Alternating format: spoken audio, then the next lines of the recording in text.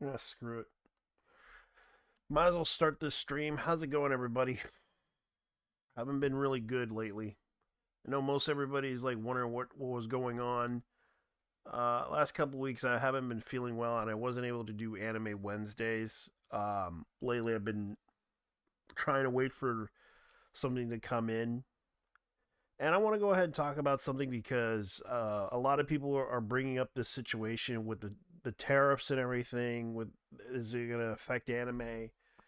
So I'm going to be very fair with everyone because the fact that this is becoming a situation to where Donald Trump became like a little bit obsessive about this issue about building America back to what it once was with nationalism.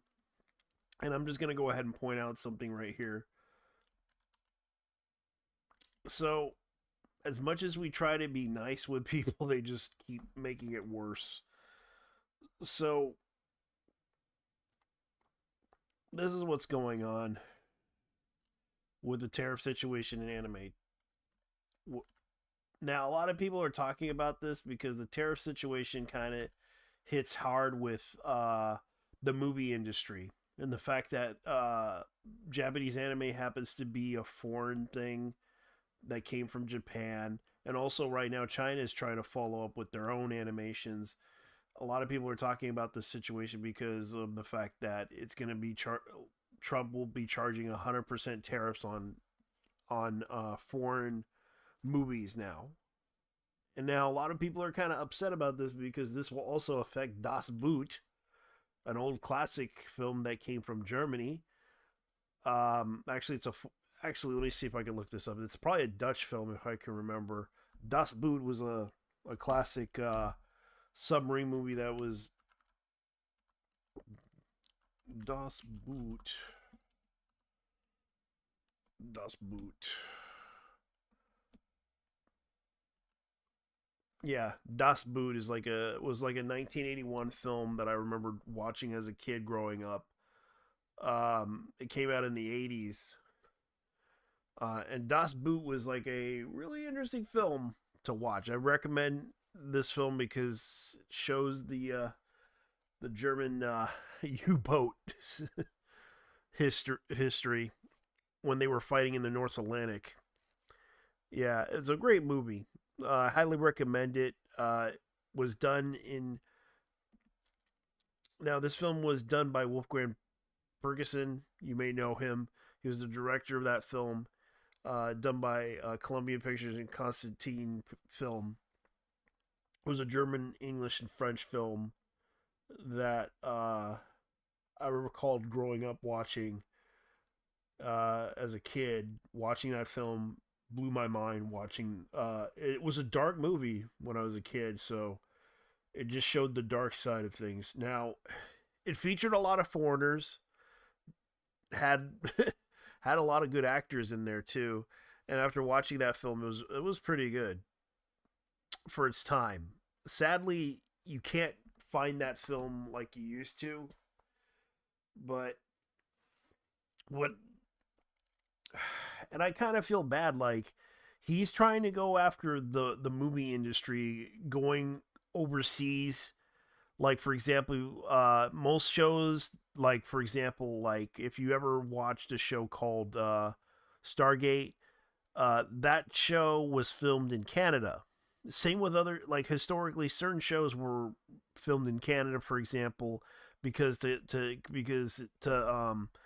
in California there's like this thing where you have to buy permits in order to film in certain locations, and sometimes they charge like a hefty fee of 100 bucks an hour or more, plus police protection and everything else to film in these locations. Now, it became a problem over the years that they couldn't really save money off of this because it cost a lot of money to shoot at these locations in California. So they decided, well, F it. We're going to go to this area to film at this location because it's cheaper and they don't have laws that or permits to film in these locations.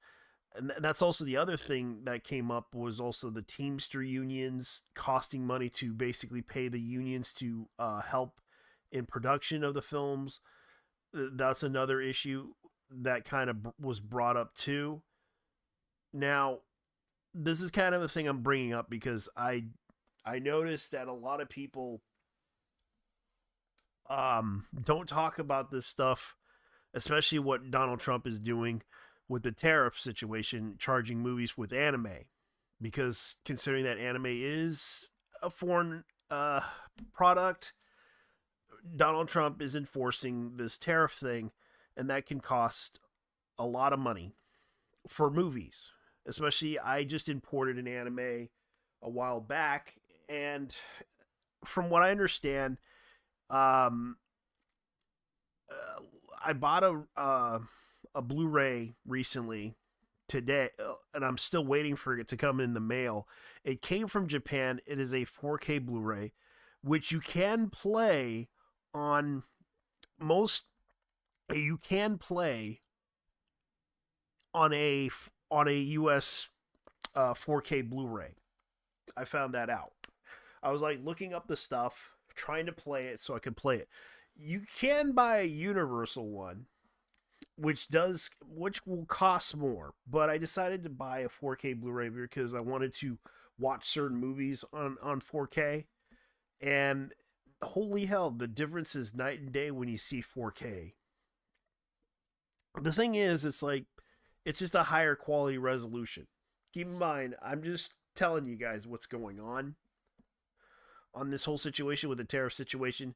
The fact that Donald Trump is trying to punish the movie industry because he's trying to go after the movie industry, and the fact that the movie industry is going out of their out of their way to film in other locations and such like that, that we don't see films like we used to that are in the US, like in certain locations like the Grand, like there's probably the Grand Canyon, there's probably like a lot of great places that we could film at. Tombstone, you name it. Like I understand that Rust was another one, but that kind of let's just say that one was pretty bad situation for an actor that kind of blew it apart. But as far as I know, it's going to affect any movie that is made outside of the US is going to cost a lot of money. Especially, it's going to probably affect the cost of the movie theaters, which would also cause a problem with movie theaters trying to put these films out in theaters. And this is what's going to be a little bit afraid of the fact that there's several movies that are going to be coming out in that might be affected, and it's mostly the anime films that are being shown now. This is the thing that kind of is talked about, because what we're gonna see is a big change in what the new tariffs will affect, and the fact that what will be coming out soon in a lot of these films that they're going to be putting out in theaters.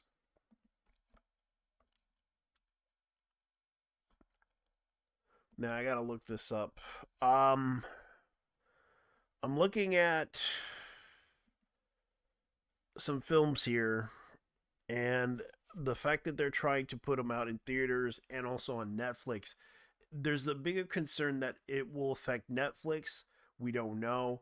Um, there's a lot of talk about what they're gonna do, and I'm trying to look at a list here. For example, um, Demon Slayer is gonna be one of those, and this is a new film. Uh, Demon Slayer, Ketsu no Yaba, which will be the Mugen Train will also be in theaters as well, and that's coming out in theaters in 4K, which will be the newest format that they're introducing. And Den will also have a film that's coming out soon Yes, Denadan, the controversial anime that everyone kept starting up bullshit over. That's coming out, and that's going to start on June 6th, which I'll show you guys the stuff right here. Let's go ahead and show you guys. This is what you which I'm not joking here. This is going to be coming out in cinemas in June 6th, which a lot of people are kind of talking about. Denadan the Evil Eye, and this is by the source of Yadatachi that put out the stuff for it. I know about Grave of the Fireflies. That's an old Studio Ghibli film, very dark film. I highly would recommend watching it once in your life. It will change your mind about war. Now, everyone's also talking about this other film that's coming out starting October 29th, 2025. Chainsaw Man, the movie Reza Arc in theaters, which a lot of people are hoping for. There's another film that I'm expecting, which is called 100 Meters. Uh, and also, there's like a lot of remastered films. Yes, this also is going to be coming out in theaters. The Angel Egg Restoration in theaters. That's another one, and also Scarlet. The question is, will right now there's no tickets available for it, but there'll be tickets planned for this film. Now, I will say this. I know these are all the remakes that are possibly coming out because I know these are re-releases that they're going to put out on theaters for fans to watch. The Boy and the Heron, which is another one.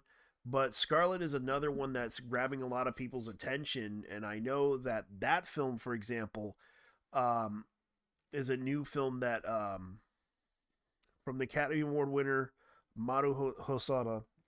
For those who don't know, is a really well-known guy, and this is by the like oh good Anime Trending actually put out the news for this one.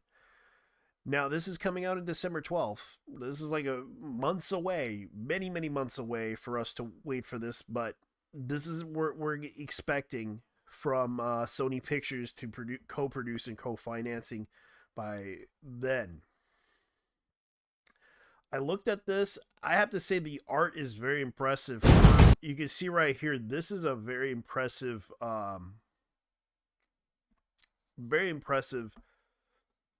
story that mixes like 3D and 2D together in some ways, but you could tell that they mostly used a lot of 3D animation into this. Like they're using a lot of cell shading slash 3D animation into this, and I would have to say this is a revenge story. Keep in mind, now a lot of people are kind of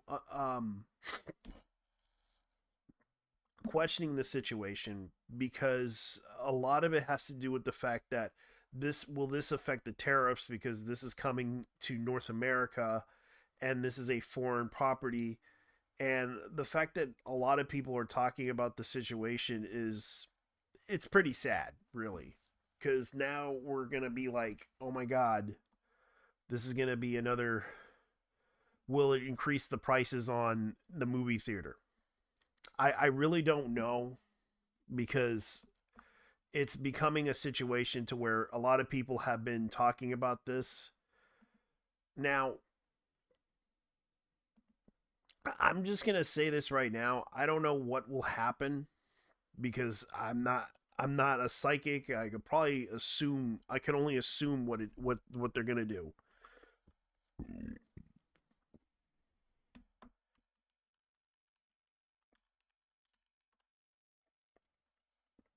But will it affect the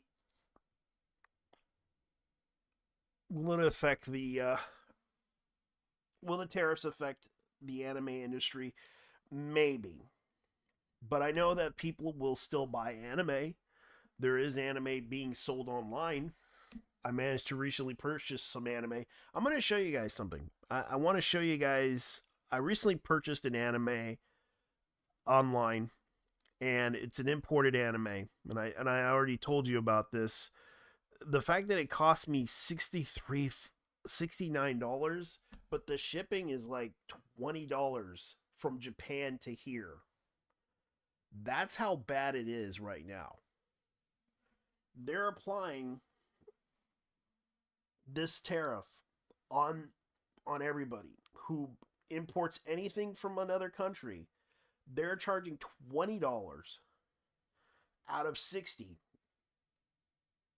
$3.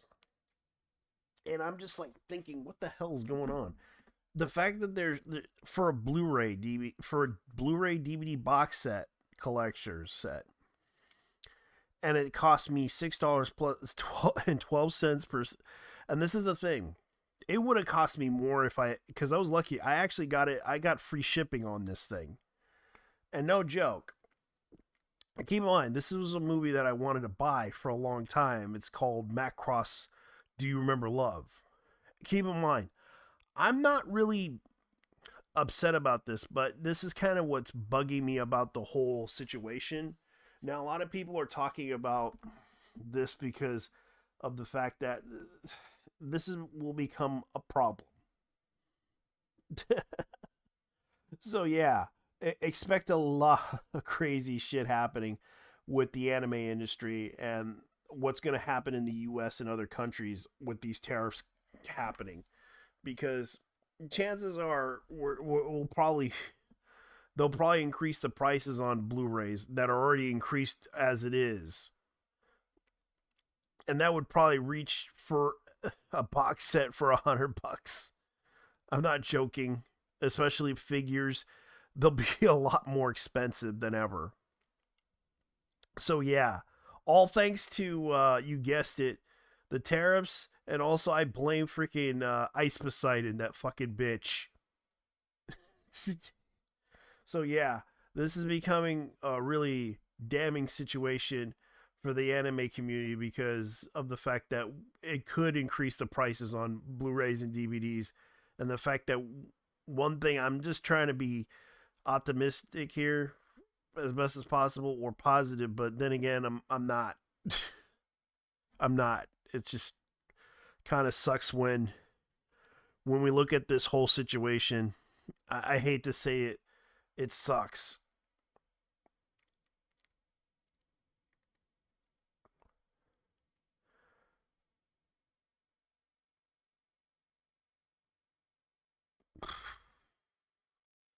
So I'm gonna go ahead and say this right now. Do I think it's bad? Probably, but I don't know. I don't know how much anime is gonna cost. I don't know how much is gonna because if it gets tariffed, especially like kung fu films and all that other stuff, it's gonna probably cost a lot of money. So I'm just saying this could be something else,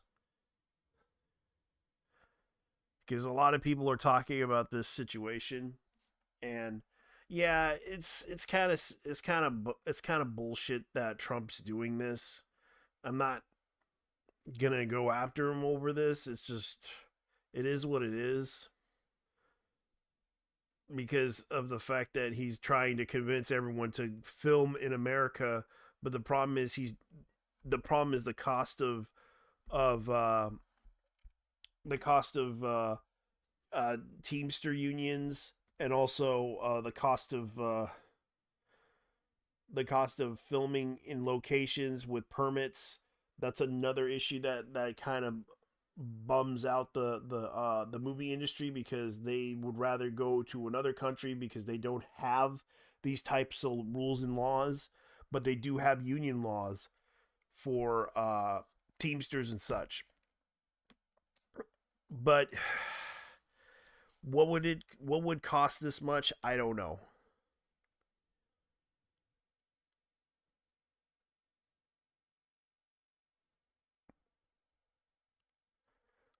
Anyways, I'm gonna go ahead and move on to the next thing, because I don't know what to tell you guys.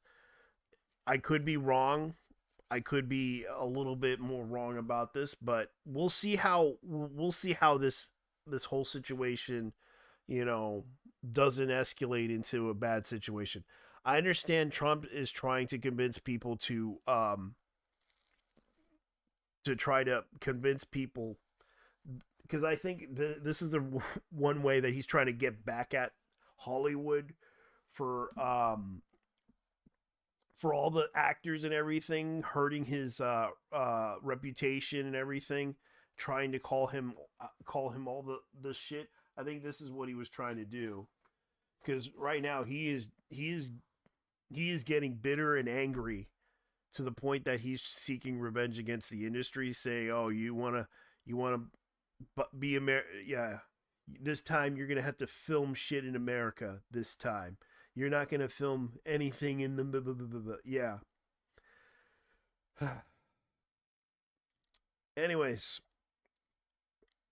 that's my thoughts on this. Like, that's what's happening. I guess I better go ahead and talk about this, because let's go ahead and talk about this situation on what's going on with let me see if I can look this up. There's a completely interesting article that popped up. The producer of an ex-producer who did an interview, and I thought it was pretty interesting, on why, like, a lot of these animes that they pick, they think they're gonna be good, but they're mostly all porn. Like, they think all the shonen is porn thing, and I'm just like, they never obviously watched anime.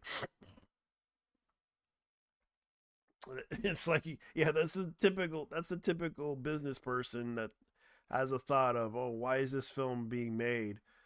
And it's porn too. Oh my god, this anime is such a Overwatch Gundam collab begins October 29th, which already happened. Seven Seasons licensed the Ancient Magus Bride collection, which is the manga. So Koei performs the new theme song for the Summer Pockets. Summer Pocket, guys. Okay, so what are we looking at here? Was there any news that popped up? Quintessential Quintuplus embraces fantasy with dungeon crawler spin-off. Oh, with Gomaten no Princess. So they're making a new game. Stubborn Princess, which is coming out on PS5. So you can look this here. You can see right here. Limited edition Gomaten no Princess Goten includes a soundtrack for the DVD-ROM, 36 pages of special booklet, and a Blu-ray containing an original 7-arc production anime inspired by the game. Special. Ooh, that's interesting. So,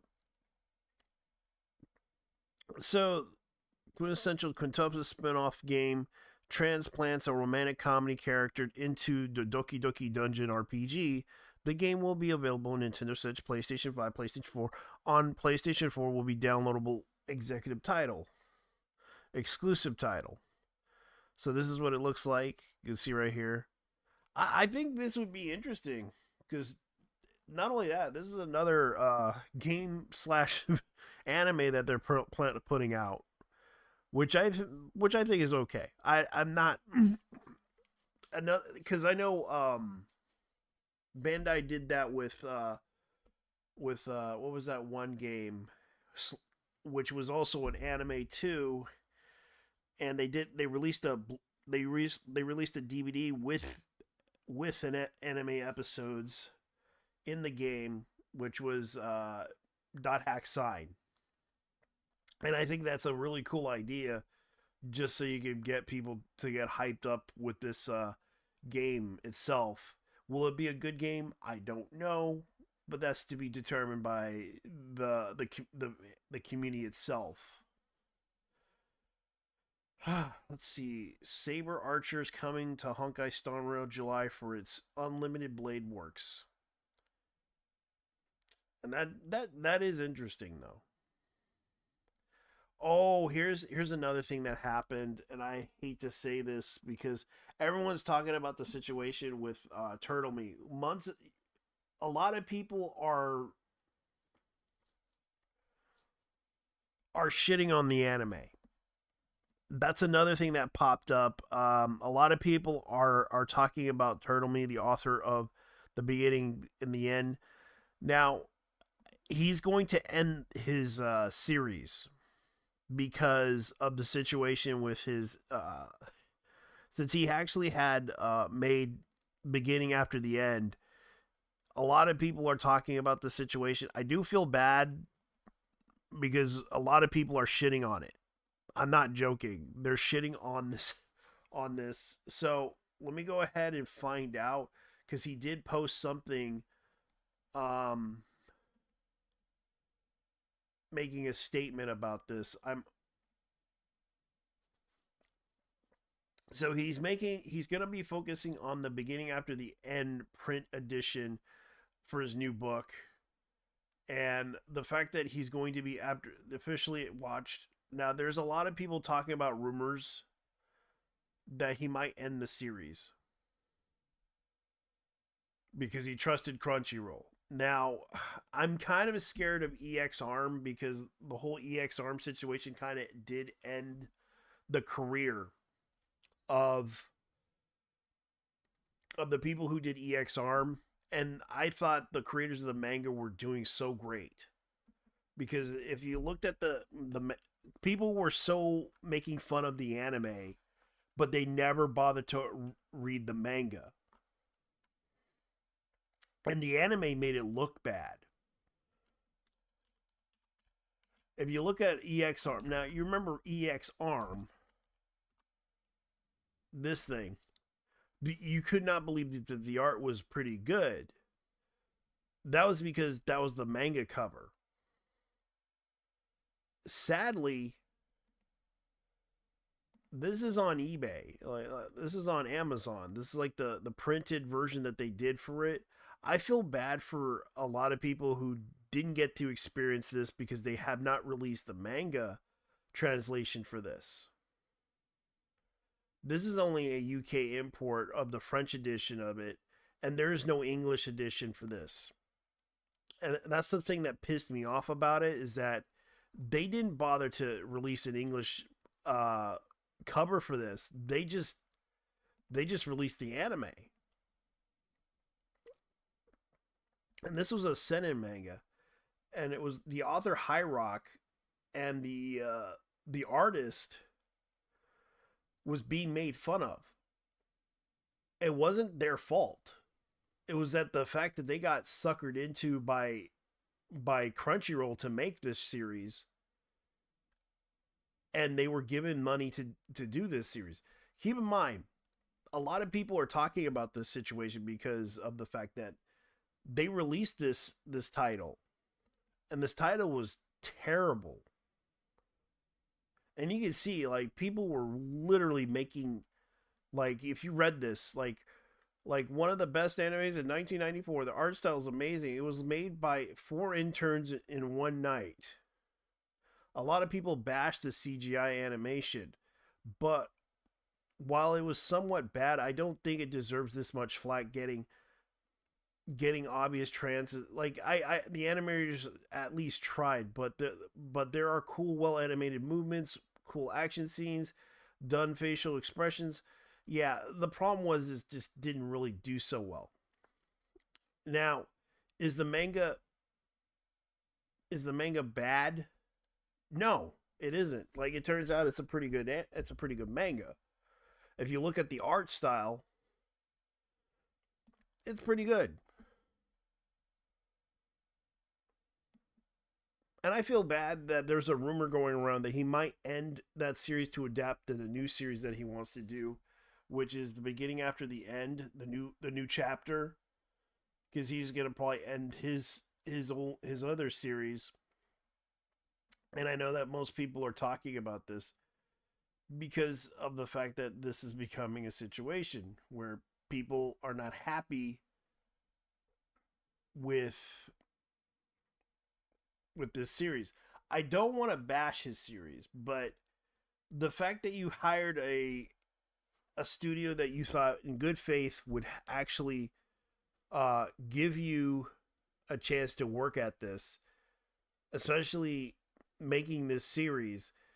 You published it and everything, and got a team together to work on this, and you started in 2023, and it got popular among the fans. It tells me something else. Like, it took him this many years, and it's like 2025, 3 years, which is not bad for a guy who started out with a story. I'm not here to, but here's the thing that I'm going to say right now. That anime is not really doing so well right now. And this is a Crunchyroll exclusive because of the fact that they do the whole. So yeah, people are talking about this,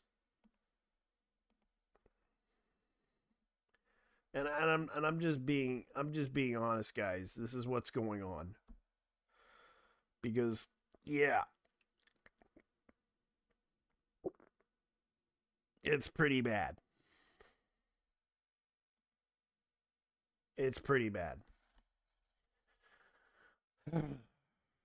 I don't know, man. I don't know where my friends are at, but I guess they're all busy doing something. I don't blame them.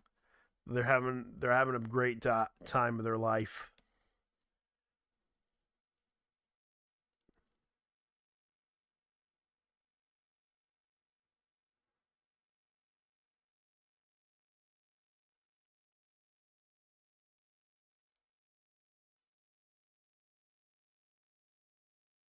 Oh yeah.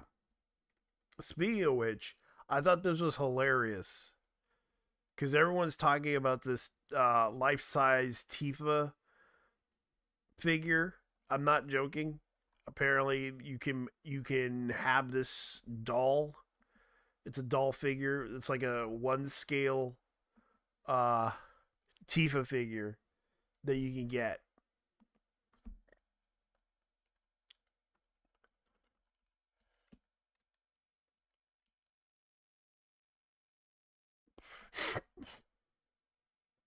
Which is real. I'm not joking. It is a huge silicone real. Um, it's a real one, and I'm gonna show you guys what it looks like. This is like a $3,000 figure. This is made by a company, Juice Made One, Scale One. This is what it looks like. This is what they're going for. And yes, it fits on a chair. My God, this is cool though. But it costs this amount of money just to get this thing. Final Fantasy VII Tifa Lockhart figure, and this is practically a life size, like real life size woman doll. And yes, and the features on this thing has voice conversation, intelligent development. This character model, girl, Chinese, mature woman, Chinese, European, and American woman, English. Touch sensitivity. Yes, it's a sex doll. So they decided to make this real life size doll. And yes, they're trying to sell this to you guys. I'm not joking. Whoa, hold up. They're selling this for buku dollars, guys. This is a life-size sex doll that they are selling. Action silica figure toy by Juice Made, and Juice made this. And this is like a one scale life-size Tifa Lockhart doll that you can get, and it's a sex doll. You can collect it if you want, or you could get this one. 27 inch. It's like $4,000. Would buy it, but I don't have that type of money. If you're a big Final Fantasy fan, you always want something larger than life. There you go. You can get one of these for three if you have that type of money to spend. Oh boy. So yeah, I was like looking at that, going like, "Oh my god, that is very expensive indeed." I can't believe that that exists, though. It's like that's something that I didn't realize happened. So, anyways, what I'm trying to do here is just point out to you guys what's going on because this is some hilarious shit that happened. Okay, let's see here. Do do do do do do do. Okay, let's see. I gotta look up the news here, guys. I'm looking up the news. Looking up the news. I'm looking up the news.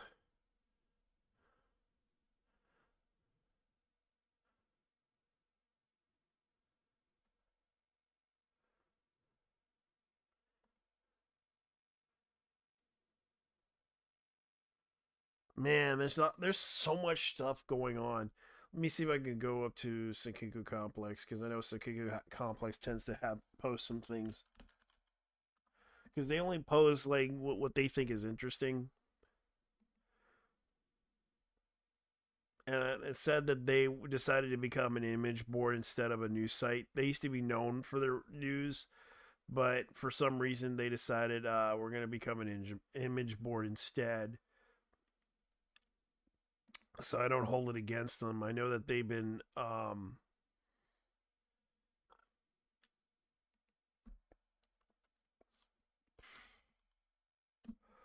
me see, Kikugo Complex news.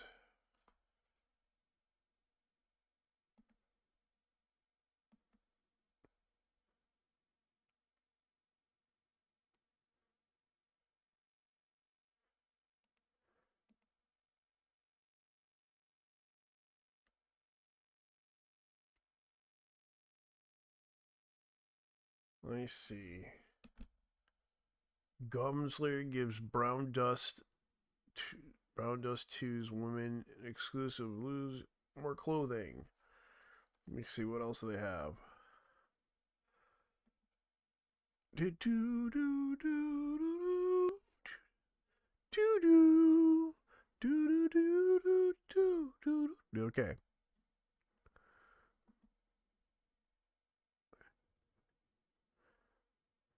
Kidoka. Okay, so back to them. Let me see. Let me see. What else do they have? Sekiku pens are friends you need. Okay, so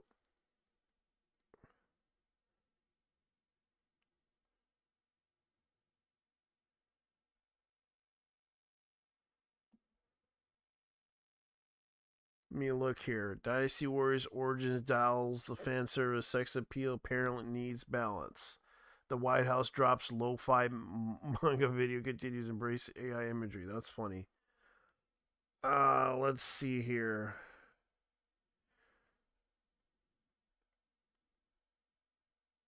Oh, this is funny. I'm looking at the news, but I can't show you guys this. This is so hilarious. Minecraft modder names creepy pigger hybrid pigger. Twitter predictably melts down. Minecraft modder introduces a new pig creeper boss called Pigger, and it took only 5 seconds for Twitter to accuse him of racism despite the name being a literal pig creeper fusion. Usual suspects are upset the modder is now reconsidering the name. It was a matter of time. On April 24th, the Minecraft modder Owl's Cub Studio unveiled plans for a new enemy mob called a creeper pig hybrid named Pigger. The name is a true modding tradition, simply post Montanu pig plus creeper, but simplicity is rarely rewarded when modern internet ecosystem. So Owl Cub decided to make this a work in progress mod, and people are accusing him of some crazy stuff. Hello. Hey, What you been up hey. to? Well, outside dealing with lower back pain, not much. Ah, so you had so you worked. No, here's what happened. I stood up Mm-hmm. from my chair a couple of days ago, Yeah. and then my back decided, To go out. yeah, yes, sir. Oh man, that sucks. That happens.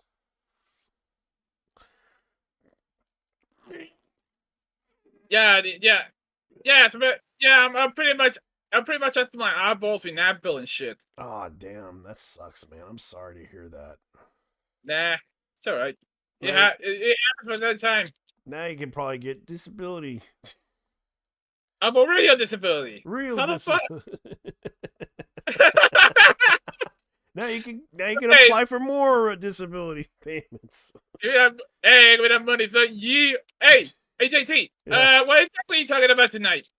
There's a situation where a modder made a mod for a pig creeper hybrid in um in the game Minecraft. Minecraft. So he called it a pigger, and people are upset with him over this. What? Yeah, Wait, what? accusing him of being racist for making this thing. A creep pig or a pigger should be better. A racist Gerg made this. Do not call it that. Agrees, says creep pig or pigger should be better. Oh, Change the name, dog. Oh yeah, for sure. It'd be creep dog. oh, that's even worse. Yeah. Yeah. Oh, that is actually funny as fuck. Yeah, that's what's happening. Man, that's caught. Yeah. And that's kind of sad too. Is like they're literally upset with this person over the fact that he made a mod for Minecraft and called it a pigger, and the fact that it was just a creeper hybrid pig. That's what it was. And they're like, "Oh my god, Yeah, you racist man! You called it the name that we don't want you to name it." what would you call it then? I don't know. They just did. No, not you. But not you. But I'm saying, what would you call it then? Pigger. Yeah. You know what? Call it pigger. Yeah. Yeah, instead of ER, call it pigger with the soft thing. That's the thing. Like You know? it's like they don't understand the context of what he was trying to put out there. Oh, pigger, please, pigger, please. I know. And they're just like oh my god, he's literally a Nazi for making this. What a fucking pigger.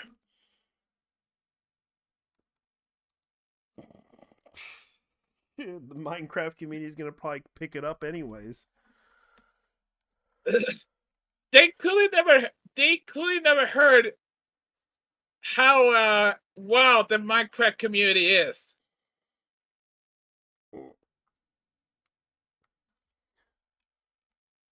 I mean, there is actually, I mean, one of the most famous on not safe for work Minecraft mods is called the Jenny mod.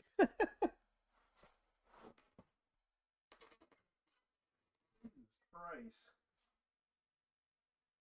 You know what? Look it up. Look up the Jenny mod after this. I probably would.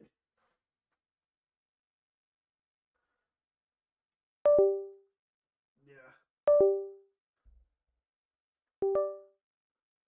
Hold on. How to deal with an issue with a technical issue.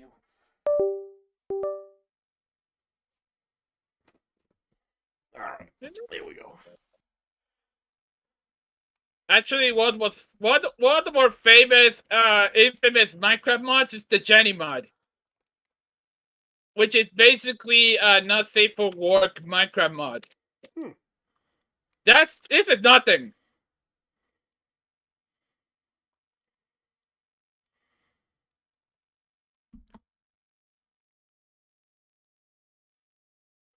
Yeah, but the thing is, like, they're going to harass this guy online, and this is on Why am I not Sakuku surprised? Complex. Why am I not surprised that they're always on? Why am I not surprised that these kids are going to run a train on this dude? Yeah, and that's the thing. Like, let's see, and that's the thing. Like, people are literally doing that too.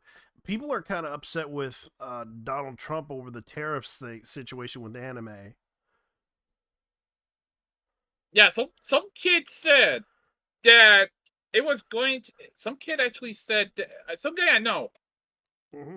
said that apparently the tariff also applied to foreign movies. Yeah, which means Das Boot will be costing more to buy. I'd say if it was a couple of years ago, Parasite tickets would be a lot more Yeah, because it's a foreign movie. Dude, I'll yeah, be honest. This shit is fucking retarded. I know, and the fact that I don't know if someone gave Donald Trump the idea of this, but it's a dumb idea. Because I understand he wants people to come back and do manufacturing jobs in America, but it's kind of Yeah, sad that he wants yeah. the movie. I think he wants to punish the movie industry. That's what he's trying to do. Because I considering all they did to him, yeah, yes, I would do the same, yeah, but I would do a lot differently. yeah, I would actually defund the absolute shit out of SAG-AFTRA and all these unions. yeah. I mean, they're private, but yeah, either way. Because he was trying to, like, the problem with them is that SAG-AFTRA, we heard what happened, and the fact that they're doubling down on this shit is sad too. The thing is, Hollywood hates Trump because their clique is notoriously progressive. Yeah, their clique is notoriously progressive, but they went too far on it too.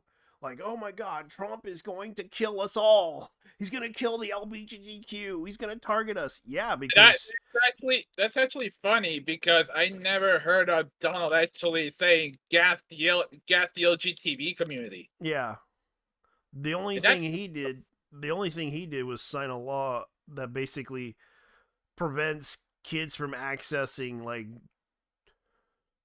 until the age of 18, puberty blockers until the age of 18. dude. I'll be honest with you when I say I'm fine with that because the thing is, these kids are too young to know to get into puberty blockers and shit. Yeah, or sucking dick. No, yeah, exactly. Yeah, Hell no, bro. and that's the I thing. mean, Like, they're literally upset about this. They're literally upset about this because it's like, dude, you guys, you if you guys try to target him, he's gonna target you, and you're gonna be an easy target for him because you said some shit to him. It's better to stay silent about this shit because you're not helping the situation. You're endangering everyone else in the community by saying this crazy dumb shit, and that's the problem. You don't know when to shut the fuck up, because the fact is, the more you try to instigate the situation by accusing him of ridiculous bullshit, the more it makes you look crazy. oh man, That tell me. Yeah, because we've seen how the LGBTQ operates. They come up with this crazy shit, and now they willed it into reality now. Yeah, because Wait, I had to listen to a trans woman get accused of some crazy ass shit, but he was but she, but her intentions were to to basically turn over to her because one of her nieces was in danger, was sexually abused by a family friend of theirs, and then, of course the brother didn't want to listen. Damn, that's crazy. Yeah, and of course it led to like her getting arrested, her getting her kids taken away almost. And of course they found evidence that, oh yeah, the friend of theirs basically ran the fuck away when they found out that, oh yeah, the whatchamacallit, the brother molested the sister. Yeah, this is a fucked up family. No, we got incest. Yeah. We got And, it. and I was listening to this. I was listening to this story because it is pretty fucked up, and I can see why this person became trans because yeah, it's pretty fucked up.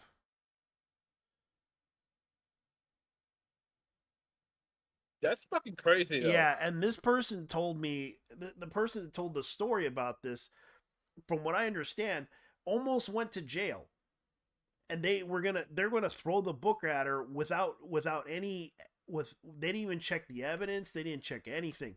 But when they found out that, oh yeah, Oh, they didn't, without any due process. yeah, without due process, they were gonna throw her away because, oh yeah, she's trans. But when we find out that the brother couldn't show up to court, that was when, yeah, no jail, because they were gonna negotiate this whole thing that you will go to jail, you'll be a what you call it, a sex offender, registered sex offender.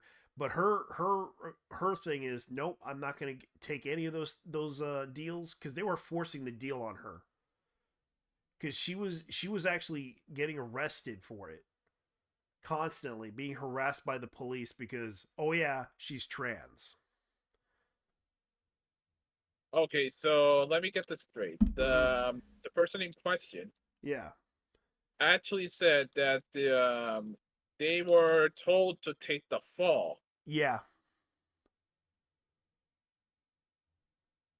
because her retarded brother yeah. was the one fingering his her niece.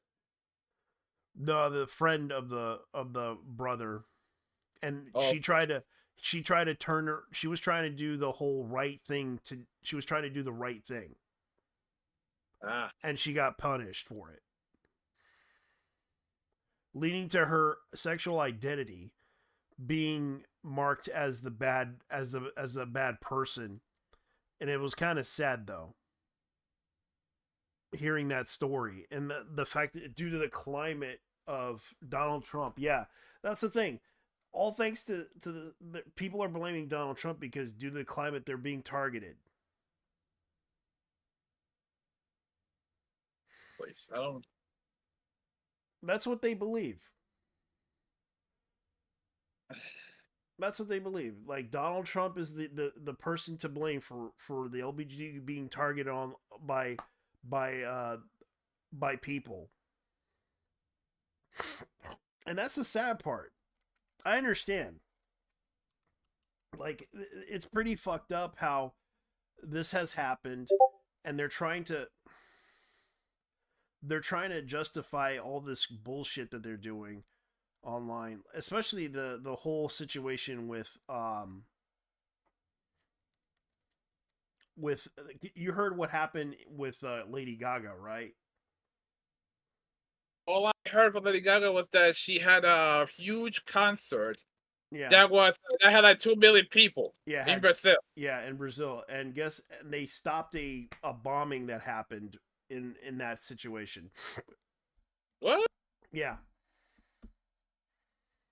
a bombing that happened, and it was so disturbing that they found like child pornography and all that bullshit that happened. It was so disturbing. The person was believing that Lady Gaga is a Satanist, and I'm just like, I don't really care. What you're doing is pretty wrong. You're endangering people. Therefore, you're the one that's I don't. I don't even like Lady Gaga, and I wouldn't stoop so low. Yeah, I don't like it either, but I just leave her alone, let her make her music. I admit I bought her album. Some of her songs were pretty good, but it's just like really people, you want to kill everyone just because because you believe Lady Gaga's a Satanist. uh, let's just say that some of her past performances are a little wild on Yeah. that one. Yeah, I But know. I know. I seen the pictures.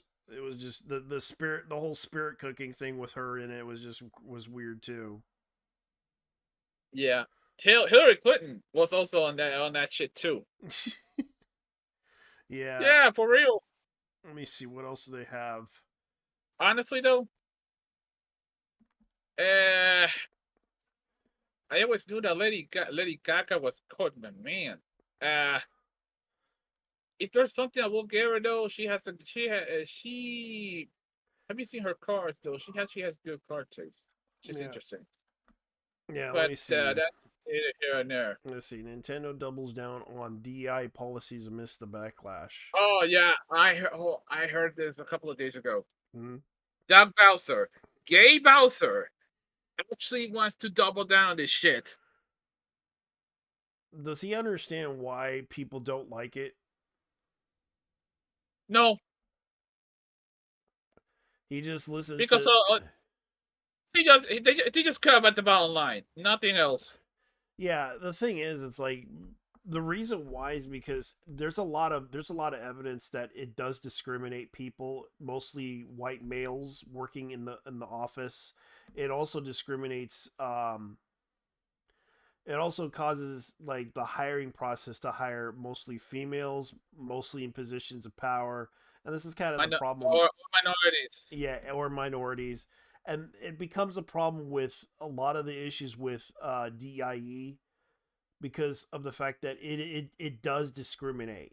There's evidence of DIE policies that do discriminate the in the workplace, and it would lead to lawsuits via DIE because DIE does have a problem, and there is some evidence of this.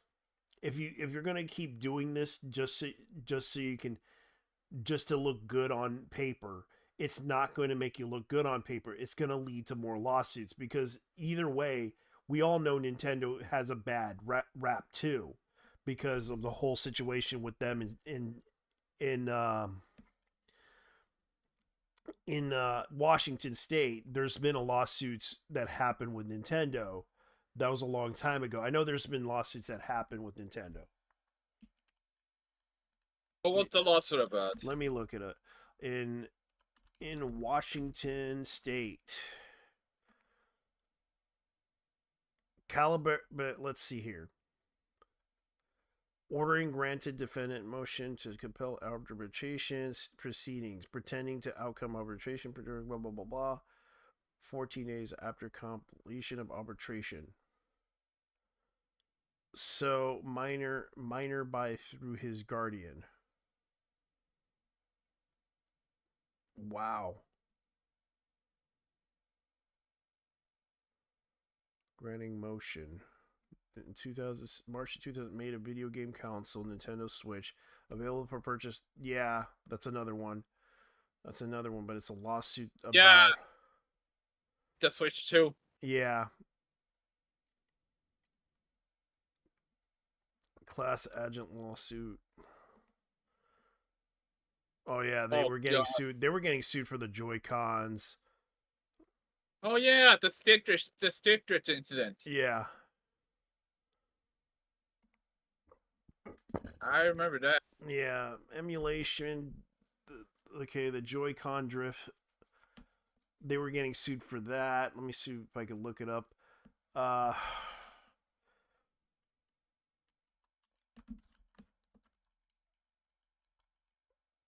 on the job lawsuit.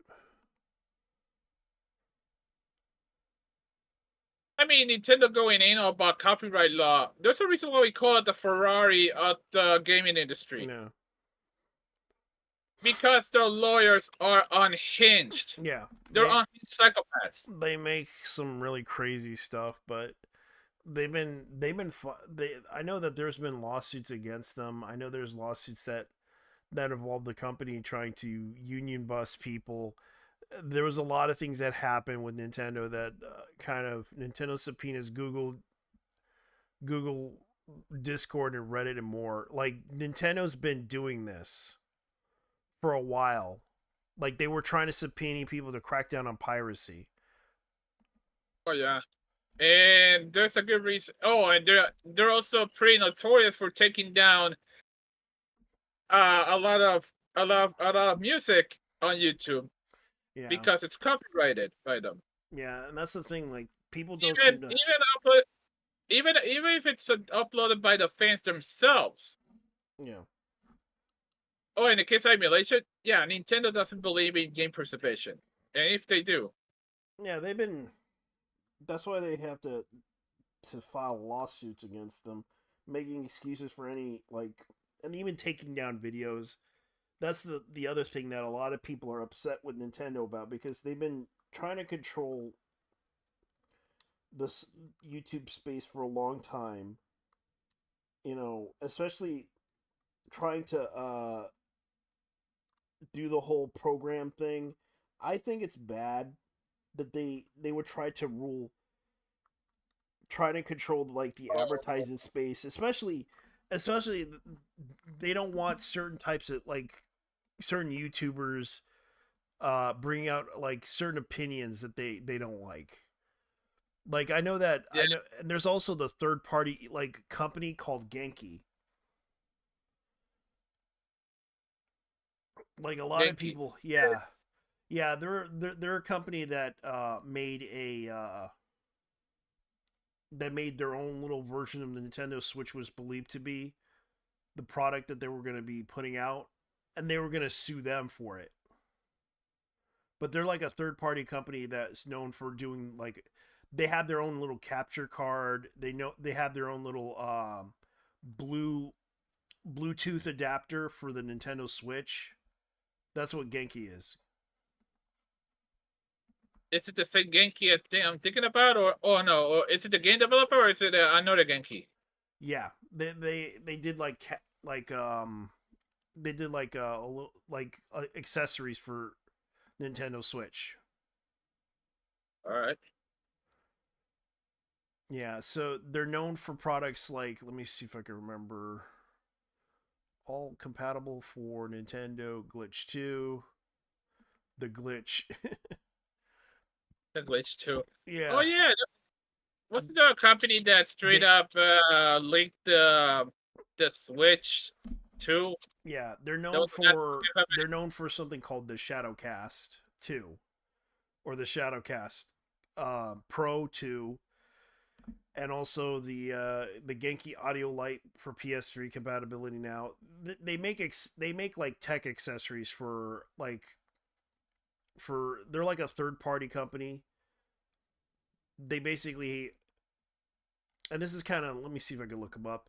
This is the company, for example, this is their website. They sell like a lot of really good stuff. Like they have like a converter dock, for example. That's like their Genki dock system that they have. I want this, but I'm gonna have to buy it because it's like $50. But considering what's going on right now with the tariff situation, I might have to wait. They have like this is for example, they have earbuds for uh for the Nintendo Switch that it's compatible for with the audio. They even have like audio for Nintendo PS5. You can even Bluetooth your earbuds with it. Um, and they even have a stand for a portable kickstand for the version 2 that they're going to come out with the Nintendo Switch with. And it's sad too because they have like Windows handhelds. They make like basically com- It's a speaker. There's a speaker too. I'm guessing yeah, that's a Bluetooth. yeah. And they also make like controllers too. converter dock with an HDMI port with a charging. Like this is basically a charger. The Shadowcast is basically a portable capture card, which is absolutely worth it if you want to. But it's only for HDMI. See, Yeah, and this is a pretty cheap capture card. what's I the image quality? The image quality, it's about the same. Like I could probably see if I could see if I can get it to work on my thing. I'll show you because I have like the Shadowcast 1 because I bought it originally just because I wanted an alternative cheap version for my game capturing for a console because it's meant for console only. It's like about $50 to $60, and you get like a really good resolution from it. Like the Shadowcast 1 is like 180p, but they decided to go with 184 one One, 400 one, 4K. yeah, You got 1080 and then you got 4K. yeah, which I will show you the example of it like from the console's perspective. This is what they're doing. Like you can see right here.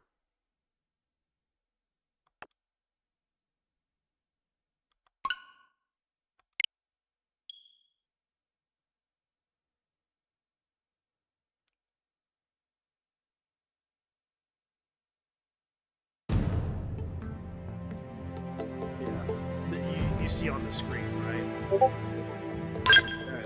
Yeah, the quality of it is only 180p, but it plays normally, even though it does have some like hiccups here and there.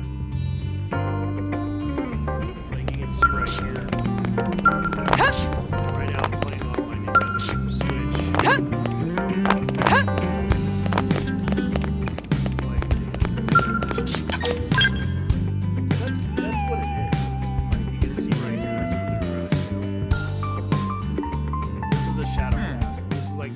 Capture card. You can see right here. That's yes. I actually have like a bikini dress right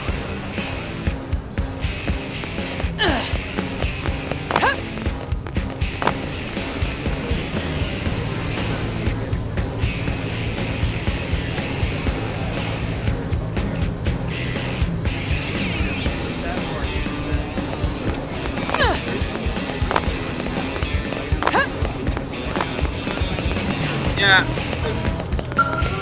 because Nintendo really hates it when we get actual good things. It's ironic. Yeah, but they put it out in Japan. Wait, what? Yeah, they put it out. They released it in Japan as is. Dear Lord, that's pathetic. Yeah, that's the sad part. Is like they really do not.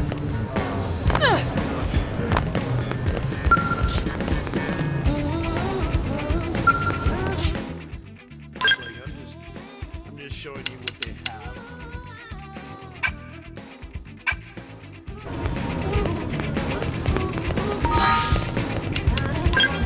What's going on? Okay, there we go.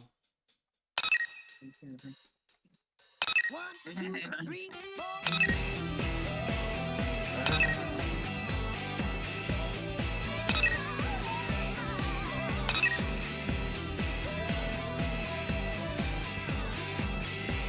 Hold on.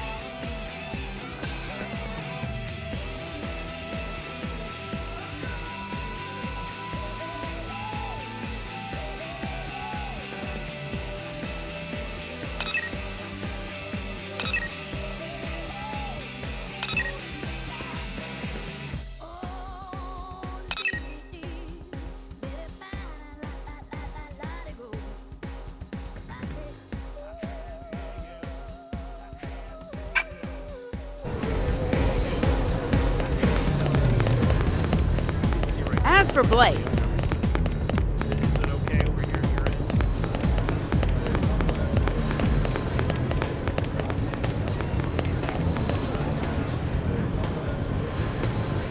See, that's 3, 4.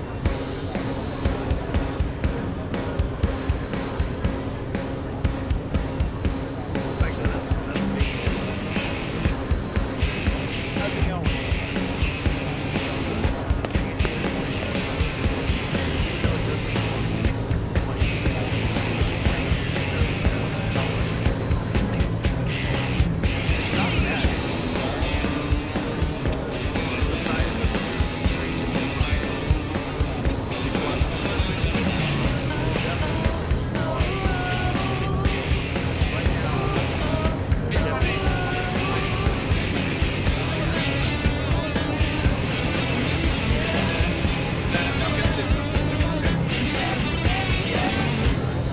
pretty much how much it can go. I know that people version actually has 60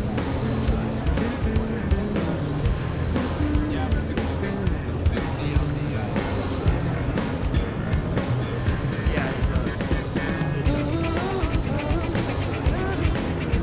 That's the thing. I wish it could go without machine go 60 frames. That's how. That's the power of the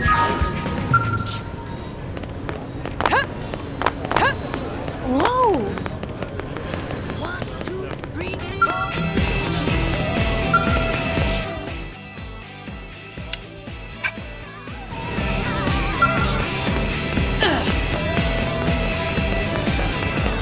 As for Blake.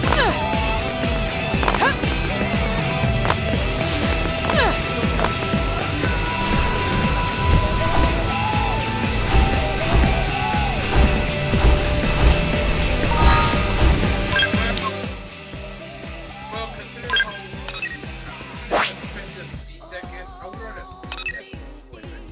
I know. But that shit is.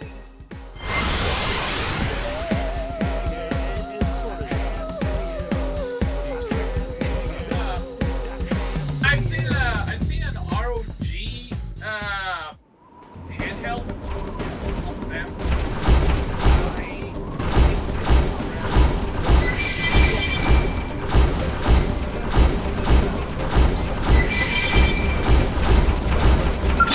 Don't expect any mercy. Engaging.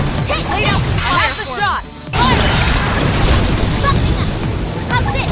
Let's see you escape this. Success. Now move in. I'll weaken it. Here. Follow me. Back off. This is it.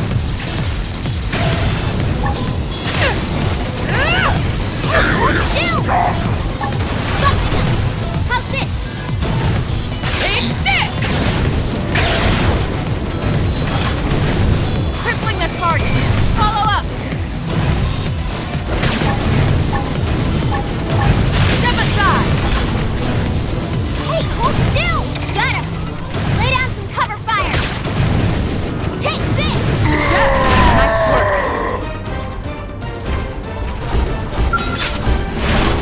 I'll start things at range. Follow my lead. Let's see you escape this. I've got your cover fire. Time's over.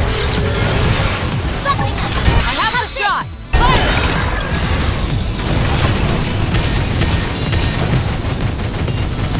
Nice. Move in and do some damage. Here! Back off! Now's your chance. I'll put them down. Couple them. Going somewhere? How's this? This should tide us over. Crippling the target. Follow up. Hey, hold still. Move in and keep the rhythm going. Here. Take this.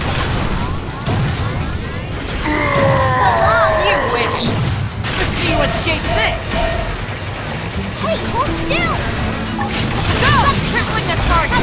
Follow up! Back off!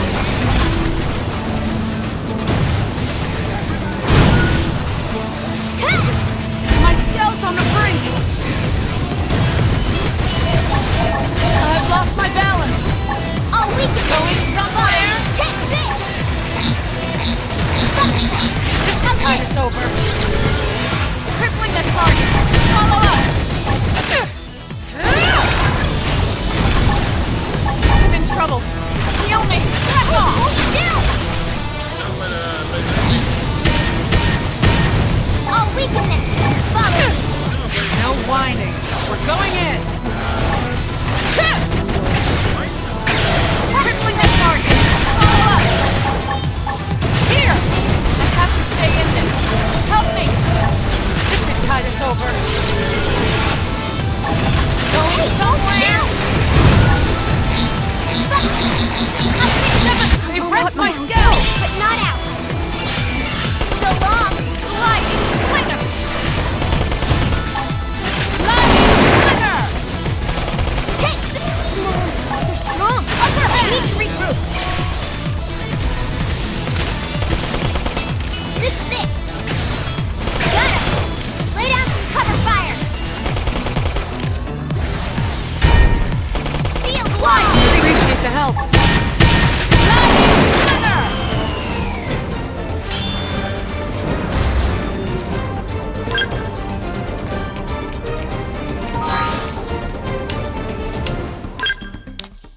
Yeah, I didn't think I was gonna buy on Temu, but then I realized the news that Temu decided to stop selling in America. Yeah, because what Trump done. Terrorists. Yeah, the terrorists are really punishing the Chinese. And I'll be fair here when I say. I'll be fair when I say the Chinese were also fucking us over too. Yeah. They did that to the Italians, they did that to the...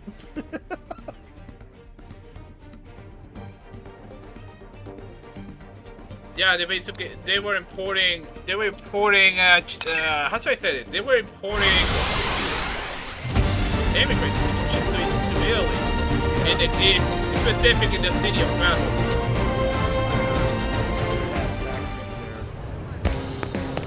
Well, they actually do. In fact, there's an Italian TV show there's actually an Italian TV show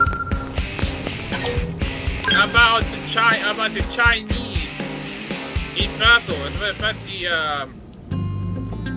it's about a girl who wants to build her own business, and she travels to battle. It's crazy. In fact, it was one of the few Chinese shows that actually played here.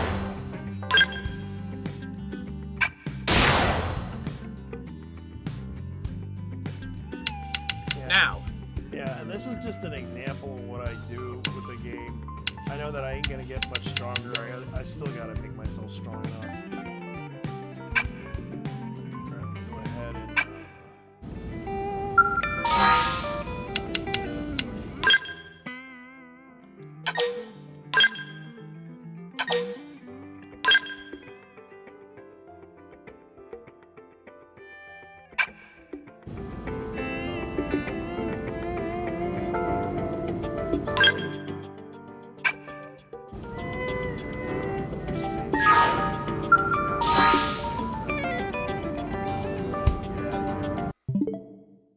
Close this off.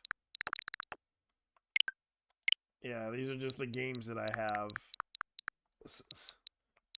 not used in a while. Right. Sleep mode. Okay. Street Fighter, Samurai Jack. Yeah. And that's when I used to have the love. For the Wii.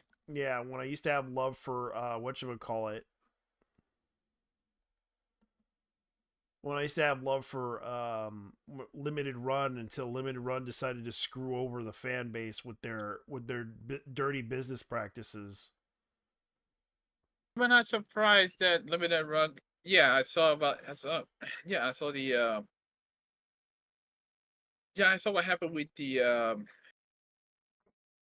chips. Yeah, and that's what pissed me off about the situation with. Hey, let's go. Yep.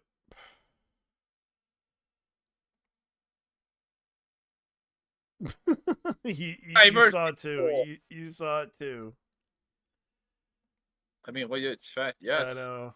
I know. I really feel bad. And that's the thing. That's why Sekiku Complex is known for their crazy ass stuff. Yeah, Sankaku Complex is a cultured channel. Yes, a cultural. It's sad that they no longer do that many posts. They're mostly now an image board now.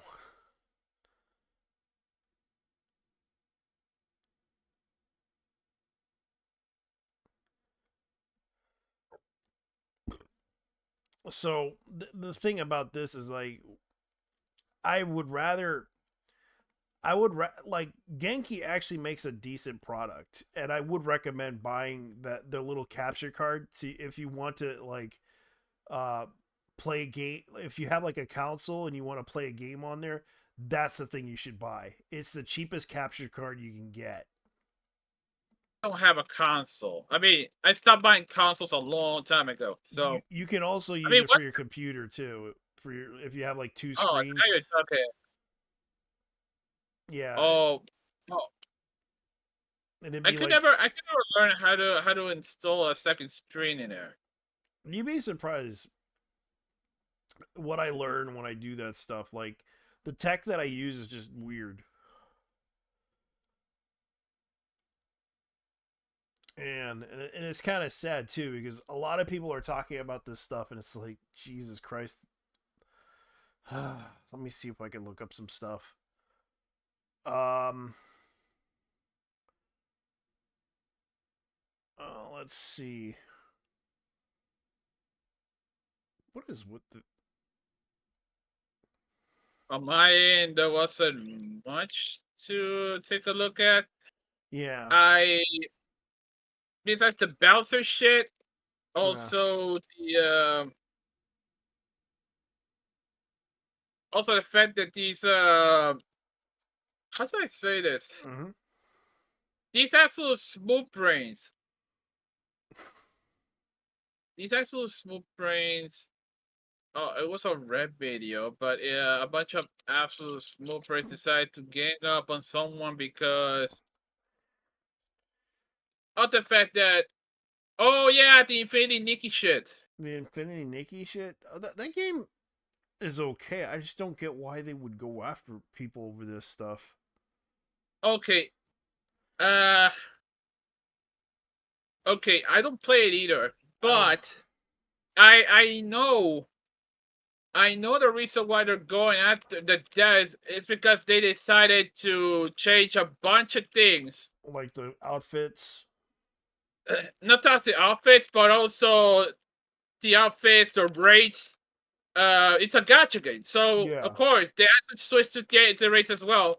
Yeah, it's just a Dude, platform gotcha game. no, get a lot of this shit. What? It actually got so bad that the game went from positive to negative overnight, literally. For one thing. Because of no, it was yeah, because of the bug, because of a bunch of bugs that the game has. Wow. That's actually the reason why the game actually. Yeah, this is actually first and foremost a mobile game. The thing is, if you feed Nikki, Yeah, because I know that Infinity yeah, Nikki is like a. Let me look this up.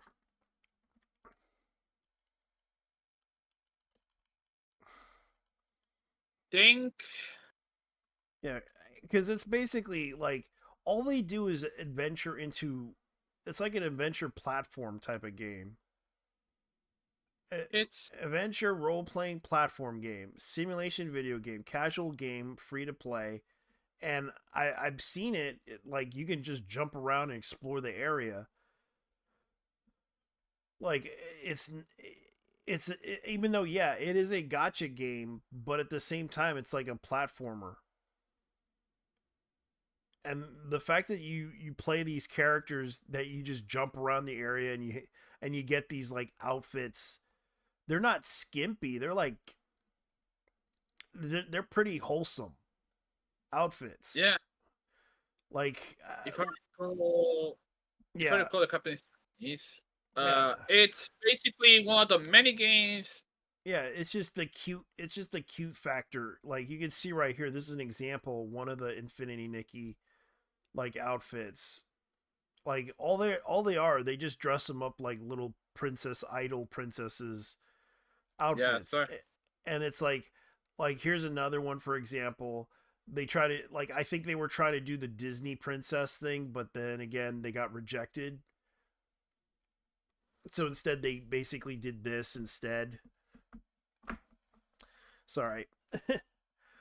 But it's like they're trying to like you can see right here like it's sort of strange, like it's a single player like game that you could play, but it's like people don't seem to get the understanding that it's just a platformer, and the fact that yes it's a gotcha game, you probably should have never played it in the first place.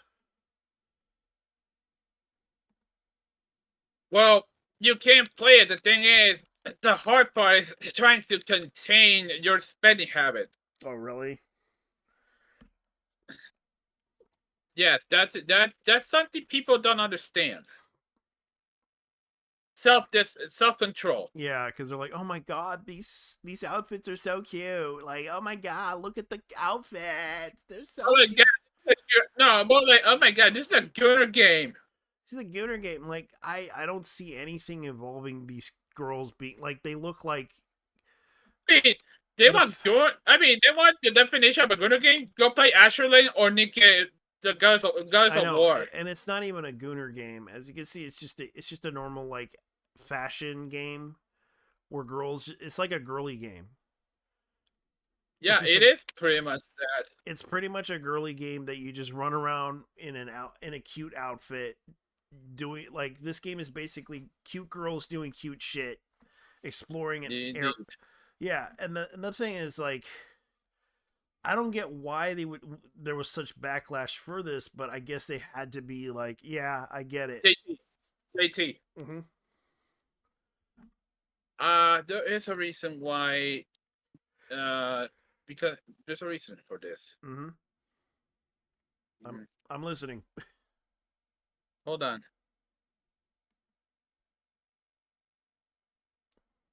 The controversy yeah, uh, the game has been receiving negative feedback since the Sea of Stars update, which was the latest one. Okay.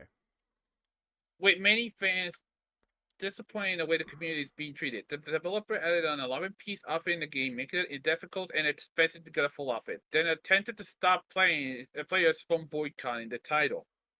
Not only that, it was also absolute shit performance. Okay. Now I see what the problem is. So yeah.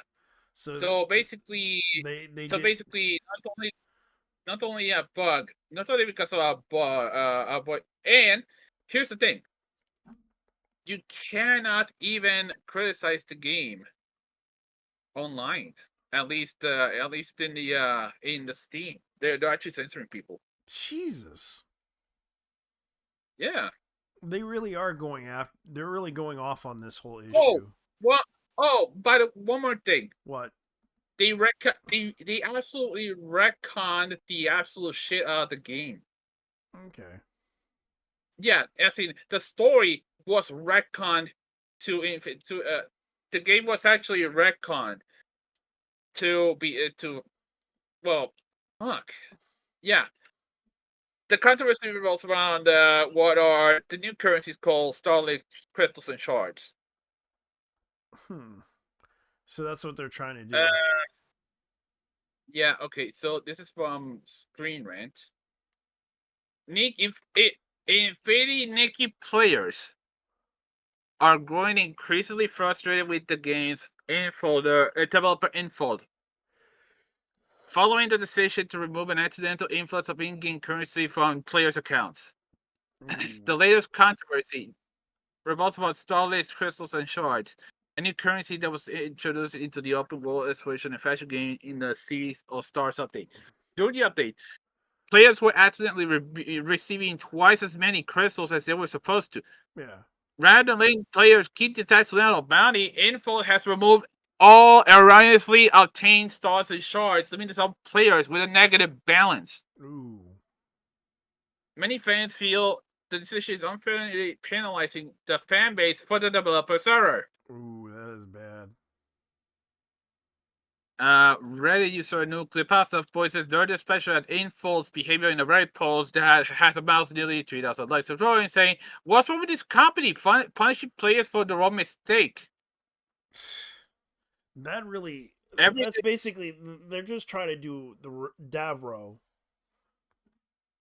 Or it's called. That's Davaro. every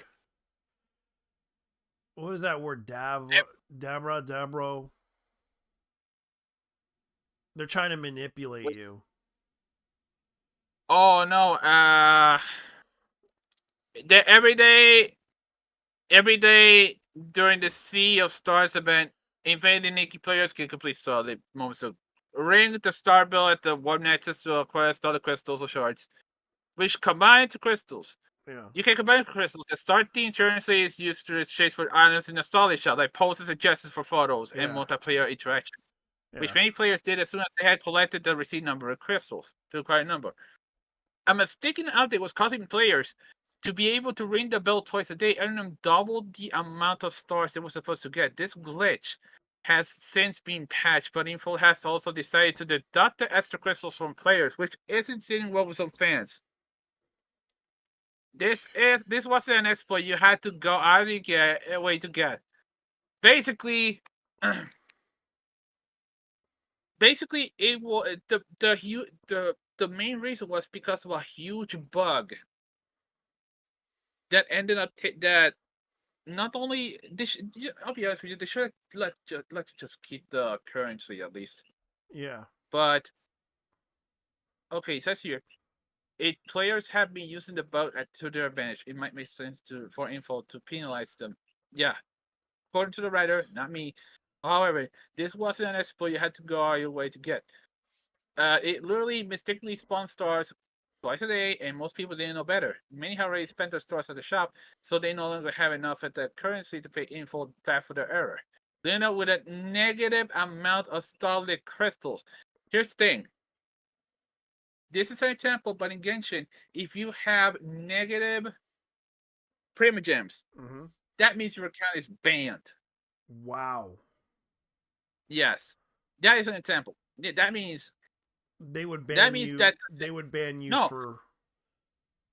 Yeah, for getting for hacking in-game currency. Yeah.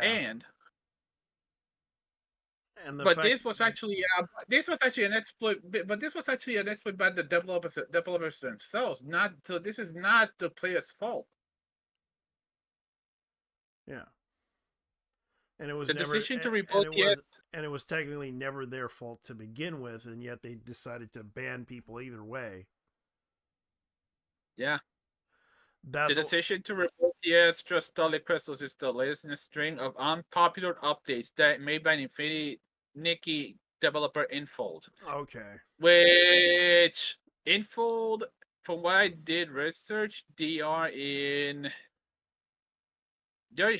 Shanghai, aren't they? I think. Yeah. Let me see. I'm on their website right now. Yeah. Okay, Infold.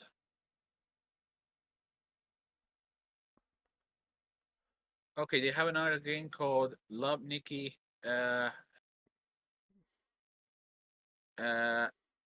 Let's see.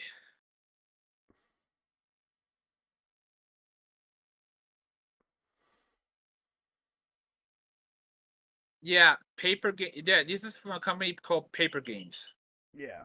which are to the devs, which are the devs, Yeah. and about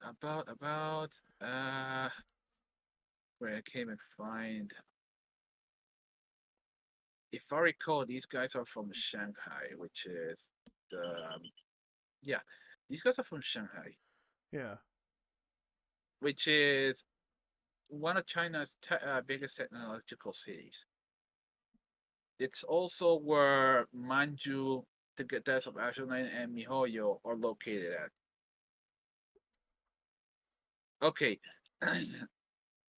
I could be wrong whether where info is from Shanghai, but I'll take a look after the research. I'll probably do it on ChatGPT.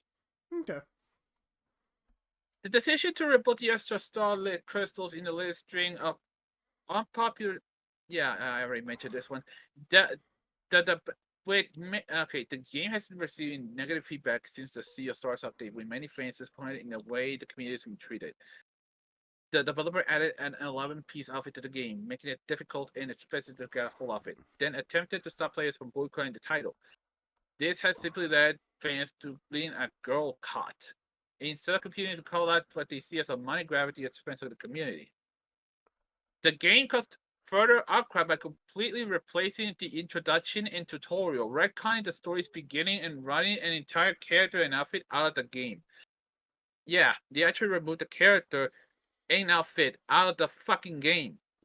Removing the Jeez. currency is also causing Removing the even more. currency, which was a new Yeah, currency, right? yes.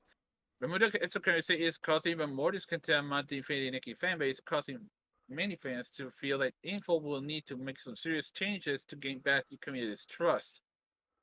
Jesus I was Christ. actually, yeah, I was actually checking out, yeah, I was actually checking out their Steam page, and and their score right now is mixed. Yeah, I can see why, because it's like people are pissed off because the currency system was bugged. Not only that, they also retconned the story. They retconned the story and they started over. Psychic Pendulum said it, but Psychic Pendulum said the saddest part of this whole fiasco is that every single negative review you see here comes from a love. Every person who has downloaded this game wants desperately for it to be the opposite. I wanted to leave this game for a positive review. I really did. And it would have been enough for the 1.5 update alone. Whoever was in charge of this update needs to release a public video apology. I genuinely cannot comprehend what went into making any of these decisions. The scummy monetization changes and game-breaking bugs already been discussed in that Souls period. They nailed the coffin for me, however, as the story changes. They Yeah. completely retconned the original story basis without any warning. I never heard anyone give feedback that the story was bad or that they didn't like the intro. Thus, I'm very confused where they got the idea that we would prefer something completely different. There have been discussions of wanting the story to be more mature and for Nikki to have more agency, which I agree with. However, now not only does that not require erasing the story up until now in any capacity, they also didn't even fix that part. The new explanation is worse in every way. Mm-hmm. Genuinely, if the new intro is the one I experienced when I starting the game, I would have never would have continued playing. It's plainly uninteresting, sloppy written, and makes characters that used to be dynamic completely one-dimensional. What a disgrace! I would have continued past all the other issues. This is an ambitious game for info given the previous titles. Yeah, then could get by some bugs and cost patches. The monetization is an issue. If it's something that fits, I wouldn't continue. But I'd be willing to find middle ground. The nail of the coffin for me is destroying the story. That's just zero reason. Yeah, not only the currency, but they also destroy the story. Which okay. Also, this shouldn't this be the easiest part for info? They made many good stories in the past. What could possibly Yeah. make this one different? Whose Nepo baby was allowed to set fire to the bride's great work? We don't know. I just can't fathom why they would do this. If this is the story I'm supposed to want to keep playing for them, done. That's the thing. Like, there's a lot of problems with. I think it's because I think they hired some new people. Considering that the gaming industry right now in China, they're depending on it, and this whole disaster happened. Whoever did this, Yeah, there's another issue in China. yeah, This made them lose face, and that is something you really don't want to lose in China. yeah, You don't want to lose face in China. I was prepared to show this game so much love and support. I was proud of how popular they managed to make a girly game become. it felt like companies would finally see the value of catering to women and girls for once. Please Yeah. fault. Don't throw this away. What's going on is harder than you were. Listened to so well to us in the past, and we were so grateful.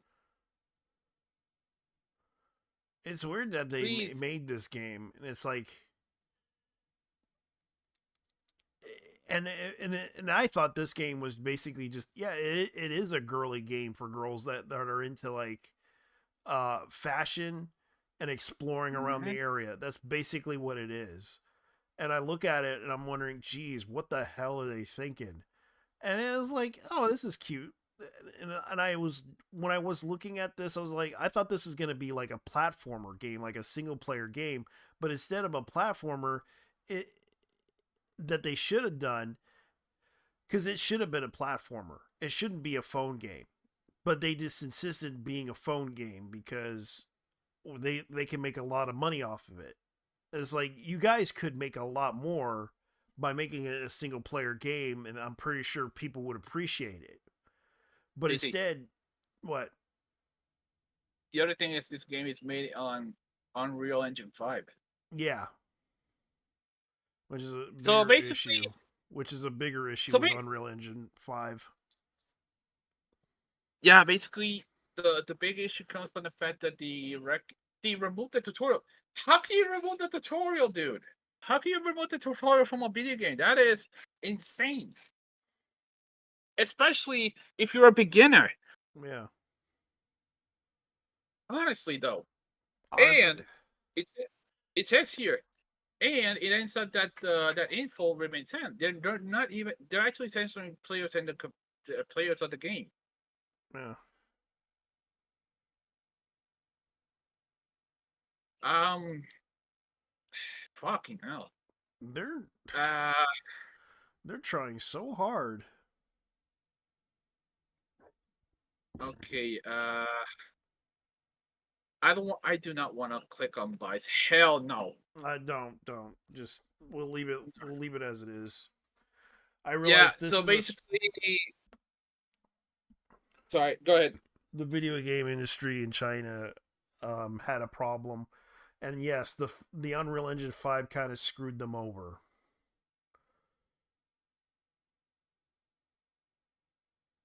because of the Hmm. fact that they wanted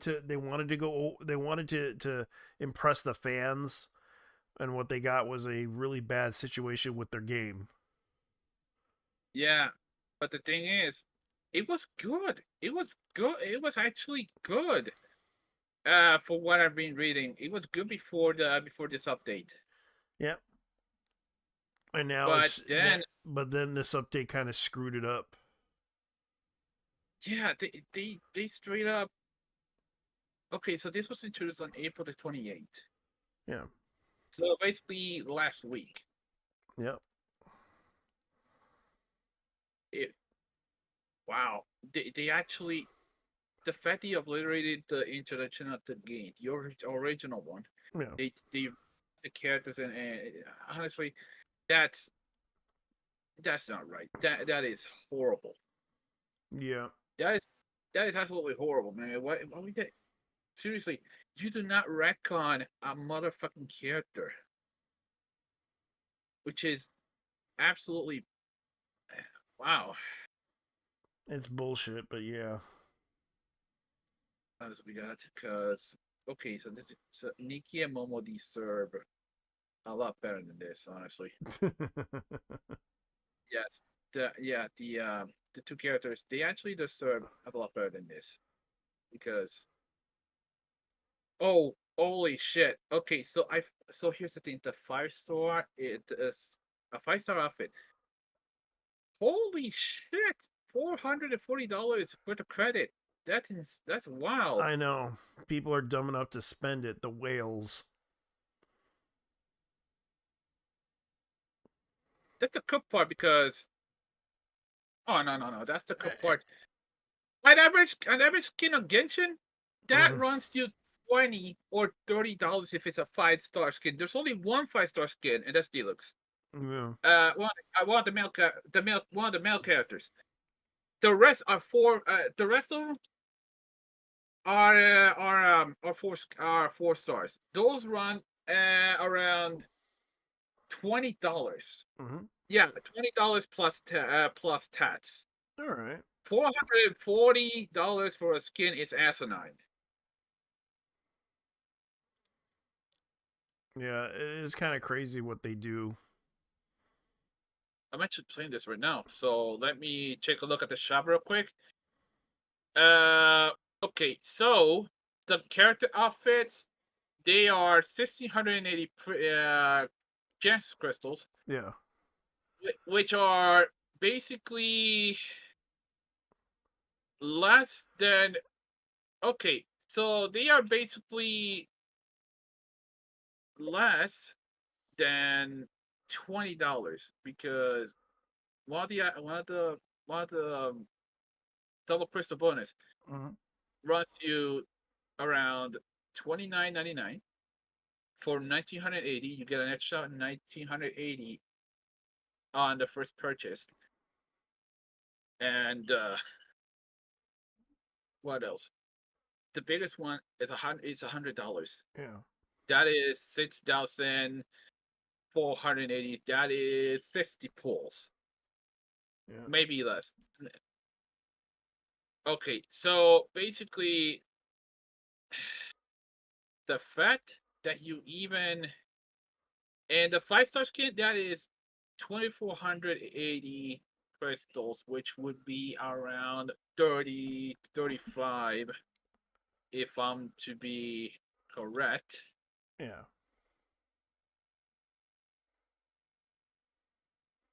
But yeah, paper game straight up shot themselves in the foot. Jesus.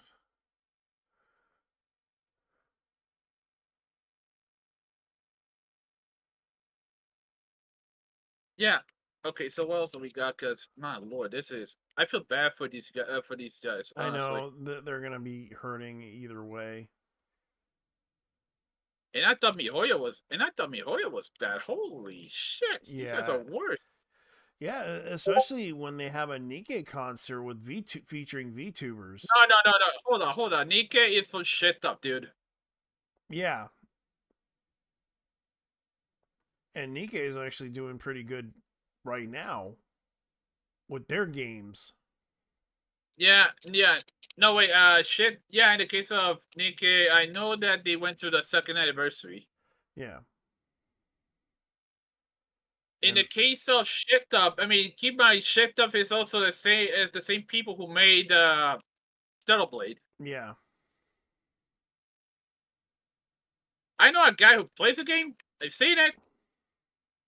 It's absolutely crazy the shit that they get away with. Yep. Like all these girls, they're not even human. They want the commander's dick. Yeah, because Some of them and especially that's the said they character you're want playing. dick. And that's the No, character you're playing. yeah, one of them. Yeah, Rappy. She legit. There is actually in fact there is actually a of all things a popular opinion that one of the characters. Yes, Shit Up actually debated how would one of the characters' asshole would smell. Oh god. That's funny. Because they're yeah, that'll be Anise. Yeah. Yeah, because because it's in the dialogue. Yeah. Nika guys a victory is it's next level. The next level crazy. Yeah, they don't give a fuck. Oh, Jesus Christ. How's it going, man? Hello? Hey. God. Hey. What's Well, up? shiny. How's How's it going? everything? Well, we were talking about the controversy regarding the game Infinity Nikki, Yeah. but we'll get past that. Yeah. Yeah, because that controversy was kind of silly. It was pretty But what bad enough. controversy you talking about? Um, apparently a lot of people are being banned from the game because of a bug. That's Which game? Infinity Yeah, Nikki. Oh, yeah. Basically the devs accidentally released a bug that would give them twice as much currency to the players, but when they patched it, they actually removed it from there. They actually took back the currency from them. Some of the accounts went into donate. They also removed they also retconned the story mode. Yep. yeah. It's because in the latest update, which actually absolutely screwed them over, especially on Steam. They're getting massacred by Yeah. Steam. Anyways, guys, I've been checking in the Pokemon Center shop like earlier ago. It was like so many people are in the queue for that the new Pokemon card set, which is the black and white one. Mm-hmm. You know, it's like a lot of people like Unova, including me, Yeah. but I wasn't able to get it because like why do I wait for like where there's like a bunch of people, but mostly bots are trying to get like the Pokemon cards. I get it. Like the thing is, it's like there's nothing you could do about it because it sucks when they have the advantage over the fact that they have Let bots. me guess, the scalpers. Yeah. Yeah, and the thing here's the good news about what's going on with the Pokemon Company. They're slowly trying to fight back the scalpers, as in they trying to find out which are the bots. Yeah, the problem is they can't figure out who the bots are. And the fact is they could Yeah, have figured it out by saying, okay, the person that's paying for this has an account and they could have yeah, found out which would be the account would be uh the bank card or the bank account that they're buying from. yeah, And if that bank account is the same number that the bank account is from, they could easily just go like, okay, I'm not buying that. I'm not selling it to this person. But no, yeah, they kind of have to have everything hidden. yeah. The thing is, people need to keep their hobbies to themselves, not to like expose to around the public like the normies, Yeah. But Yeah. in my situation is like I get it, like these people, these idiots are just desperate for money and they just want quick cash, but the reality is they can't because Well, like let's I said say before, the last time you came here, Hot Wheels collectors be like, first time, Yep. first time. Because yeah, here's the thing, we've been dealing with scalpers as well. Like everyone, depending on what they want, Gundam, action figures, Hot Wheels, scale models, pretty much everything Video has games. scalpers. Yeah, because I recalled back when they had, I recalled there was an incident where a bunch of limited run type of games were being bought out instantly. Within 24 hours, nearly crashed a website. That's what yeah, happened, and it was kind of weird what happened because a lot of people were talking about this situation. When that thing crashed, someone told me that, oh, that must be the scalpers, because the fact that that website crashed because of the fact that the scalpers were going to the website, buying out all the games. I managed to, and this was a physical game I wanted to play, but yeah, unfortunately, the website crashed because there were too many people wanting to buy this game, and yeah, it was pretty bad that they did this because it got pretty hectic because a lot of these people, especially right now, scalpers are fighting each other over Pokemon cards. Back then, Pokemon cards were a fun time, but at the same time, you had kids that were also, broken poor, and they basically stole cards from other kids. yeah. I was Oh a my victim of that, to be god. honest. Yeah. Yeah, Because back my in the old Lugia days. was stolen because of what happened is because it was like when I was a kid. I kept that Lugia, but what happened is he just begging to take away some of the Pokemon cards I had by using the so-called Red Devil scare on a phone. Yeah. Yeah, A lot of people have been like stealing cards from other kids for a long time, and this is nothing new. And now yeah. these kids are adults, and now they're doing the same thing over again because, of course, Except it's different. it's different. Yeah, it's money. it's money, and the fact that Pokemon Yeah, cards are worth a lot of money, they basically have to steal from other kids in order to, again, because this is like, it's history repeats itself again, because I recall when Pokemon first came out, kids were street fighting over these cards. yeah. Literally. And schools trying to ban them. Yeah, schools were also banning like Pokemon and Yu-Gi-Oh, and even Magic the Gathering was another thing, even though that didn't accelerate until the pandemic, because I used to remember that didn't happen until the pandemic happened. And then of course they Yeah, decided, now people taking over it these days are basically just trying to, the business is trying to make enough money so that they can pay themselves off, let alone less the people who work there. yeah. And the problem is, you know how these scalpers got into this situation is because they listened to the 4chan psyop, which is, oh, you work in a job, you're gonna be a wage slave, but they don't know the reality is why sell $20 per product, which you can make $20 at a job per hour or 2 hours to be honest. That's the problem. Like a lot of the wage slavery is just, it can be a bad thing too, because a lot of people hate. I can understand. I can relate to it because I work at a job too, and, Yeah, and I'm being paid like less than what what I'm worth on at the job, but I have to take the yeah, job because that's the only job I could do. yeah. The I don't. thing is, people need to realize, look, you can't rely on scalping forever because you have to realize you need to make money like And the problem faster is, during it's the get week. right now, like Pokemon right now, even though that's a foreign thing, that's gonna probably be tariffed soon because that's a Well, foreign.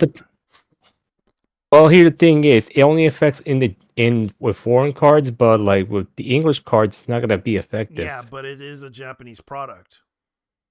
Yeah, but the thing is, what I found out is because you know how most Pokemon cards are in English, printed here in America. Yeah, So the only thing is, what it affects is the Japanese and other non-English Pokemon cards are technically, it is can be printed in affected. China. Well, it's not printed in China, what I found out. There was, It- because of the counterfeit situation that happened with Pokemon cards back then. yeah, but now they moved to the US and Canada, but Yeah, between if it's from Canada, it's tariffs. If it's from America, it's not yeah, tariffs, you know. yeah. Depending on what certain companies are. And I'm gonna be honest, with tariffs, it's a good thing to screw the scalpers up, which is I can agree on. Yeah, At the same time, well, it might hurt the fans, so it's a dual-bladed sword, to be honest. it could. But I could do a I but could do a drinking I could do a drinking contest about how many times you're gonna say to be honest. But the thing is, I don't drink alcohol, so whatever. Yeah, yeah, and the thing is, look, I only buy single Pokemon cards since I can't buy packs or anything because of the scalpers. I only buy like the cards that I like, and that's it. Anyway, that's just the that's just the beast of things. Because yeah, it costs a lot of money. yeah. Look, like people don't know. It's just they should just buy the cards they like, and that's it. Or they need Yeah, instead of buying a pack. Much easier than buying. The thing is, buying singles is easier than buying a pack because you got to buy a pack. the You don't know reason which why cards you they got to get. the reason why people buy them in bulk is because they Yeah, can have all the cards they want, And plus, they want to get into tournament and all that other stuff. Yeah, And that's the thing. that's Like, true. and the thing is, like, they want to instantly get into tournament so they can actually play in those tournaments. Yeah. And the problem is that right now it's actually difficult to get into tournament because there are people out there that buy these cards in bulk and then raise the price on them and sell them online. Reselling them is a bigger problem.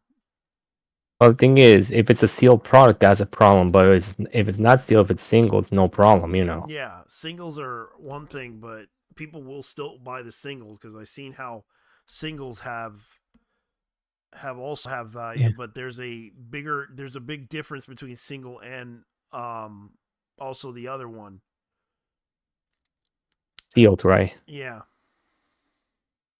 and sealed because these people will literally sell these cards for more than what they're worth. Yeah. The thing is, if they're lucky to pull the card, the thing is, scalpers don't even know one thing if they open up the packs.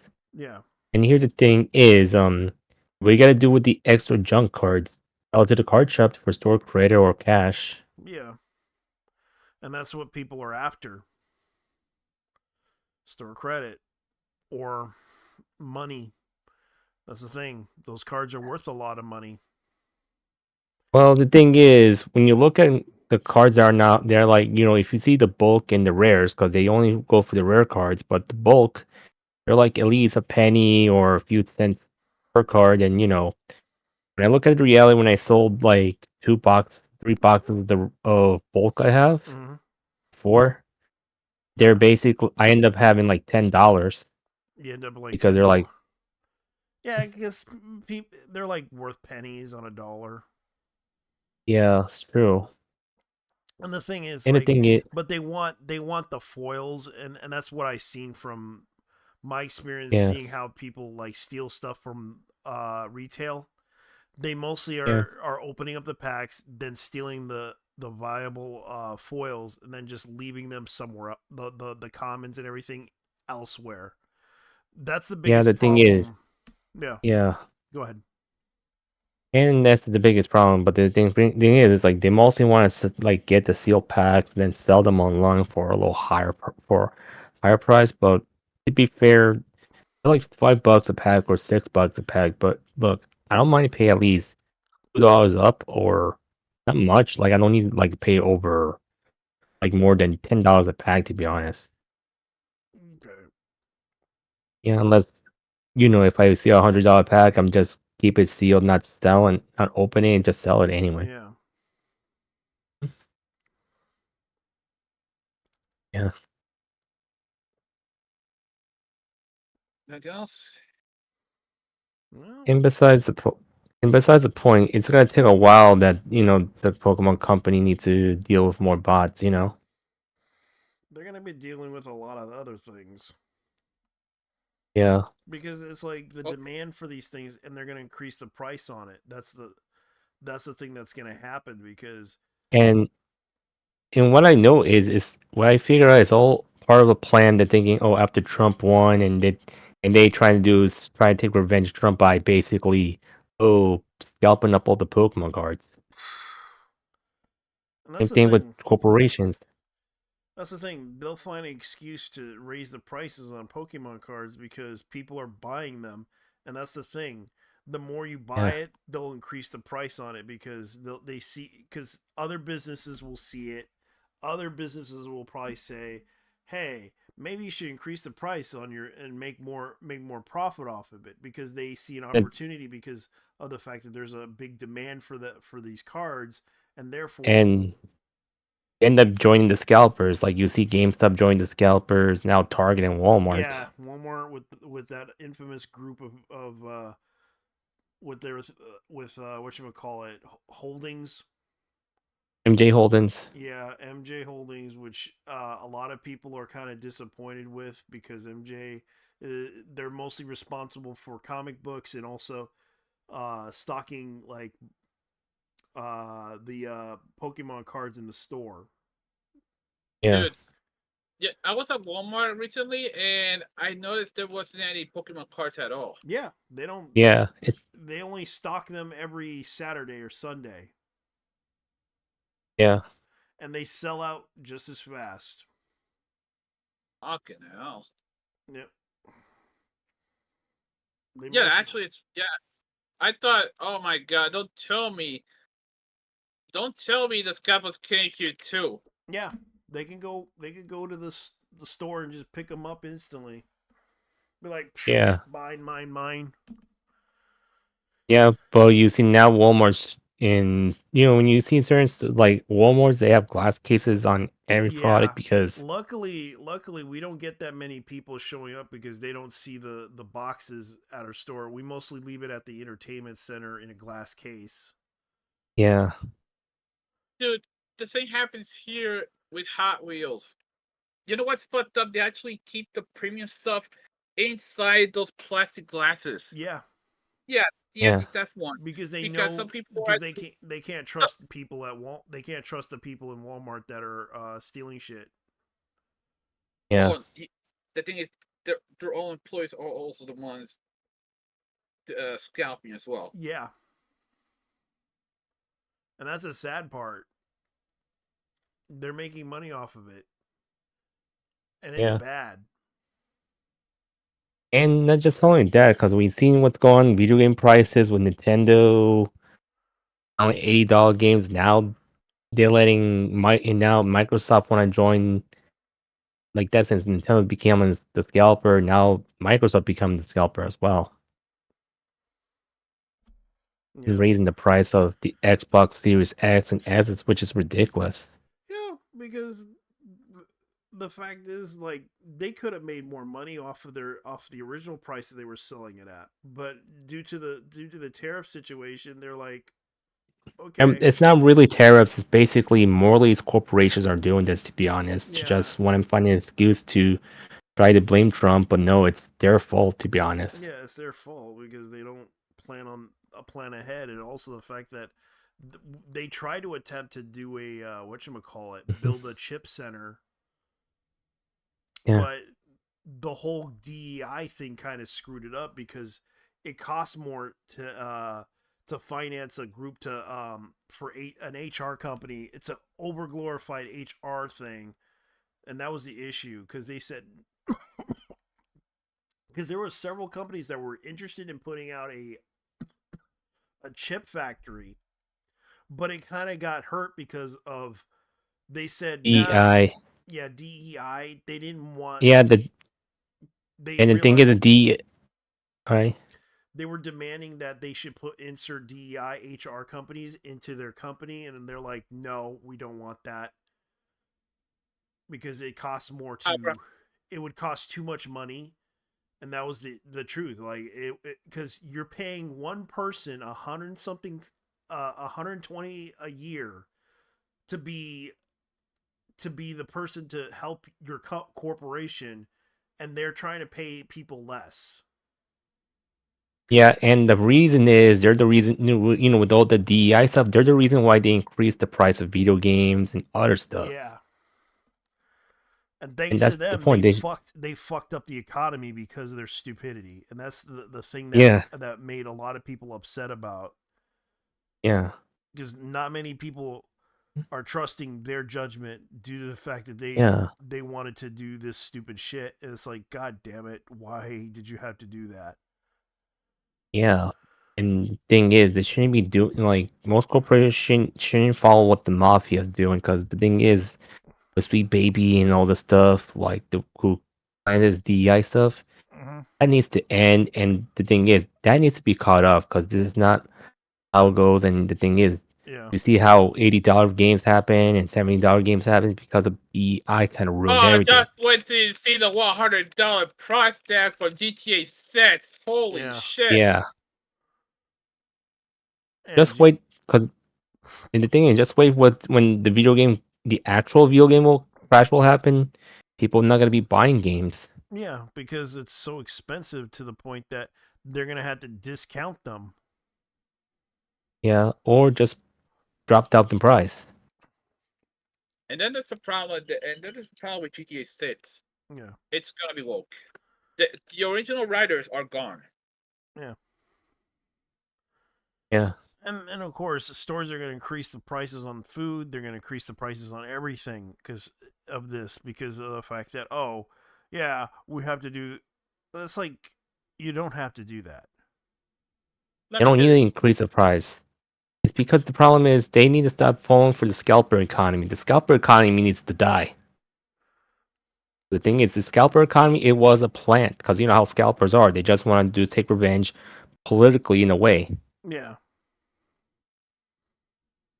Oh, you Yeah. mean the scalper economy that went during the pandemic? Yeah. Yeah. Yeah. And they were I making a lot of money off of it. yeah. Think about it. All the scalpers Yeah, that come from these come people are the from. reason why I could never buy my one of my nephews a PlayStation 5. This I is told why you. this is why people don't buy PlayStation 5s because of scalpers. Yeah. Yep. And surprisingly, the funny thing about it, I bought one used for $320. I was lucky. Yeah. And to be real, these scalpers are morally plotted Yeah. by an entity to take revenge because they're morally. I think about it. The so-called needs they had when they fall for the fly-up and then they become scalpers. It might be they do it for a political cause. Blame they try I to get when they it. want to blame the Like, president. that's the thing. Like, this is what's going on. It wasn't just it wasn't just that they did this against the president. They did this because at the time people were Yeah, losing their jobs during the that's pandemic, true. and people were pissed off with the fact that, yeah, I realize we're becoming wage slaves. We've been getting pushed around a lot in the pandemic. They kept firing all of us because they couldn't really financially, hold up. Yeah, Pretty much. Yeah, because they couldn't financially hold, because heck, a lot of the businesses weren't prepared for the worst of it, and that's what caused yeah, a lot of the problems with uh, the economy, because they didn't realize, oh my god, this virus was so bad, and all because of the fact that it affected the economy so badly, to the point that there were a lot of people that were just trying to, survive. And I remembered I was trying to survive too, trying to find a job, and I ended up with a hotel job, and oh boy, that job was just so bad. And and I not was, just only that, it's also the steamy checks are the problem as well. yeah. And 'Cause, all, like to be and honest, crypto was also another thing that happened during the pandemic, because there was a rise of the pandemic. They didn't care. yeah, The pandemic was another thing that just kind of, like, the rise of crypto. People were buying graphics cards, and raising the prices on used graphics cards, which is kind of stupid too, because I don't see the point in selling a used graphics card for $4,000. yeah.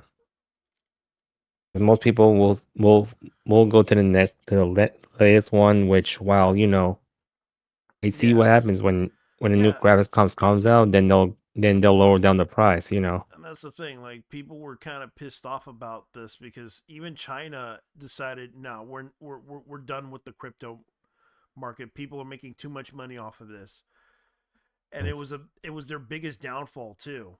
I found out, Yeah, because if they would have kept the crypto, if they would have kept the crypto guys, they would have had a lot more money. But instead, they decided, oh yeah, the crypto is gonna be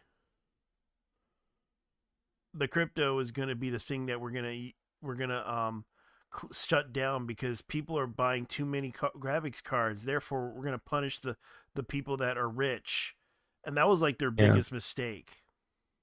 Okay, let me tell you what actually did the Chinese economy under. Yeah, It was real estate. yeah, real estate and also crypto. Yeah, it was real estate, especially from Evergrande or Evergrande. Yeah, However you want to spell it. yeah, Yeah, whenever Evergrande crashed, it took everyone with them. Yep. You had no idea how And much also real that estate banking in China. and also the banking system too. Like there were corrupt people that were in the banking system that took money from that whole incident. Remember? Yeah. That was And another surprisingly, incident. Some billionaire stole the banker stole billions of dollars from the Chinese people, and then suddenly he's left. He was suddenly he has all the money. and surprisingly enough, they were actually outdoing the Jews, which is crazy. Yeah, because they had inside information on all this stuff because they were spying on everybody.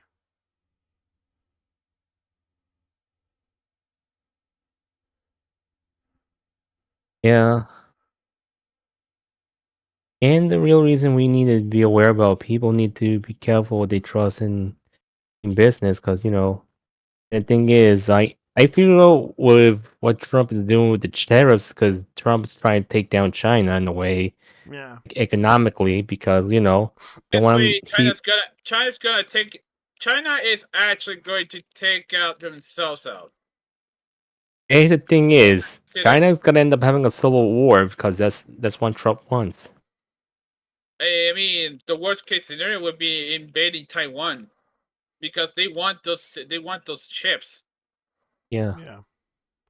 But here's the thing what I found out, because you didn't know that when you look at China on censor, you see more and more people are just losing their jobs from the factories, and they end up being like rat people and all this stuff. And guess Mm-hmm. what? It's gonna be a civil war gonna happen in China very soon. Yeah. Well, there's also the other issue that kind of also is flaking out with the movie industry too, because Yeah. importing movies from from anime itself is also the other issue. And also, are we going to get new episodes of Pokemon? I don't know. You tell Or me. JoJo. Or JoJo's Bizarre Adventure or movies. Like I'm pretty sure we're gonna be stuck not getting any Pokemon movies in the near future Or read them. because Well, to be Sorry, honest, it's America. they're mostly gonna be transferred through you can't do tariffs on digital stuff unless if it's physical. That's the thing. yeah, but the thing is, like, for example, you want to know how much I paid for a physical copy of an anime that came from Yeah, Japan? yeah, It cost me $69, but the shipping and handling is 19.49. yeah. You pay more than that. Yeah, I paid more for that because of the fact that it is a classic anime, and I wanted to show everybody because it's a classic anime that has not been shown in the U.S. other than the fact And that it was on VHS in English, but it was bootlegged. but I'm gonna tell you this. Here's a good thing about with the what he's doing with the imports, because when you realize one thing, Mm-hmm. you have to To be honest with think you, when about it I for say yourself. I'm It's gonna be because real with you. Go ahead. I was gonna say I lost respect for Chris from China Censor because yeah, because of the how should I say this? Mm-hmm. The slander that he was doing towards some of the biggest in China, like Vladimir Wolfgang.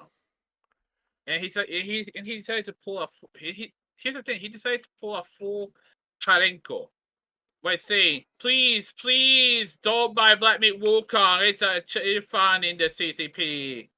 And we'll find the CVP, which the truth is, well, the way I see it was like it was their first. It was their first.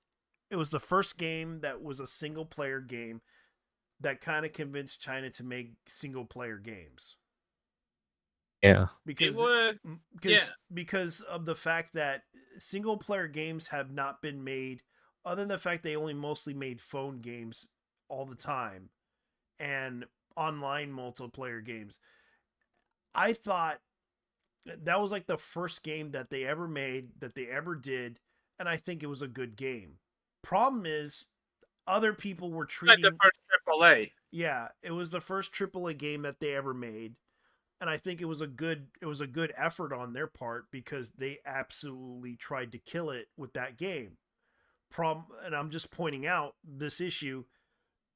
Other people treated the company like shit, like the journalists, the especially at the award, the game awards. We found out the reason why, because Sony kind of did that. They paid a lot of money, and this is what I found out. They paid for a lot of the advertisement for the Game Awards. That's why they won that award. Yeah. Did you pay attention to that? Right. Yeah. Yeah. But So that's besides, Sony won the I've been cut off on saying, man. I'm just gonna continue That's on why saying about with. that's why Astrobot won the award this last year, because they wanted because Sony paid their way via advertising. Yeah. Black Myth All right. Wukong's company did not. Yeah. And thus they So were talking down to them, which was stupid, which was the wrong thing to do. And I think even though Black Myth Wukong, the developers deserve absolute respect for what they have done, but treating them like that was pretty bad too. yeah. Let me continue on to say, right? Mm-hmm. So as I said before, man, like with what's going on with the tariffs on the movie industry or the the film industry, I could say, Mm-hmm.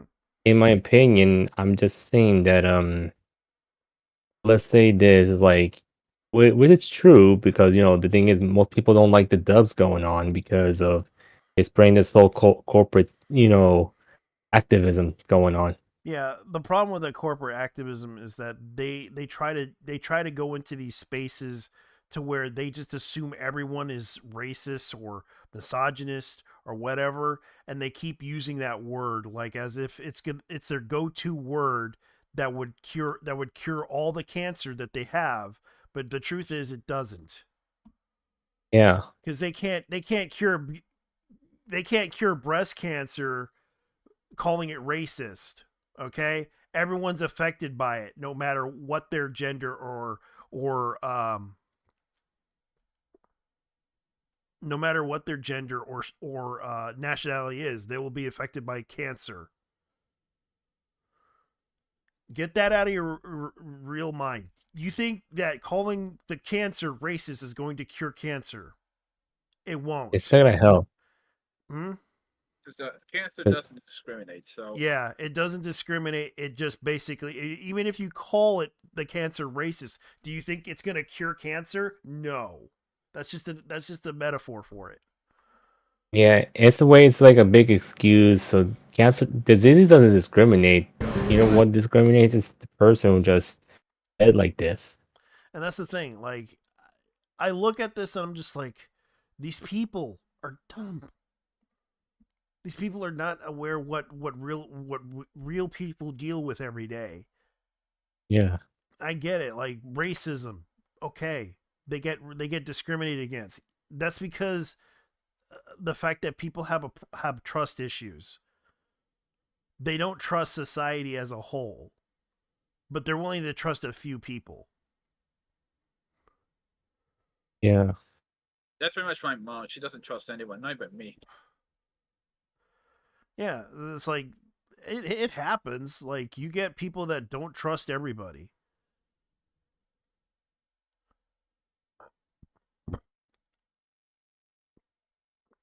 Why? Your mom has an issue trusting you with what? I don't know. She doesn't trust people at all. Yeah, and that's the thing. Like, it's okay not to trust people because the fact is, Yeah. chances are they might take advantage of you. That's I don't want to. I don't want to be that guy. I don't want Yeah, to be that guy because I don't want to trust. I like. I'm not gonna be out here say, "Oh, I don't trust motherfuckers because I'm paranoid or some shit." yeah, that's kind of what the issue is with trust. people with trust issues, Yeah. they are paranoid when it comes down to it. And it's like sometimes they could be right and sometimes they could be wrong. Yeah. But chances are they have that's how they try to survive it. That's Like true. the thing is like And, I go ahead. and I know with trust issue, it takes a while to understand everything. To be honest. Let's see. So Let's see. You heard that they're redoing Yakuza 0? yeah, the rebooting Yes. it. Yeah, they're rebooting Yakuza 0 director's cut and they're bringing what's his name into the Someone, don't tell me they're bringing someone Cho into this shit. um they're not bringing Cho in there. They're bringing the other guy. Young Yeah. No. Oh yeah. Okay. Yeah, so instead of Matthew Mercer, it's Young Yeah. As you Oh might yeah. as I mean, yeah, Young oh, yeah. Yeah. Because of Yeah. someone pulling the Peter Dinklage shit on voice actors. Yeah, Young Yeah. Out. It's Yeah. like, yeah, Lord. yeah, because of the fact that they couldn't pay for the director's cut edition, they decided to redo everything because oh yeah, redub it. Oh yeah, so this is what they're trying to do. Played a definitive edition, critically acclaimed origin story with a new, never before seen cutscenes and new online multiplayer mode. A new multiplayer mode, ladies and Original. gentlemen. Yeah, for the Yakuza 0 director's cut. You know what? It's a good thing. It's a good thing I have the original on my Steam. Yeah, so you're expecting a lot of people playing this game, and it's like I I, I would like to show this, but Sega always tries to take down those videos. Yeah. We're Dude, breaking the law, breaking my balls together. Oh my god. Yeah, so I don't even play it in English. I'm playing in Japanese. I know, and the fact that they have like the cringiness of hearing that voice, the voice of Young Yeah in the video game is gonna be funny as hell. Yeah. Yeah, and here's the cast. This is I found out the cast list, so and I know Sega's gonna be following me because they're gonna take down the thing. Well, David Hayter's gonna be in there too, so that's a good thing. Matt Mercer is Yeah. Goro Majima. Kazuma Kiryu is Young Yeah, and they got Topher Nago is singing. Yeah, they're replacing a lot of the people for this one for the singing. Thing. Risa May. Yeah, Risa May, Howard Wang, Bill Missap. Yeah, Alejandro Saibu. yeah, Bilkin is Adam Gold. David Hayter. David Hayter got I think he's got two roles as the same person. Yeah, the crazy. Oh, yeah, Risa May has two. Oh wait. Oh, she has one. Yeah. Makoto Makibura. So Topher Nago is singing this song. So Young Yeah is probably gonna be like Tougher no. yeah, Tougher No. Uh, Breaking the law. Matt yeah. breaking my balls together. Yeah. Grabbing my balls for happiness. Hail to the fucking And no. no. Yeah, so we're expecting the cast in this game. It's like, and this is and the source is PAX East. So they're breaking the law. So the whole karaoke thing that they're doing is gonna be crazy. So Matthew Mercer is gonna be in it. So hooray for that. That's what's going on. Oh yeah, you know what's interesting? I found out that someone was actually complaining about typecasting, and yet he was the one who ended up Getting creating. typecast. Yeah, doesn't it mean an actor be played to be Hector? I mean, I'm not Noé Guglielmi, but god damn. Okay, so here's what goes on. People who pirate anime, they averagely spend significantly less on anime merch. This is the biggest whales are more likely to pirate. So it's an arguable position, but most data suggests otherwise. Most of the money is coming from anime industry from overseas via the streaming services. Interesting. I doubt most money comes like here's the thing I'm gonna point out. I Crunchyroll suspicious mostly. Yeah. So I'm gonna go ahead and bring up this subject because this guy right here again, he works for Crunchyroll. Um, Oh, of course. this guy Of course, it previous had to be a Crunchyroll shill. anime like he's from comic Yeah. book. He's from the comic book and anime news network. He's like a consultant slash um Uh, yeah, I'm pretty sure that means he's a localizer. something like Oh, that. So Cowlizer. yeah, Miles from Anime North. He went to Canada. He went to the Canadian convention, Anime North.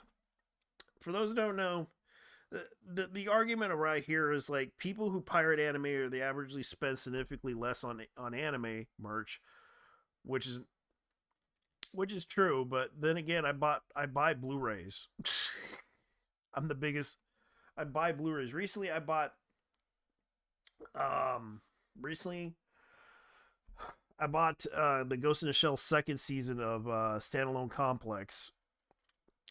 Interesting. I doubt the money comes from streaming, but my view is more I don't consider someone spending money on streaming services containing many things as you spend money on anime. Crunchyroll maybe, but Yeah. then a whole year sub less than some DVD sets. Yeah, most CR deals with revenue share.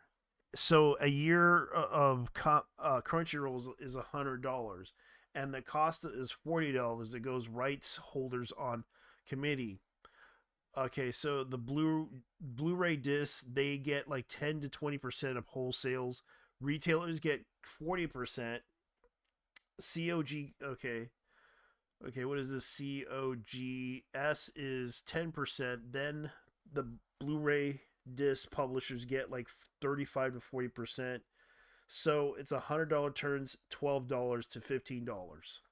So they get like $15 per sale Yeah. when they share it together, depending on what they get, and they don't make that much money off of it. So that's why they increase the price on Blu-ray DVDs because the demand for the demand for the cost of sharing the sales of a Blu-ray, because you can see what he's pointing out here.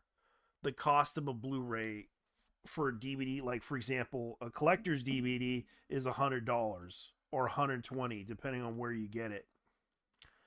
Let's go to Crunchyroll, for example,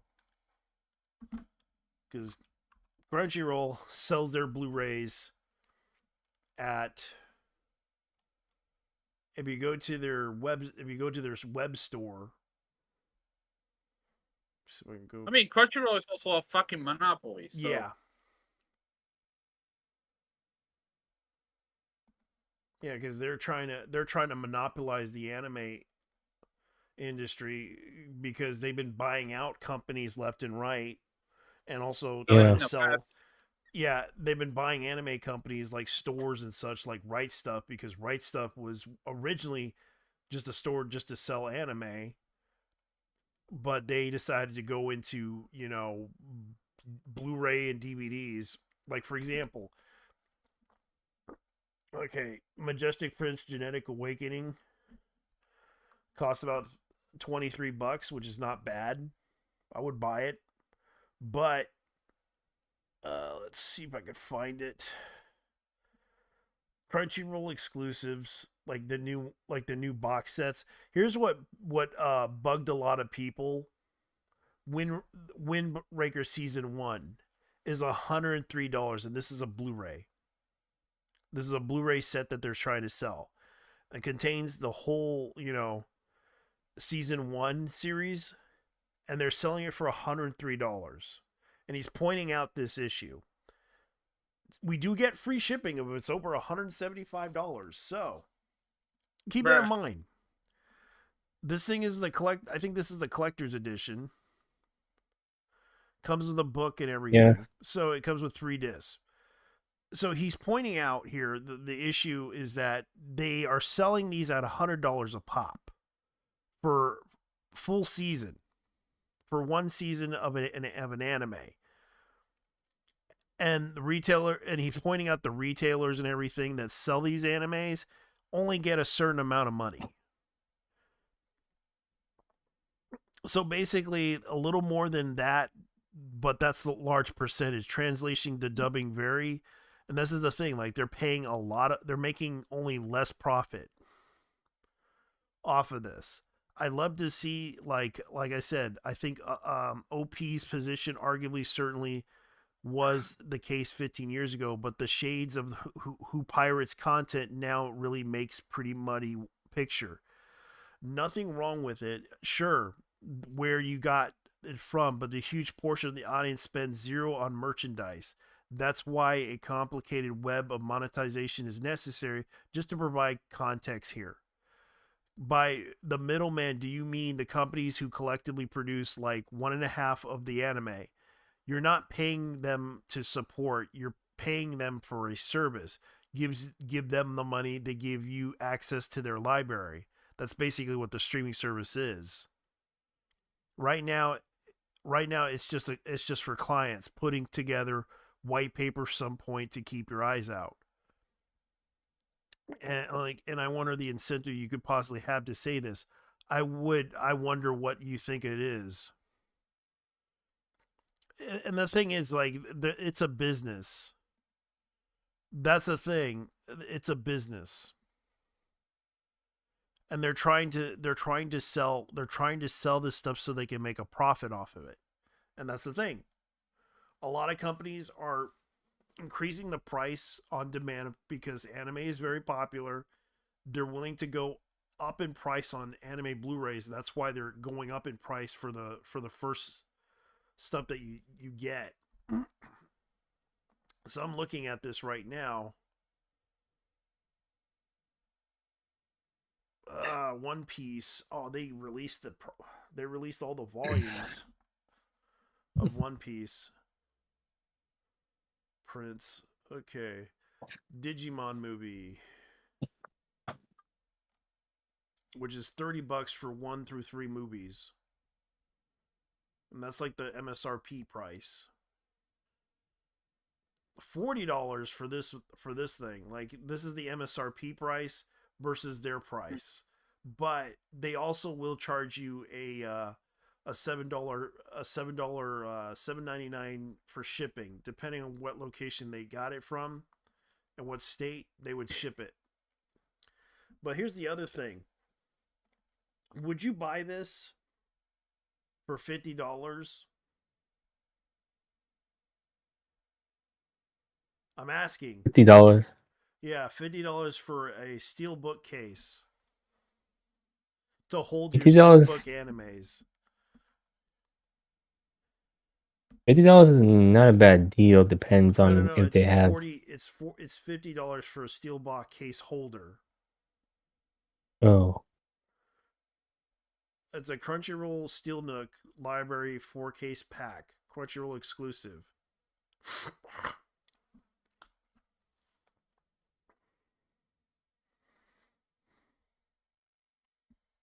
Note, this item is a storage unit for Blu-ray steel cases. It does not contain any Blu-ray discs. The steelbook case is an open display perfectly designed to fit any stranded steelbooks in your collection. If you're like an average collector, you could probably use it, but the problem is I don't think I want to buy it. Yeah. Like that's the thing. Like there's so many exclusives. Like here's an example: Demon Slayer, the training arc, costs $111 for a Blu-ray disc.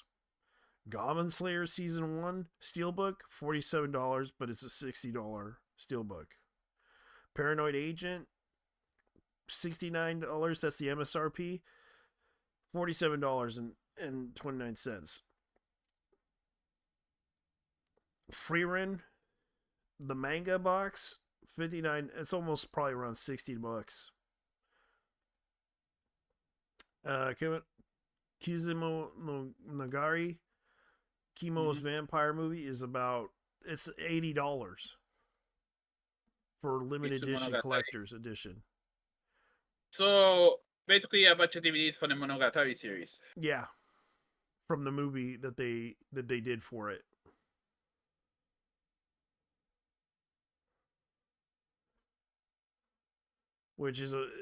I did see it, but then again, they're re-releasing it. I Rurouni remember. Kenshin Volume 2, $115.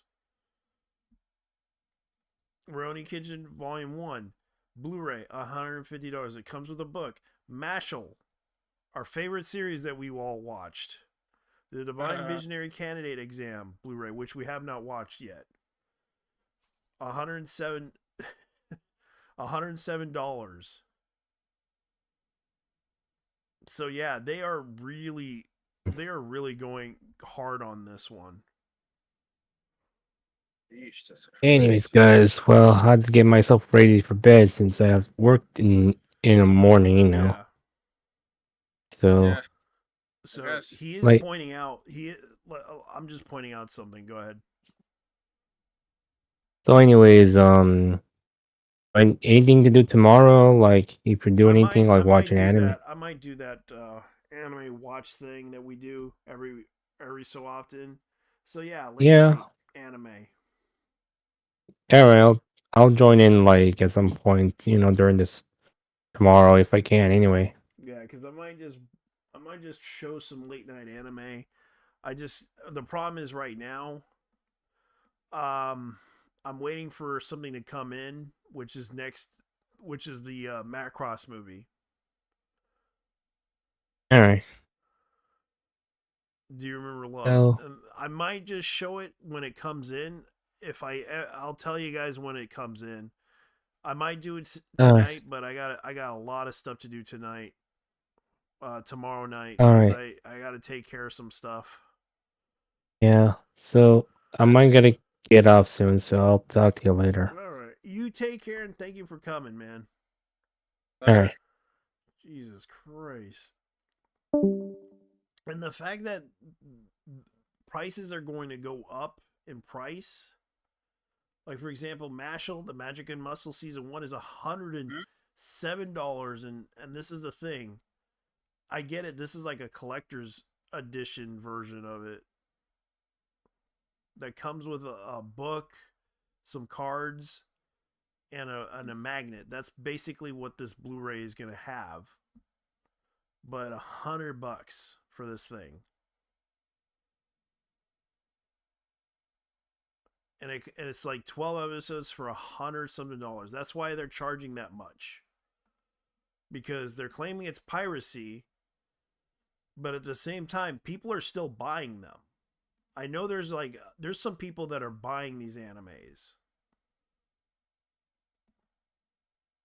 and it's like, so yes, Crunchyroll's famous for transparency. Crunchyroll mainly buys license and earns a percentage of minuscule, and you are free to post the actual data. Crunchyroll employees are not worthy of any trust as they open the fans' emails and extra items to Oh show us yeah. the actual data instead of empty words.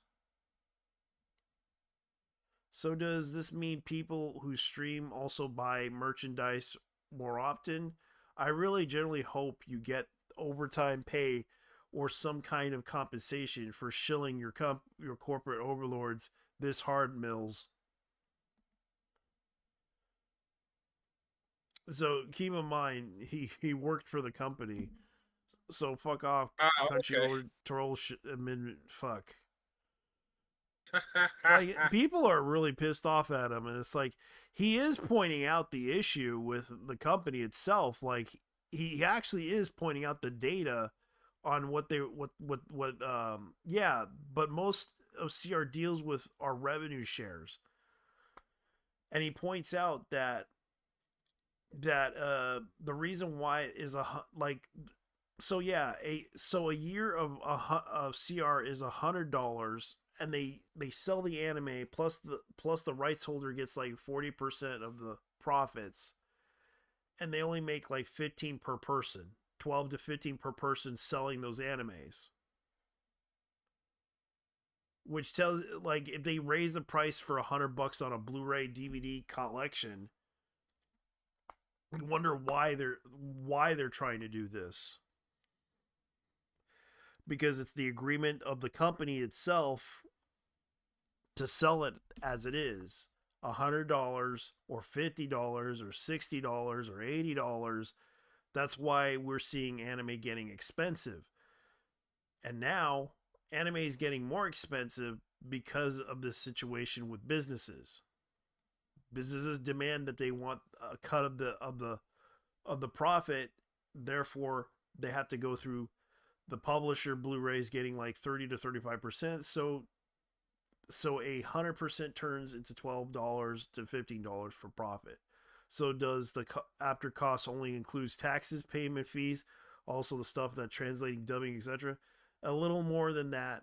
That's not a large percentage. Translating and dubbing vary, which yes, it's true. It varies depending on the cost that you charge a translator for, and they get charged less than what they pay for.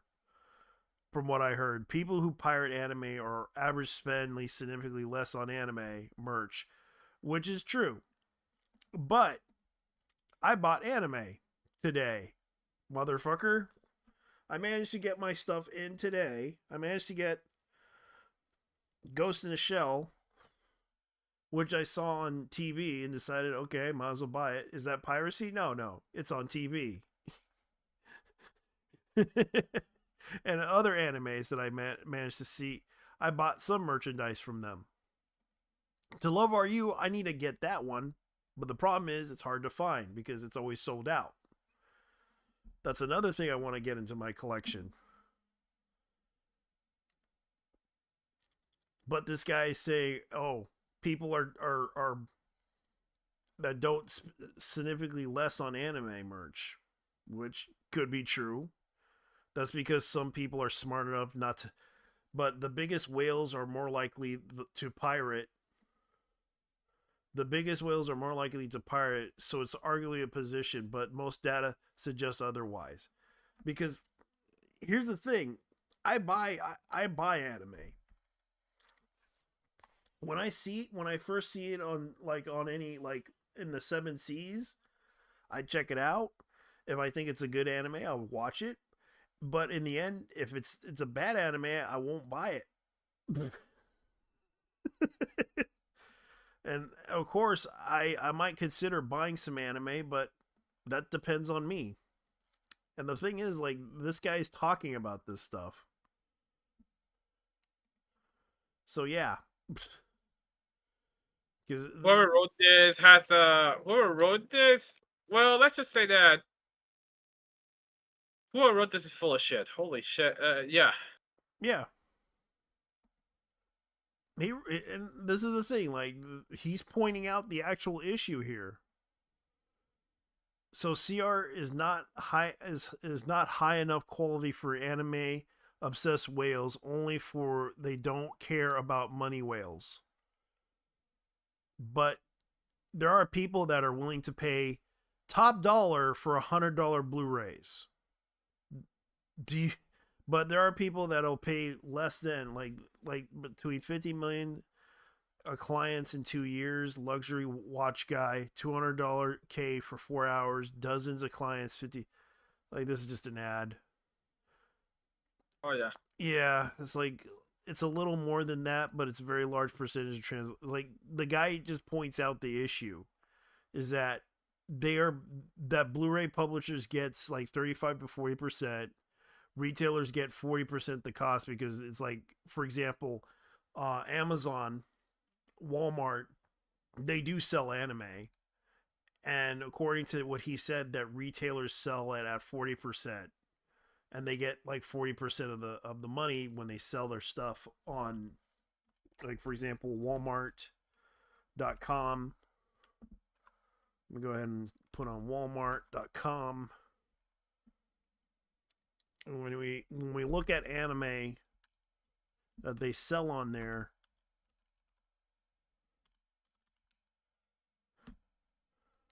let me go ahead and look up the anime Blu-rays.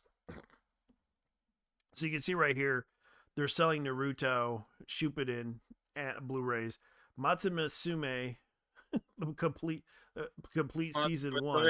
I actually remember that one. Yeah, I actually have the Blu-ray for that one. I might just play that one if we get the chance. Farming in Another World, redo of a healer, Food Wars, season 4, I believe, and Eminence of Shadow, which they have that Grave of the Fireflies. This is just examples. I already bought the Yu Yu Hakusho Blu-rays because I actually have but I don't have the movies. I know there's like an OVA and a movie. Peter Grill, that's another one. I'm guessing they're print because of Funimation. Yeah, they're all Funimation stuff. Outbreak Company. Vermilion of Gold, that's a good one. That's by Sentai. And Sentai like sells their stuff, like they're not really, and I believe Sentai like got bought out by, let me look up Sentai because I know they have a website here. Sentai They got bought by Filmworks. Sony, or was it Funimation? I know Funimation bought them out. Yeah. Yeah, because they've been doing amazing anime sales.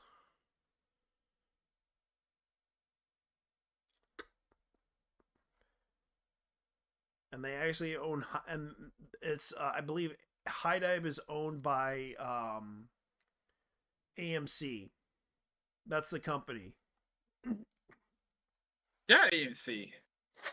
Yeah. The people who did Breaking Bad. the Walking Dead series. Breaking Bad 2. Yeah, and Breaking Bad. Yeah, and this And is Better the Call thing, like Saul.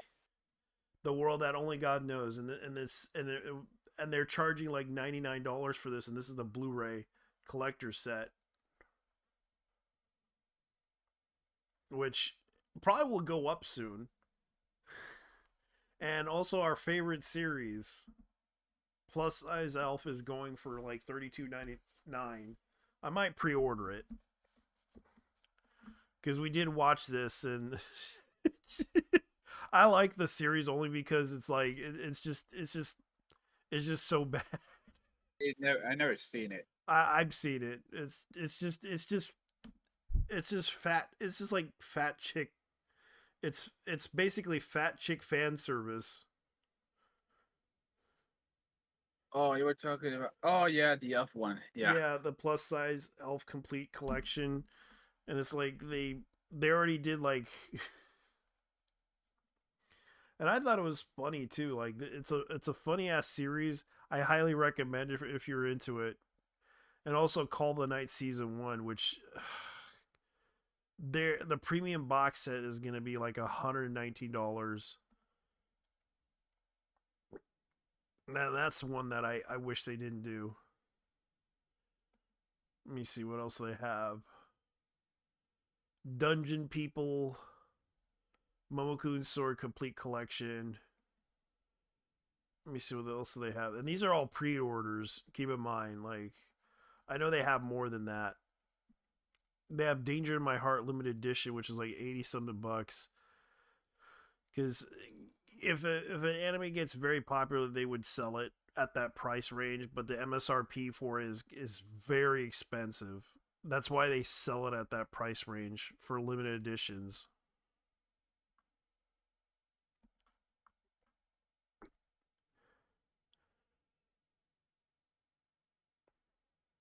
Armed girls machiavellism.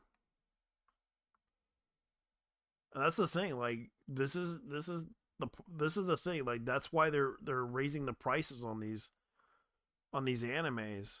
Princess Principal Crown Handler Part 3, 1999, but it's like $30. Snafu is another one. My The Isekai Life and the controversial I anime Change Soldier. Change Soldier. You know what's funny? I can't. How do I say this? Wow, did we even watch that one? No, we have not watched it. Why? What was that show controversial again? Because apparently people were upset with the name of the title called Slave. It was called Oh Slave yeah. Soldier. Instead, they called it.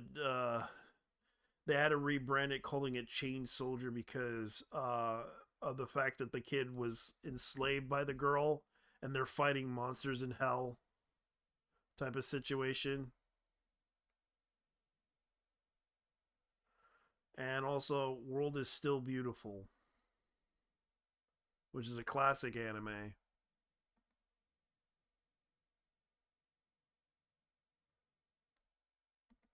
Let me see. What do they have? Ragna Crimson, plus size. Oh, but they also have some other ones. Nichi Family, Fantasy, LBDU, Live Action, Mecha. Let me see what they have. Broken Blade, which I need to get. Cross Engine, Rogue. I know Gonagar is another one that they released. That's a good one. I know the only thing I know about a Chain Soldier is the fact that the woman who changed the main character is voiced by Akari Kito. Yeah. That's the only thing I know about her. That's the only thing I know about that show. Besides the controversy about the slave and all. I mean, honestly though, How many minutes does it have? Okay, so 1 hour, and that's what I wanted to watch. Is this one movie, Majestic Prince: Genetic Awakening? Because I already seen the special episode that they did for that one. Because it's like Majestic Prince is a good series, but sadly, I know that they had Knights of Sedona. That's another one, but they have like 3 movies of Knights of Sedona, Macedonia. Macedonia. Knights of Sidonia. It's actually Sidonia. Yeah.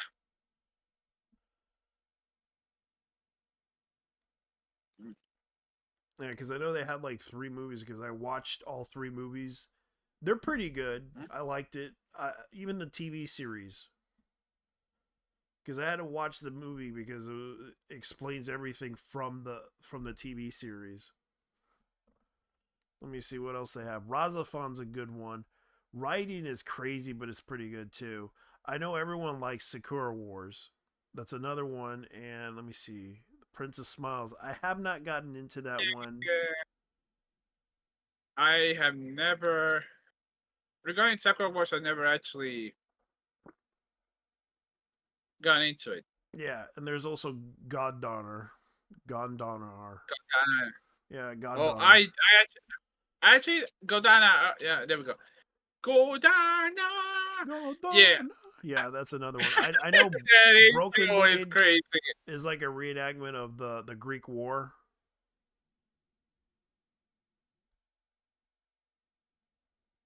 Dude, the intro on that game alone is insane. Yeah. And Cross Engine Redondo Angel and the Dragon. That's another good series I like to watch. Cross Angie. And Dai Shogun, that was a short-lived series though. It's kind of weird how they try to do that comedy sci-fi anime because they were trying to do a reenactment of Nobunaga, the feudal Japan era with giant robots.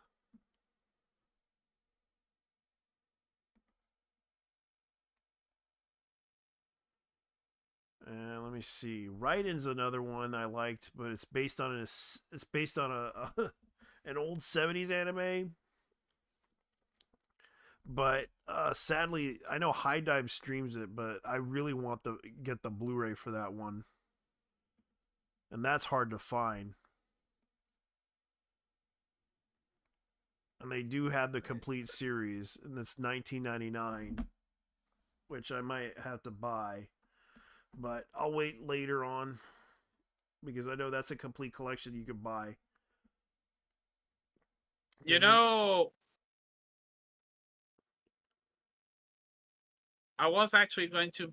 You know what's funny? I was actually gonna buy on Temu this month, but then I got news that they Yeah, stopped selling in America. yeah, they discontinued in America, and that's the sad part about it. Let me see, Seven Heavenly Virtues. So yeah, so I also buy on eBay again. I also started buying on eBay again. I mean, there are local sellers. Yeah, but they cost more. Eh, more or less. Oh God, I got hentai in Walmart. Yeah, They're you really selling. can't find anything. Well, you really can't find everything on Walmart. As, yeah, you'd be surprised what they're selling at Walmart. Oh my God, this is Critical Mass, the company that sells like anime.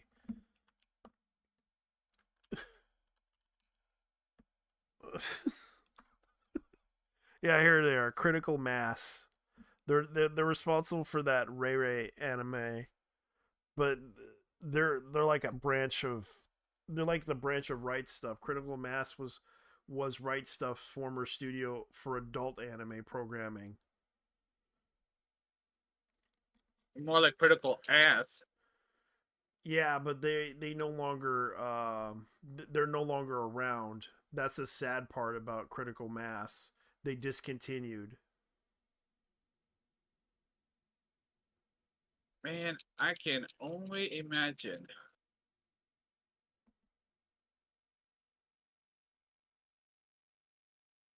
Yeah, so they I became can adult only source imagine. media. All right. So I'm gonna have to yeah, I'm gonna have to do that. Yeah, there we go. Adult source media, the best in adult entertainment. And I gotta go to the website itself.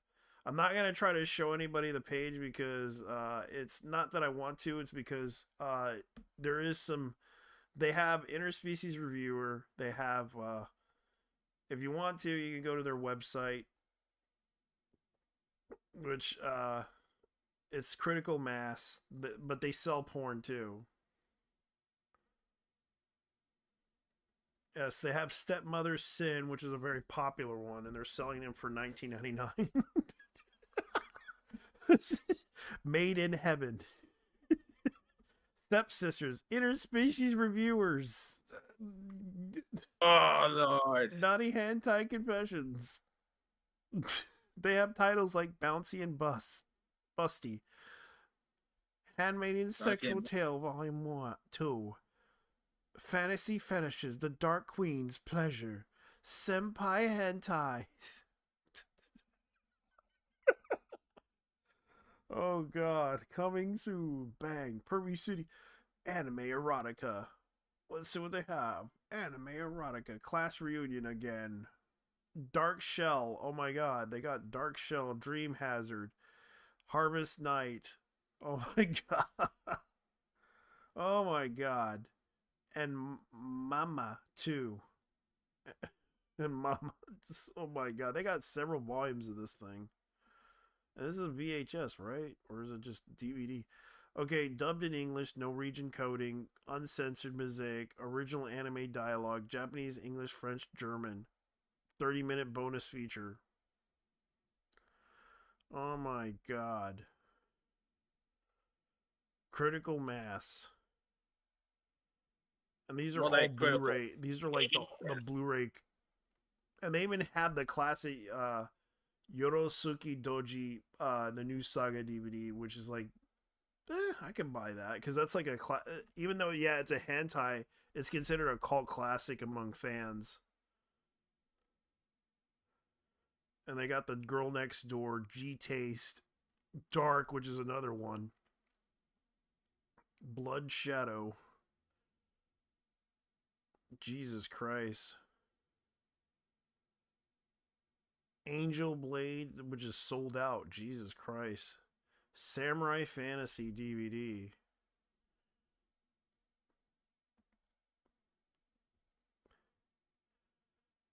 King of Breast. Hey! Wicked Lessons. And also Stepsisters. And let me see what else. Slaves and to Passion. King of Kitties. Yep. King of Titties. Maid Service. Mail Order 28. Let me see. Hooligan. Hypno Love. Boys Toy. DVD. Hot Space Cowboys. Oh my god, that's a yaoi anime. And it's sold out. Let me guess. It's Brokeback Mountain for in anime form. Yes, it's Brokeback Mountain in anime form, which is a science fiction anime that's like 45 minutes, but it's mecha. It's Brokeback mecha anime. Yes, this is the thing. Like I'm gonna show everybody, but I'm not gonna show the website itself. Like, you, this We're is out here. Check it out. Hot Space Hentai. Cowboys DVD from Critical Mass. But a critical ass. Critical Ass. Retitled to Critical Ass. Okay, so human space colonies under attack from aliens known only as the Apocalypse, as the invaders are wiping out the colony. Well, I knew that someone was talking about this anime, and I was just like, okay, why can't they don't even want to admit that this exists? A lot of like the so-called progressives never watch this anime. It's the gayest anime ever, and they don't want to acknowledge this anime exists because it was bad. It's a bad anime, but it's funny as hell to watch because it's gay. So it's hot garbage. Yeah. And I'm just showing everyone. This is the anime I'm talking about. And yeah, this is the website. It's called Adult Media Source. This is the company that's selling these animes, and you can check it out. And I mean, it's fine at VHS outside of Facebook page. yeah, by the looks of this, this is like the website that sells the anime. And yes, they do sell adult DVDs too.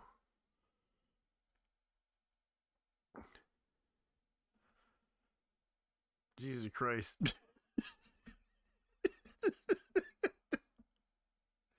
Oh my god. I can't believe I did this. I can't believe I did this. And that's the thing, like, we're talking about adult, like, if you want to buy that anime, since if you want to buy interspecies reviewers, you can go to adultsourcemedia.com. That's where they're selling it, and that's where they're actually and that's where you can also get hentai animes too. You can go ahead and take Stepmother's Sin, for example. That's another one you could check out, in Handmaid's Sexual Tale from Adult Media Source. So, ladies and gentlemen, you'll thank me later. So, it features reviewers. Something interesting about it. Yeah.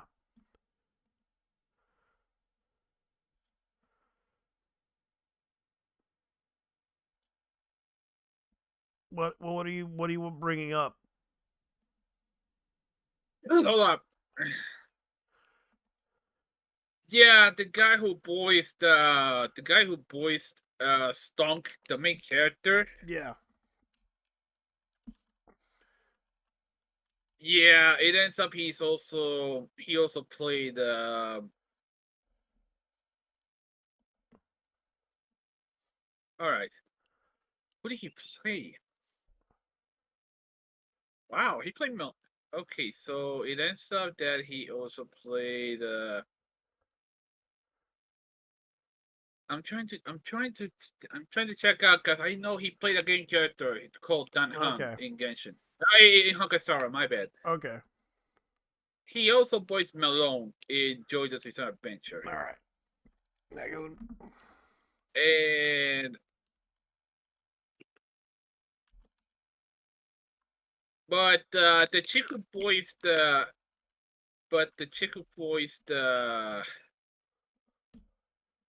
let's see, Green Bio, the hermaphrodite angel is Yeah. Miyu Tomita, who of all things also played Rico in Main Abyss. Yeah. He wasn't a hentai for some reason. Damn. And didn't realize it was.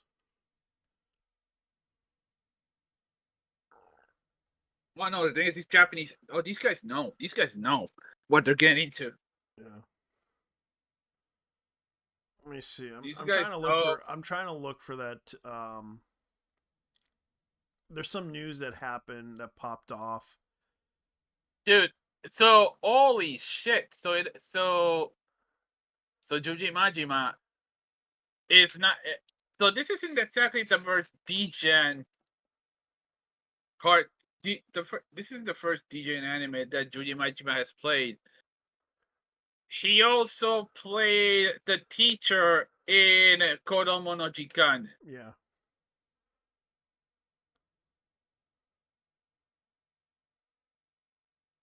Which is a pretty risky lolicon anime. Like, okay, so hear me out. Okay, so of course there isn't any like nudity per se. It's borderline. It's crazy. Borderline. Uh how do I actually? It's like borderline, but I don't know how to explain it. It's like one of those. It's one of those animes that I mean, it's not Boku no Pico, but Yeah. it's normies are gonna land you on a. It's one of those animes that normies Well, think they're gonna yeah, land you normies on will a. be like, "Oh my god, this is child This is, pornography." this is pedal shit. Yeah, that they'll try to impale you because you watched it. I mean, truth be told, that I'm watching it with a friend of mine, and I can honestly say that this show is fucking cut. Yeah. But Well, it show is cut, man. Like you got one scene about one of these girls sending a naked picture of herself to her Twitter. She's pretty much fucking with the guy. She's pretty much fucking with the dude. yeah. It's teasing. Yeah, that's because the girl's really tormented. Yeah, yeah. Grade school girls straight up tormented this dude. But oh wow, Pippa is still going on. Yeah, she's On streaming. yeah, Yeah, she's really yeah. just like I don't mind her. Like I know a lot of people like the that stuff, but here's the thing I'm just pointing out to you guys today. There's something that popped up that I want to probably talk about because people are talking about this situation because of the fact that let me see if I can look it up because I watched the video. Okay, speaking of Peppa, I was watching the Peppa Pig stream with Oh Peppa. yeah, And the whole remix that she did of China dude, she with was Donald Trump. Dude, she was no. She was straight up watching Pep. Yeah, I actually I was the one who told her about the gangster shit about the gangsters in China regarding Peppa Pig. Yeah. I was the guy who told her about the gangster stuff in China. It's crazy. The gangster stuff. But yeah, basically you got these gangsters in China tattooing themselves with Peppa Peppa's Pig. face. With Peppa The Pig, thing and is, they did a remix of the song. oh, and the crazy thing is, okay, after that she was watching Bluey, Yeah. and then she was watching that one Daily Wire kids cartoon, which is about the Well, and she said it was propaganda. I told her, I mean, it's for Daily luckily she Wire. What didn't do you watch a expect? Ambiguously Gay Duo. Like she was, Damn! yeah, like you never watched a Ambiguously Gay Duo? Yeah, dude! I did! Yeah, she probably didn't watch that one. I did! I actually did! I actually used to watch Saturday Night Live for a bit. Yeah. At least the older episodes were never TV good. Funhouse. That was the group that did that. TV Funhouse, my lord. Yeah. Yeah, you got Ambiguously Gay Duo with the Ambiguously Gay car. Yeah, the dick car. Okay, here's the thing. Bombshell interview of an ex-employee at Crunchyroll and Netflix reveals most of these companies only view anime as pornography or shonen. This explains that there's many problems appearing within the industry lately in the last few years. They view everything as porn. These are the people working on Crunchyroll. Are you for real? Yeah. Show it to us. And this Because is I by find this Chibi Reviews, but Oh, okay. there's an article that was posted that talked about this because they were. Let me see if I can find this article because I know that Chibi Reviews. Right this way, sir. Free helicopter rides, employees only. Like this is funny. If I could get it in there. All right. That's pretty much what's going on. Like, okay, there we go. There we go. I'm just setting up here. So basically, we got tourists at the helm. Shit. Damn. Snow White with the red hair. I think these kids weren't cooked enough. Yeah, because it's like you can see right here, like they pick animes like these, and they put them on Netflix.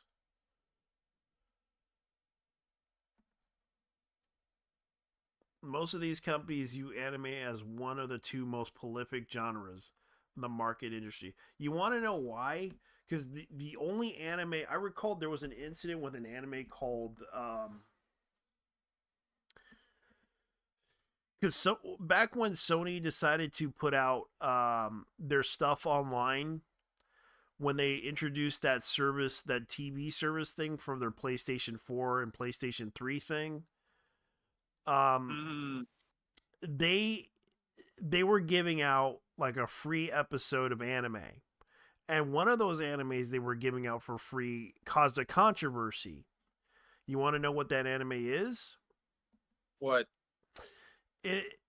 It's let me see if I have the anime. It's an anime about girls fighting each other. It's called Queen's Blade. Oh, that. Oh, okay. And that caused, I know. That caused a situation with family organizations because of the fact that one of the kids downloaded that anime and watched it. And watched it. They kept giving the princess a fucking Queen's Blade. Yeah. The fuck out. And they were giving it out as a free, sample to show their service. Yeah. Yeah, that is straight up. That is straight up ecchi more than anything else.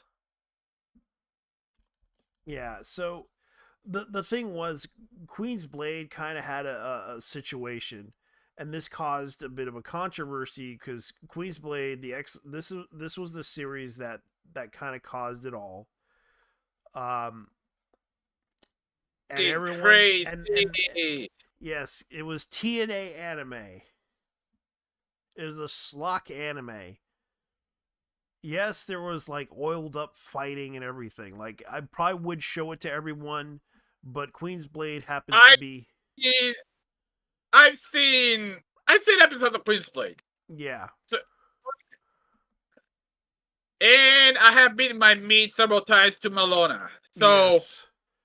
And Catty and Big Thick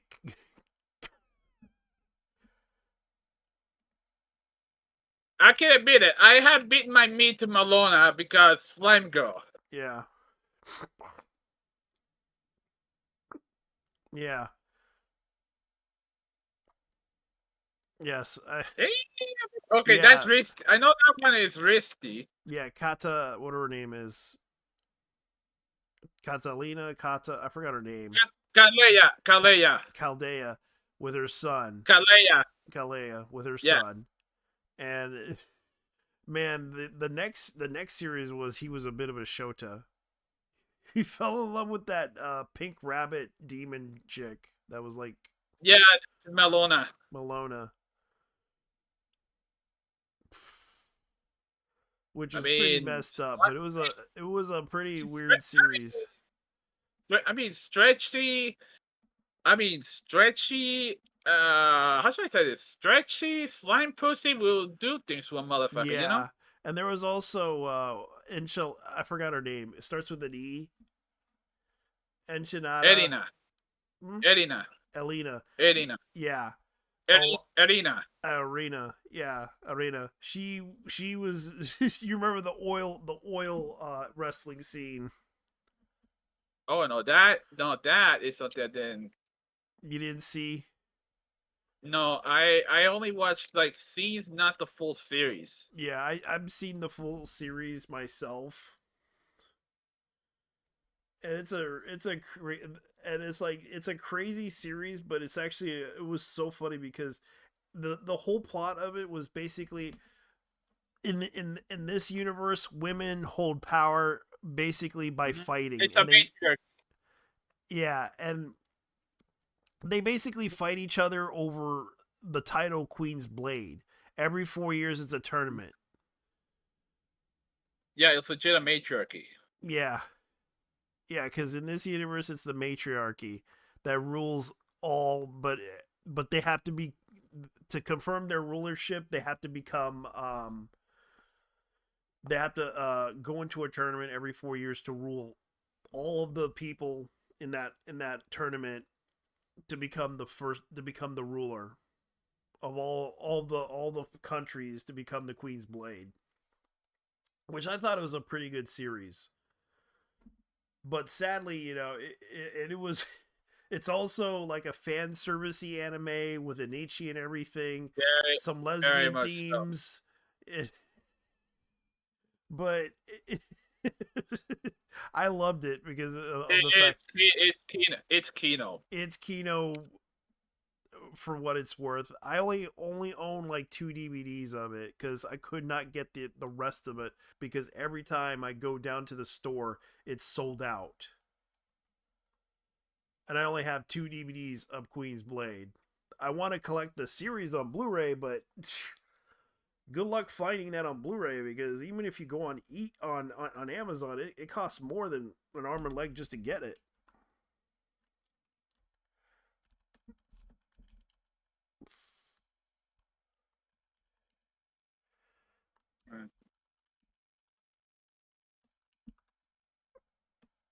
Because the complete series box set for the first series itself is $69, which is not bad.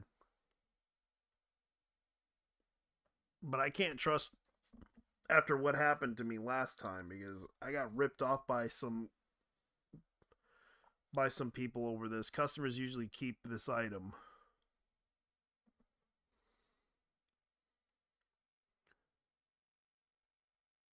But they do have, but it is based on an RPG. Yeah. This is the Japanese version, I believe. Yep, this is the Japanese version of Queen's Blade. And they have several volumes of the Blu-ray.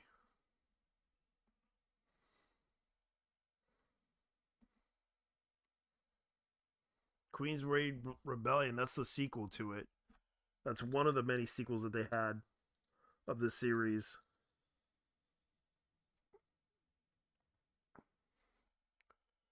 And that's the thing, and it costs like $99 for this Blu-ray set. Which I would like to buy the full Blu-ray series. Queensway Rebel Warriors Collection. 250 You know what's bucks on Amazon. you know what's interesting? The chick who voiced Malona was none other than Lisa Ortiz. I didn't realize that. It was that. It was her. She was going to by an alias name, Lana Cheney,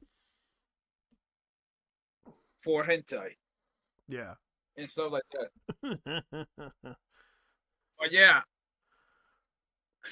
Yeah, of the all the sad part people, about this is like I wish I could buy the Blu-ray series for Queen's Blade, but I cannot find the legit copy of it. Cuz right now Sony owns it, but they don't even want to reprint that thing for shit because of the whole controversy. They could easily just sell it like through another, licensing party to sell it, but it's like the problem is Sony does not know how to monetize their animes very well. Because they could have sold it to a third party and license it to them and have them sell it so that people would buy it, and they would probably reap the benefits of having to sell it. Like, it doesn't have to be on TV. It could be sold only in private, setups in stores. Because I know when I first watched anime, a lot of the animes that were like that were out in the 90s, like for example Tenchi Muyo, it took them like almost 5 or 10 years to be on Cartoon Network, because there's certain animes that were on Cartoon Network that were like in the 90s, that were released in the 90s, that were suddenly put on air. And they were originally sold on VHS, originally released on VHS, and some of them were not mainstream, but some of them managed to get popular because of the fact that they were on TV. And the fact that people want to repeat that, if they don't want that, they could easily just sell it like behind the counter. Like it doesn't have to be sold in stores. Like, it could just be sold online only. But the problem is that if they don't want to show those animes, they could have just went to another company and just sold it there, like they did with, like, for example, the Critical Mass thing. Like, because if they don't like that anime and it's an adult content that they think is too extreme for their image, they might as well just recommend another company to sell it at. And they talked about Critical Mass, but not many people even heard about Critical Mass. And there's also Media Blasters. Media Blasters.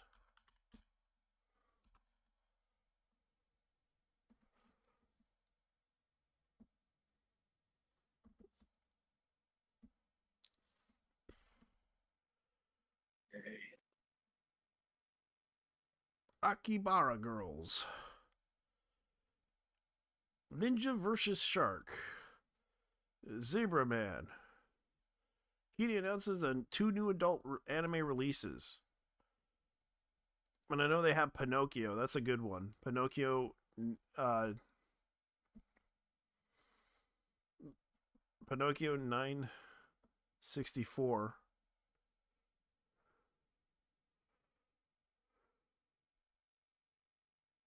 And I've seen that movie before. It's actually a dark movie. Let me see. Storefront, where to watch, where to buy.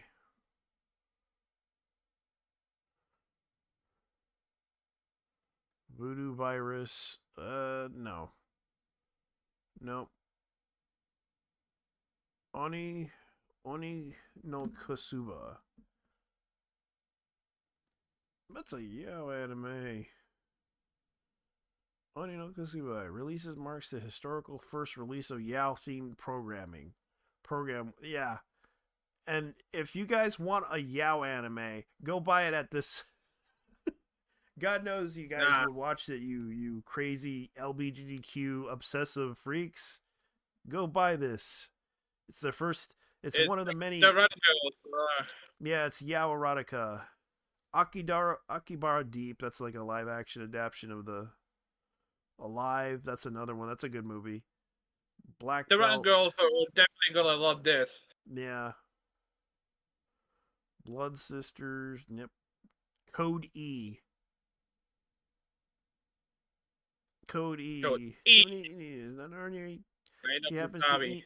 emit strange electromagnetic waves that causes major havoc whenever her emotions run high. Because of this strange ability, she has repeatedly changed schools. Now she has a high school student transfer yet to another school, determined to behave herself so her family won't have to move again, regardless of her natural nervous causes. More cell phone to multitude of in the middle of an experiment.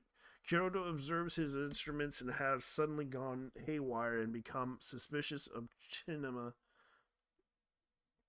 Chinanami. That's her name. Like if I pronounce it, that Kotaro realizes she has an unusual ability. He begs her to let him study her and conduct some tests. A sci-fi romantic slapstick comedy that focuses on Chinema, a high school girl with Nami, electrifying secret. Yeah, which I think that's another one. Death Kappa. Death Stop Holocaust. And there's like Shinobi Girl and Death Trance. Electromagnetic waves. It made your head whatever. Electromagnetic waves. Okay. Yeah. Interesting. I wouldn't recommend watching this Devilman movie. It sucks. It's on Tubi, but it sucks. Doom Metropolis. I know it's an okay anime. Ikenin, that's another good one. And you can watch it on BRV and Tubi for free. And you can buy it on Amazon. Ikenin is actually on Blu-ray. I highly recommend collecting it. Cause it's like it's basically big booby anime. Doom Megalopolis. Yeah. Aiken. Okay, Gakiku in Heaven. This is basically just like this is like I don't know. It's like I forgot what it's called. Gakiku Heaven is kind of like it's a Bishonen anime. Pretty boy anime. That's basically what it is. The Aiken Club. Yeah. Gakuen Heaven. That is High School Girls. That actually reminds me of something. Grenadier. I actually have the DVD of this. Beautiful Grenadier. Grenadier is actually a really good anime.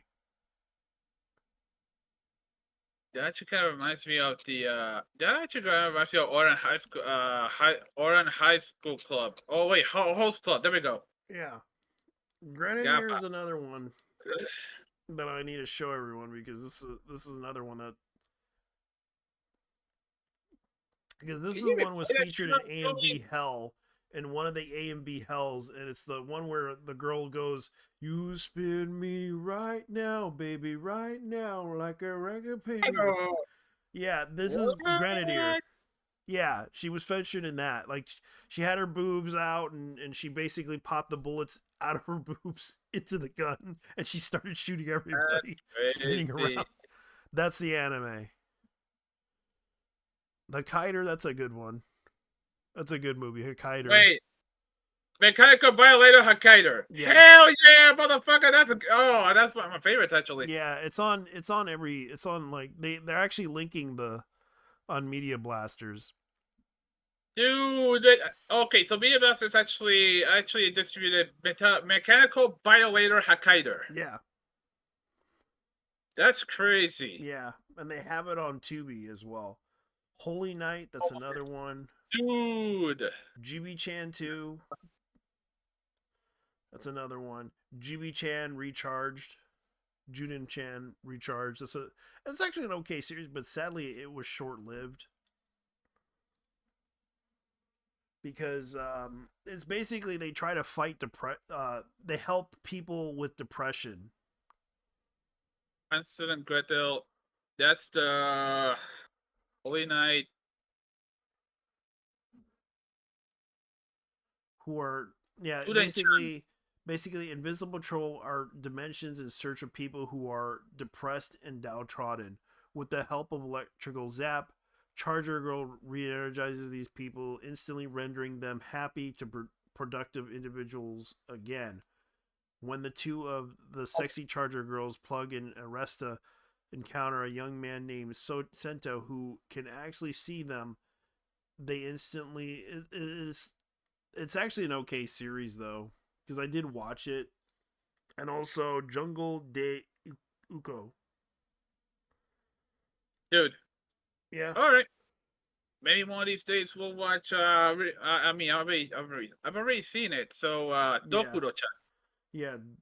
Dokuro-chan. Jungle. Yeah, there's a Luncheon lot of Angel, Dokuro-chan. yeah. Holy. And Jungle de Uko. Jungle de Iko. Okay, that one. Oh my god, this web page looks like it's looking in the late because they're 80s. pretty old. They've been around. Media Blast has been around since the 90s. Yeah, but I meant the the website. They haven't updated the website since the 90s. Kite Liberator. But at least they link you to the places where you can buy it. Ladies versus Butlers. It's an okay series. Oh, I kind of heard that one. Yeah. It's a bit of an ecchi series, but it's okay. Ladies versus Butlers Undressed Edition. Too lewd for you. Oh my god, not this one. Lust of the Dead trilogy.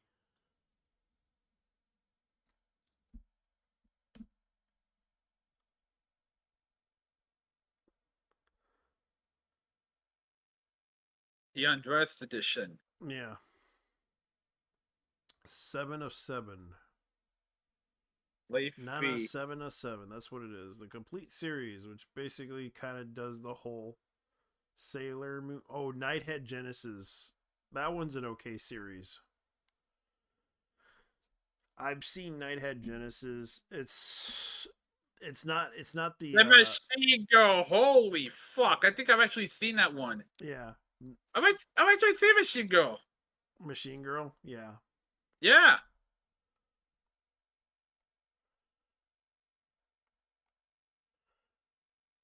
Yep. Machine Girl's pretty interesting. Yeah, it's basically Single K. SKL. Yeah, Machine Girl basically is about a girl who develops what is called well, okay, these are mutants called engineers. Mm-hmm. And they develop their bodies become weapons. They're pretty much living weapons. Psycho Gothic Lolita. That's funny. Ramen Fighter Miku. Rio Rainbow Gate Reshuffled. Oh god, that anime. I like that one. It's basically to promote that like casino game. That's basically what it is. It's Rainbow Gate Shuffle.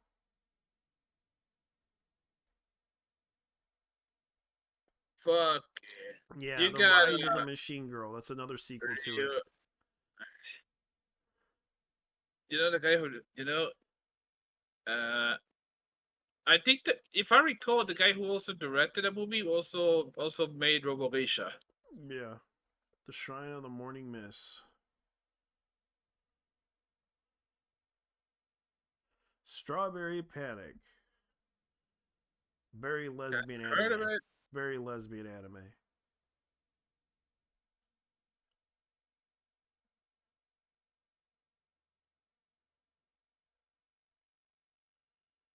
Tokyo 10 Warriors. 10 Tokyo Warriors.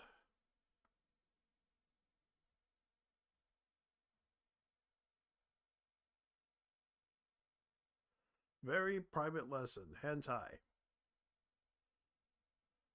I'm gonna ask you to link me that page Sure. for scientific reasons. That's fine.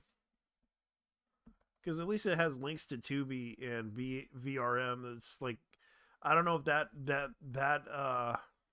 oh yeah, I forgot VRM got bought out by Crunchyroll.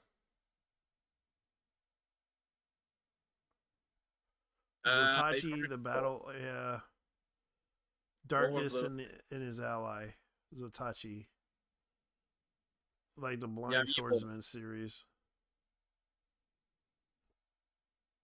Zemrem, that's another one. Sorry, the video does not exist. What? I'll link the website so you can go ahead and look it up. Satoichi, the Medieval, blind swordsman. yeah. Let me link it to you. All right, here you go. Here's the website so you can check it out. Um, Because they haven't updated this thing. It's like they haven't updated it since the 2000s.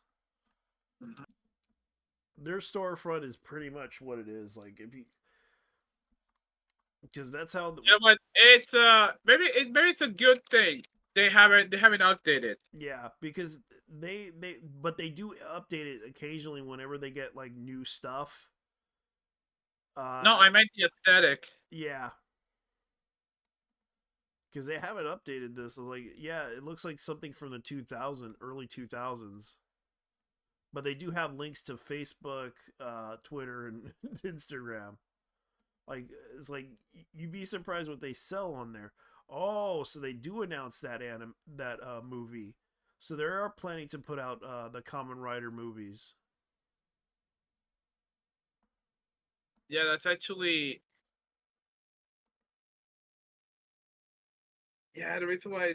Yeah, I actually did the aesthetic. It's like it's it's like it's frozen in the year 2007, Yeah, and it doesn't have that bullshit Memphis corporate thing to it. So yeah, yeah. They basically independently distribute things based on how much money they have for it. They're a great company. It's just they haven't been active since then.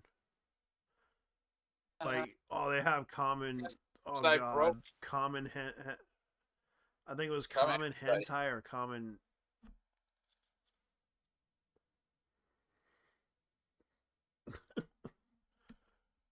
Oh, they got that one. Jesus Christ. They even have some of the hentai. Ranchi Road to Redemption. Anime New Jersey. Yeah, they basically were showing some stuff from Anime New Jersey. Ghost Samurai. Murdering Melf. Doom Megapophagos The Last War. Jesus Christ. Yeah, like I know Media Blasters also did some other animes. They do have some popular stuff too, but they probably only sold a few things and that was it. So hopefully they sell it. Anyways, how's it going, everybody? We're just talking about anime. If you guys are interested in talking about it, but we're just showing some weird ass stuff. You can follow us on this. You can follow me on Twitter on JT is not cool. By the way, we talk about some. I have some unpopular opinions about anime. That's basically what I I had do. I had a Twitter, but I got rid of it 4 years ago and never Yeah. looked back.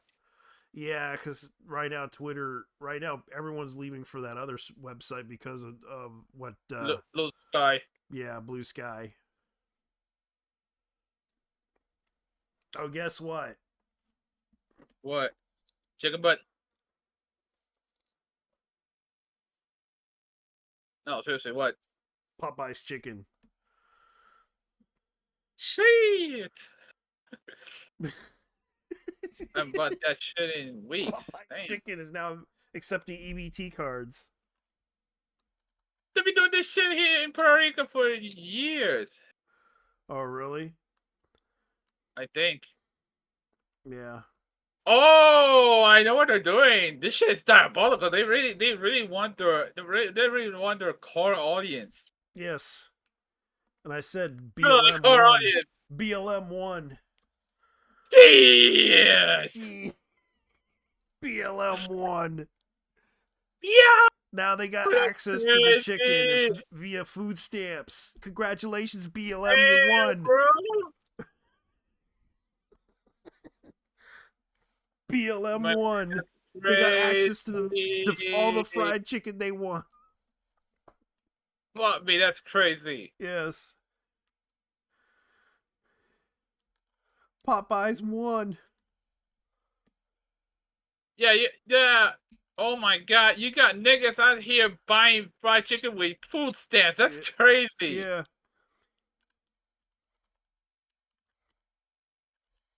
Yeah, boy. They be eating good tonight with food stamps. Hey, shit. Yeah. Oh man. And you notice that's all the white crazy, people are buying the food, all the chicken. White That's people are crazy. eating all the chicken via food stamps, son. Damn, the rednecks are gonna be happy too. Yeah. They'll be eating all that fried chicken tonight. I mean the white trash. Yeah. You know, I just realized why I like the price at Popeye so much. Yeah. Tallow. It's They're because using tallow. it's because their chicken's pretty good. I actually went there before. Even their rice is pretty good. Their rice and beans. Their Rice menu and red beans. Like, their menu is slightly different here. Yeah. It's not just KFC prices. Popeye's chicken risen so high to over $50 for 16 pieces of meal. I have bought I think it was I have actually bought a 12-piece combo. Yeah. It set me back, and I am not kidding when I say this, $40 with sales tax. Yep. $40. And they're raising the prices on food stamps now. It's like $50 per meal for 16 pieces of chicken, man. They're trying to oppress the black community by giving them access to it via food stamps. Dude, the thing is, and look what they're saying here. Collects EBT now. CIA is getting XP from the lobby now. My God. Nigga. Popeye's accepting EBT? Ronald Reagan has never been up before. You can imagine this would happen if Popeye's accepted food stamps. Popeye's accepting EBT? I need a food stamp plugs. Man, I just learned in New York Popeyes is accepting EBT now. Reagan is laughing from hell. Yeah, all the black communities laugh. The black community is just like, it's literally the only EBT. Only the EBT. Purchasing Kyle holders are eating Popeye's chicken now. Not to mention, it makes me I and everyone I know feel like shit after eating it now. The only thing I could eat there is the sides now. Even they got 50% smaller for more money. The whole, inflation, bro. yeah, the whole company is surviving off of EBT, and it's not even funny.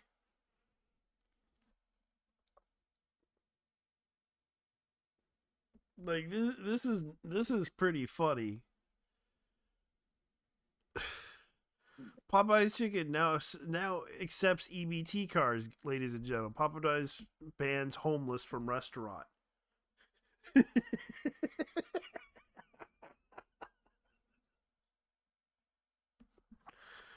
Yeah, Popeye it's doesn't take EBT. that, You can't buy any prepared foods with EBT. For instance, yeah, at a gas yeah. In station, Puerto you can Rico, buy. Yeah, yeah, in Puerto Rico, you can't actually do this. You yeah. can't actually buy prepared food with EBT. I mean, Unheated should breakfast should sandwiches should with even EBT, but you can't buy the same sash if they're already heated. It so basically you're getting leftovers.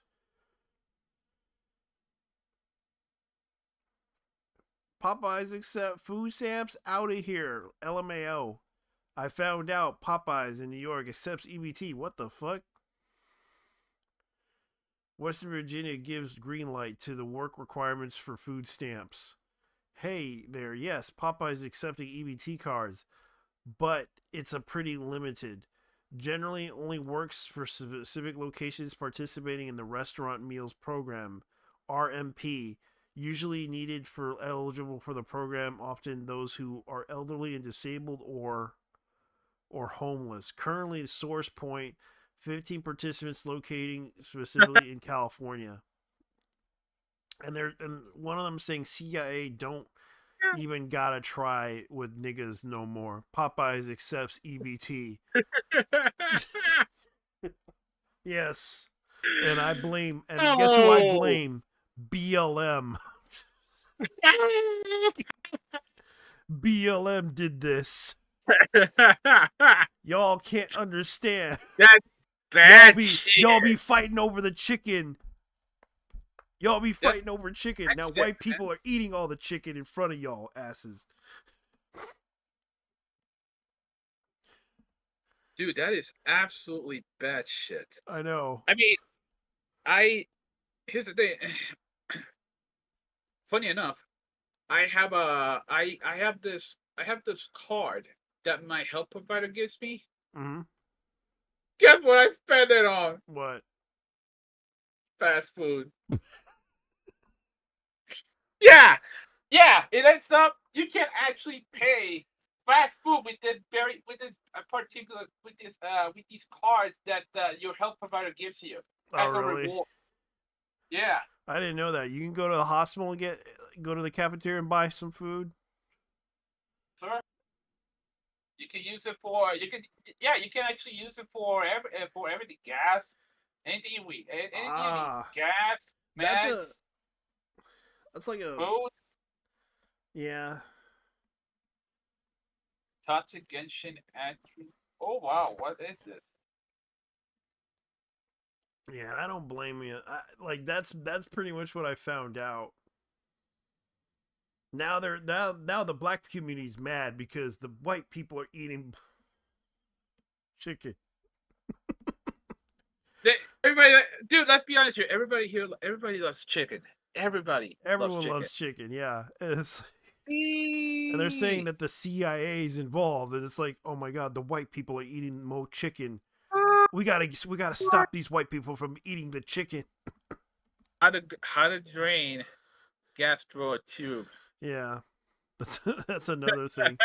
Oh yeah, now McDonald's is selling these things, and this is in Japan. The Minecraft movie stuff. Oh yeah, my nephew has one of those. It's Yeah, the birdie one. Oh wait, theirs is a lot different than ours. yeah. Oh, it's a fucking playset! I haven't seen that shit since the 90s, though! Yeah. Why can't Dude, we I get stuff like that? fucking I hell! know. It's like we can't I haven't come seen up with something since the fucking 90s! That's insane! Yeah. It's like a little cube that you can open up, and there's the figure, and also there's a map of where you can play at. Comes in a little cube. It comes with a figure. It comes with, like, this is actually pretty interesting. These Japanese happy set toys are crazy. I know. It's like, what the heck were they thinking? Oh, yeah, here's another thing. Some girl made a Minecraft, like, okay, Dubai chocolate cake with Cocoa Crispy shells. And she painted them green with, I don't know what type of, That is pistachio. yeah, by the looks of it. Yeah, it's pistachio mixed in with what's the name of this shit? Dubai chocolate. I mean that is usually filled in with pistachio. Dude, that shit is expensive as fuck. Yeah, and this Dubai girl, chocolate. Dubai yeah, chocolate. At a gas station I went to, a bar alone will put how should I Dubai say this? Yeah, a bar alone is like $20. for Dubai chocolate. What the fuck is in that bar in order This to chick tell actually get is. me to spend $20? This chick is. This is the chick that bought it. Like, I think she's like a content creator, but she's like, we can tell like she Okay, has like all these Pokemon cards and everything. okay. So what is special about Dubai chocolate? It's made from milk chocolate. And it's filled with a sweet cream made with pistachios mixed in with finely chopped kadayif and tahini paste. Yeah. The presentation of pistachios varies between a paste and merely finely ground. Yep. This chick made it. $20 fucking dollars. So Yeah. this was created by Fitz Desert Chocolatier in Dubai. Branded as can't get kanafe of it. Yeah. Twitch Can't Arasaki get is the kanafe of it. Arasaki is the chick that did this, and she's a part of Ariasaki. United Talent.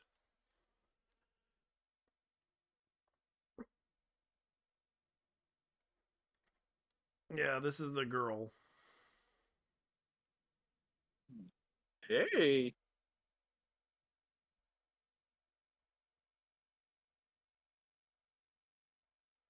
And she made like a Minecraft inspired cake with Rice Krispies and such, which I think is interesting though.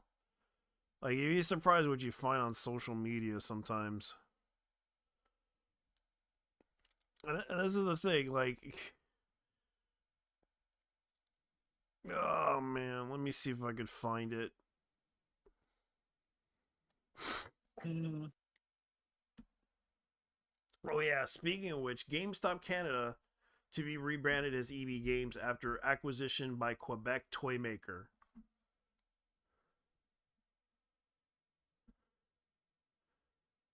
So this is by the Canadian, like right now, GameStop Canada to be rebranded as EB Games after acquisition by Quebec toy maker. The company said that in February, looking to sell the Canadian arm of reevaluation of assets.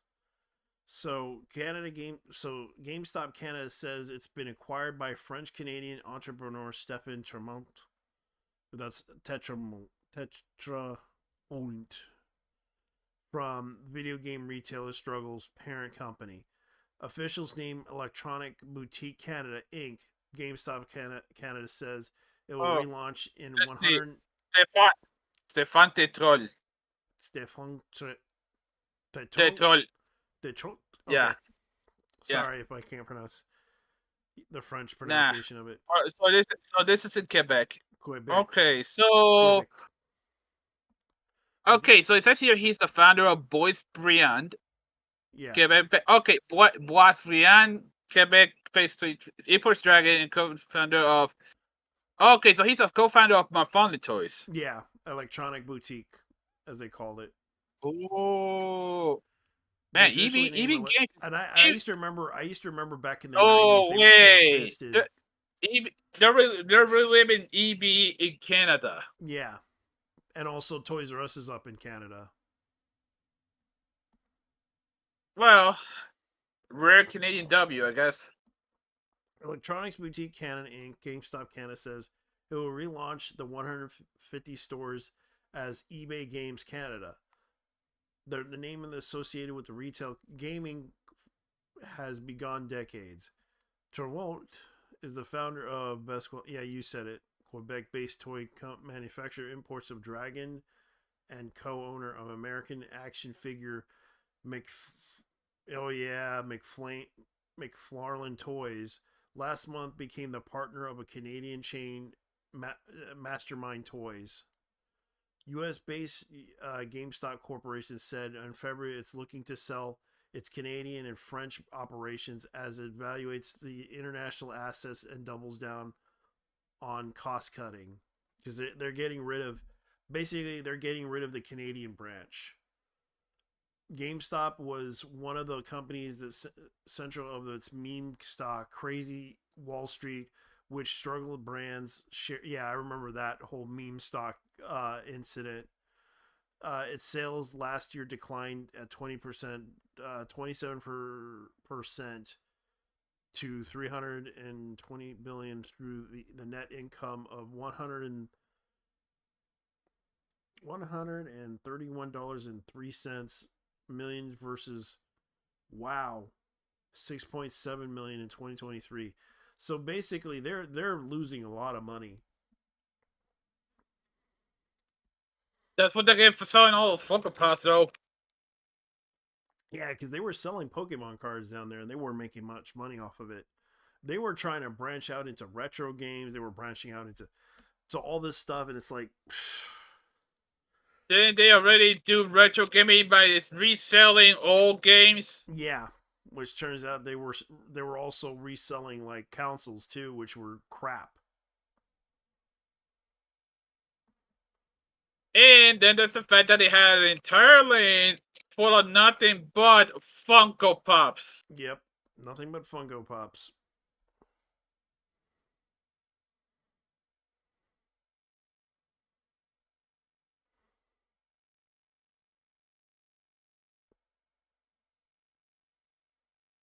Maybe I should talk about this. Should I talk about this? Hold up. Maybe I should talk about this. And I know where you can get this toy. It's on eBay. And I talked about this. Juicy made life-size sex doll of Tifa. Yo. For $3,400. Mm-hmm.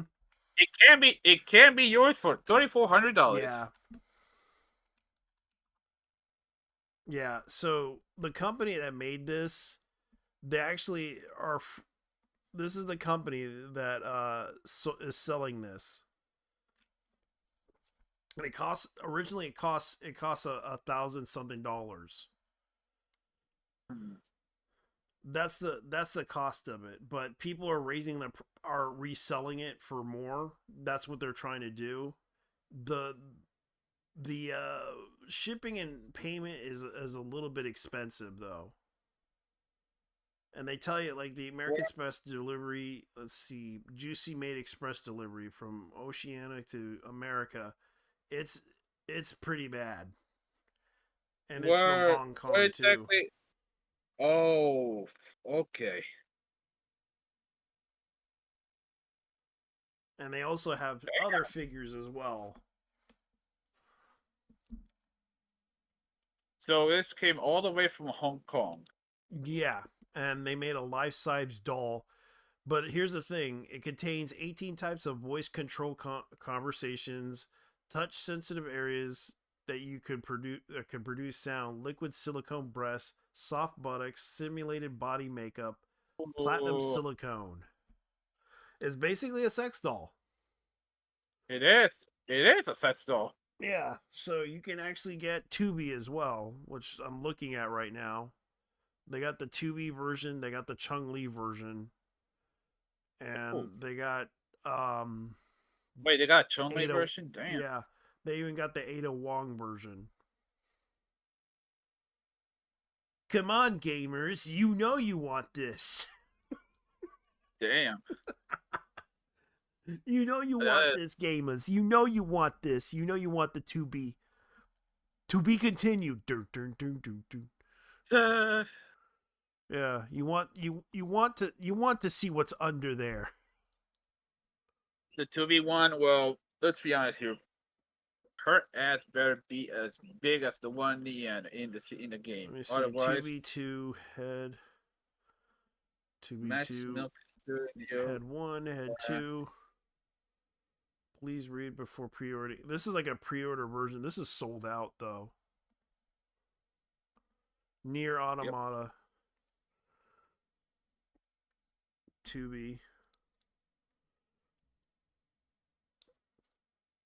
Oh, and they even have an adult version of the what you would call it. I know who this is. She's a JAV star. She's really cute. See, she's a JAV star. That's who this is. I recognize this girl, and she actually has Oh, a nice. Amy Fugata. Yeah. Oh, that's Amy Fugata. Fugata. Okay. Yeah, Ami Fugata. And she actually has that. She's somewhat cute, but she's kind of like skinny busty.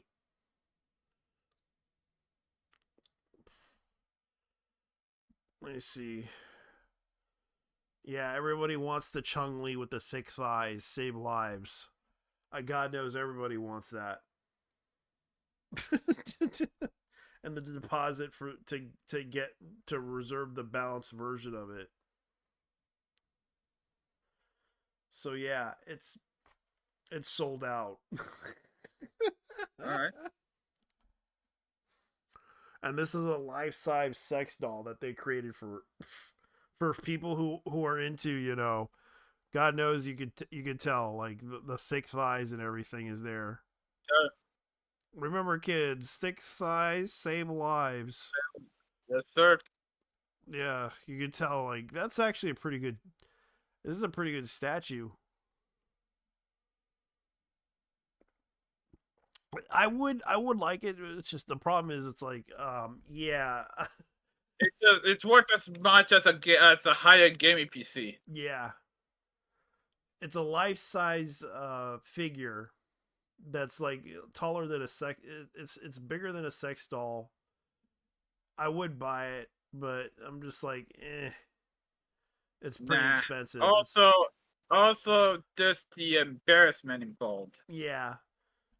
It's a mannequin that you just can, and yes, it can talk and everything. It has social cues that you can talk to. Frames, 14 metal joints, 18 types of voice control conversations, touch sensitive areas that can produce sound. Good lord! Imagine. Okay, so I'm guessing the extra $2,000 is the tariff because this is coming straight from Hong Kong. Yeah. Or Taiwan, if that's the company. No, hold up.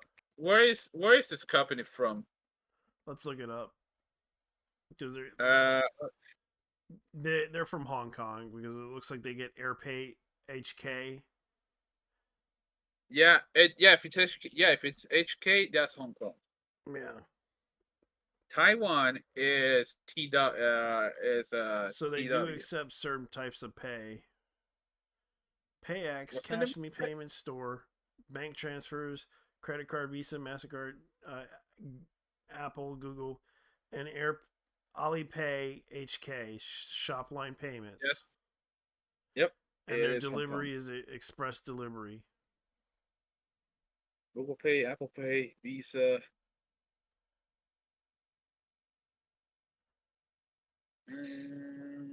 Yeah, looking at this is.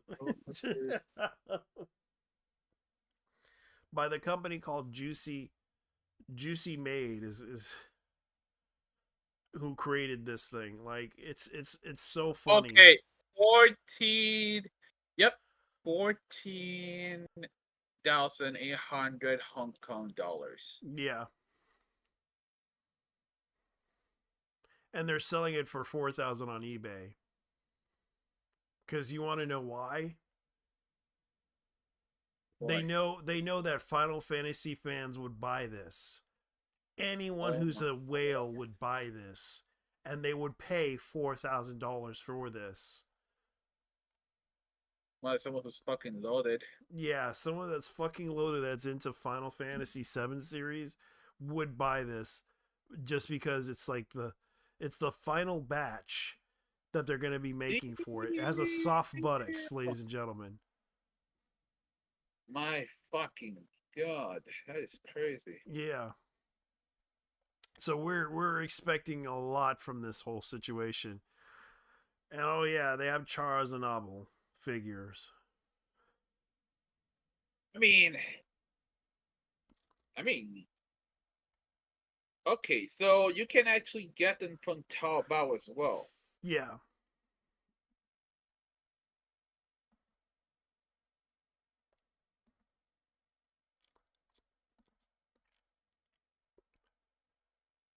Very formal with joints. I mean, girls gotta have the girls gotta, Yeah. okay, where is this? eBay? They Oh wait, they they they are really they're really showing it. Like yes, you can even see that it has feet. quite detailed for what it is. Yeah, you can see right here it has feet, ladies and gentlemen. It has feet. Rubbery, but Zero it has zero. feet. Has hands. It has a navel. It has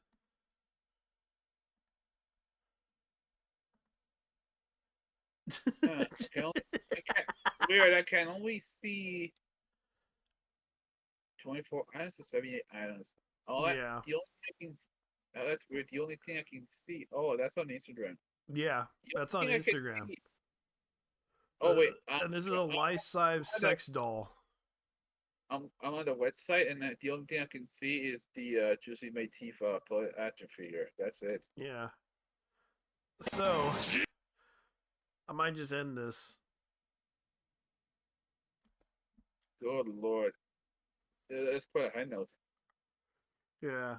Okay, Okay, I'm browsing from the. Okay, never mind. I'm browsing from the Chinese Allah. hobby toys. Juicy May. Let me see. Mm-hmm. Hobby toys. S SGD Studio. SGD Studios. That's the one. Yeah. All right. So that is not milk. Oh, that's an action figure. 73 centimeters tall. Yeah. Let's see what else these people have. Okay, they sell card games. They sell watches. Oh, they sell watches too. Oh wait, watch series. Oh wait. Oh, they're watches. They actually have watches. Damier. Never heard this fucking brand. Damier. Jubet. Limes. Yeah. Lame. Okay, let me guess. This is a. Okay, they got a Transformer series. Artist Toys by Javier Okay. Calleja, Jaime Sorayama, Cesar Piet, Billy Corbett. I'm gonna bring up something about the VTuber drama that happened. So I'm reading Cinder. I'm reading like Powder's thing. She kind of does have a point. And I'm reading this introduction. Reading the DMs in order without emotional tone from an individual docs. You may gain a different perspective of the situation. I have reviewed the documents and the videos to create a timeline of events. I wish to review the individual documents. They are located on the left under tabs because she kind of did this in this way because of the fact that she points out the issues that she's criticizing here about the whole situation of of the Nanolith leaked the DMs between herself and Redact to Shy Lily. The DM was about Shy Lily. Nanolith leaked it in additional DMs to Shy Lily, which contained conversations between Nanolith and redacted discussions of other clients. Shy Lily's video. Shy Lily encourages Nanolith to share these DMs with others, particularly Bao, who was mentioned in Shy Lily's video. Nanolith agreed to show it to others. Shy Lily reached out, and this is like the date that happened, 4/12 of 2025. 4/18 of 2025, Shy Lily reached out to Bao to talk about what was happening, but was asked to wait by Bao because she was getting surgery very soon. Bao's video.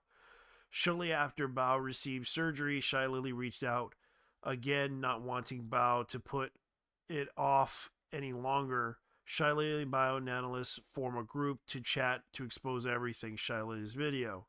Shy Lily and Bao and Nanolith discussed the possible solutions and decided to make a Google Doc. Bao was told many times to include private information about Cinder being in a relationship. Bao was put in a position to speak up, or no one else would. Bao's video. Bao left. There was no choice but to believe the doc. And these are like the dated on the date, 4/25, and that's the next one that we're gonna be reading. Shiley and Bao now decided to sleep on the idea of one night with Shiley's video. So they kind of do the stamping of it. 4/25 of 2025, Shy Lily and Alice and Bao make a decision to post a doc publicly on Twitter at the point where Cinder and Redacted contacted privately. Nano released the doc, Bao released the doc, Sack and editor. So basically, they planned this. Fuck off, for real. Yeah, they basically planned this, and Powder kind of pointed out the issue. Cinder released a statement on Twitter removing her manager from his position. Source: Vampire Peaches claims Cinder's manager is also her boyfriend. Renee released a doc. Spite released a doc. Silvervale released a doc. Cinder released an apology. Bao quote tweets reacting to the apology. Shiloh replies to Cinder the apology. So the DM's chronological order. The source and analyst doc section damage control despite Spite's doc. So Nanolis unfollowed is the unfollow is weird. Yeah, so it's like that. They're unprovoked tweets from her. I didn't copy anyone else per my design. Redacted claims the VTuber copying Cinder's brand. Spite claims she is a VTuber being talked about. This is the only time Spite is mentioned. So they point out the it's more like wanting her to recognize Cinder, even though it was literally doesn't matter. It feels like there's an unspoken competition between them, like they need to one up each other because Silver can't get along. But I also understand her point of view. A new VTuber who people say looks and sounds and acts like you because becomes just as successful as you in a year. If she did recognize Cinder as an equal or a friend, then wouldn't be like that she was endorsing her copy, or like I've seen some people say in her replacement. They share a lot of the same audience too. So he kind of points out about Silvervale, and it kind of does. Redacted wants Silvervale to recognize Cinder, but understands why Cindervale wouldn't. Redacted claims that Silvervale is watching what Cinder does and copies her. Redacted gives an example of the spinning figure GF, which Cinder used it on stream before and Silvervale did.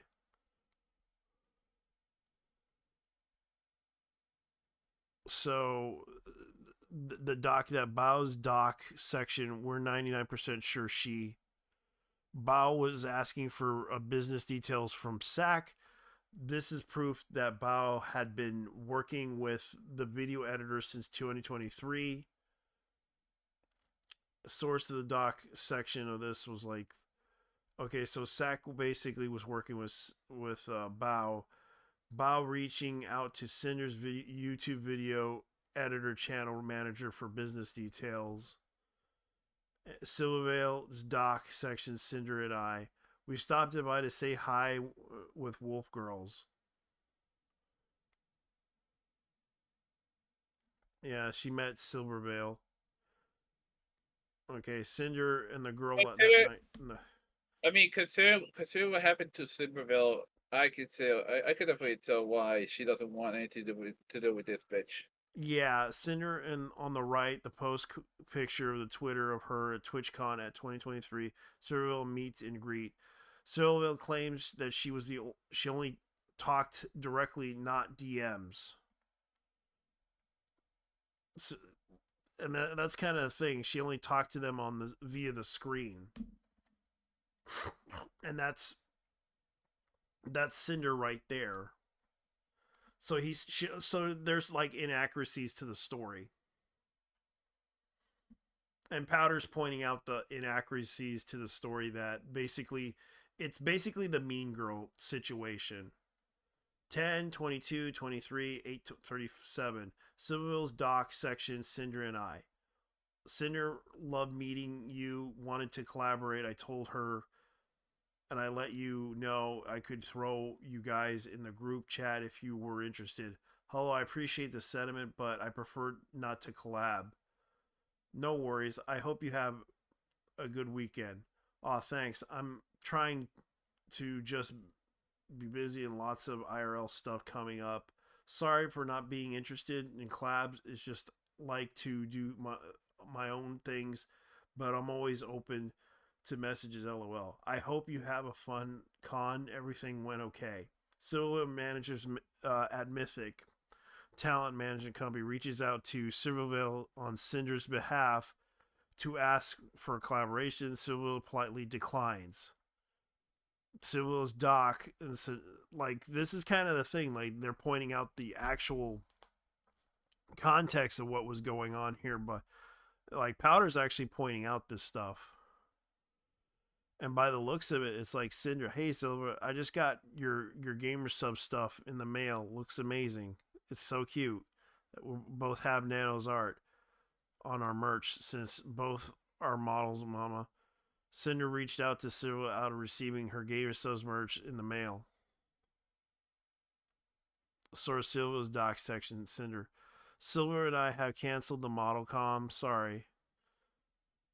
So this is kind of weird. Silver and I have canceled the model comms. Sorry, my manager told me that I have to cancel most of the comms. Impossible, health reasons. It's been working too hard and it's getting to me. Really apologize for the inconvenience. I was looking forward to it so much. I love your art so much. I've been so okay. So this does seem like kind of pointing out the issue. Nanolis reaches out to Silverville, canceling her model commission due to health reasons, but was open to doing other art commissions. Nanolis claims she worked on Silverville's model sometime next year. Silverville is upset, but understands the reason for the cancellation. So the redacted sends DMs to Nanolis expressing that there's more Nano babies. Model client has become less special to be. Okay, so that's a redacted. Nanoless doc section, damage control, also Silver's doc section, Cinder and I. So Nanoless doc suggests that Cinder and Redacted have an obsession with Silvervale. This DM is part of her proof. So source Nanoless doc section concerning my work and models and team. And this is on the 11th and 25th, and this is like 10 a.m. Okay, so it refers to the DM on 11/17/2023. Okay, Nanoless And I'm just looking at this. I know this is boring shit, but I'm just trying to see what the context here is because of the fact that she's trying to point out that all the people involved in this that are going after Cinder and then trying to go after because they planned this. They actually planned this out pretty well just to show this is all performative by the looks of what Powder's pointing out here. Nanolis says she doesn't want Cinder to be her solo model client. She doesn't want to sacrifice other client projects just for Cinder. Redacted apologizes for giving the impression that they wanted Nanolis to only work for them. Cinder redacted. Redacted understands Nanolis' desire to continue working with other people, and they cleared up some of the miscommunication. Redacted and Nanolis want to continue working together in the future. Nanolis tells Redacted that she wanted to be transparent with both sides, Cinder, Silverwhale, potentially other clients. Redacted asked Nanolis if she told Silverwhale that she canceled her model because Cinder nonetheless told Silverwhale she canceled because of health issues. See screenshot 11/17/23. 11 redacted apologizes to Nanolis again and reinforces that they Redacted and Cinder don't want to make Nanolis feel like she was forced to work with only them. And let me see.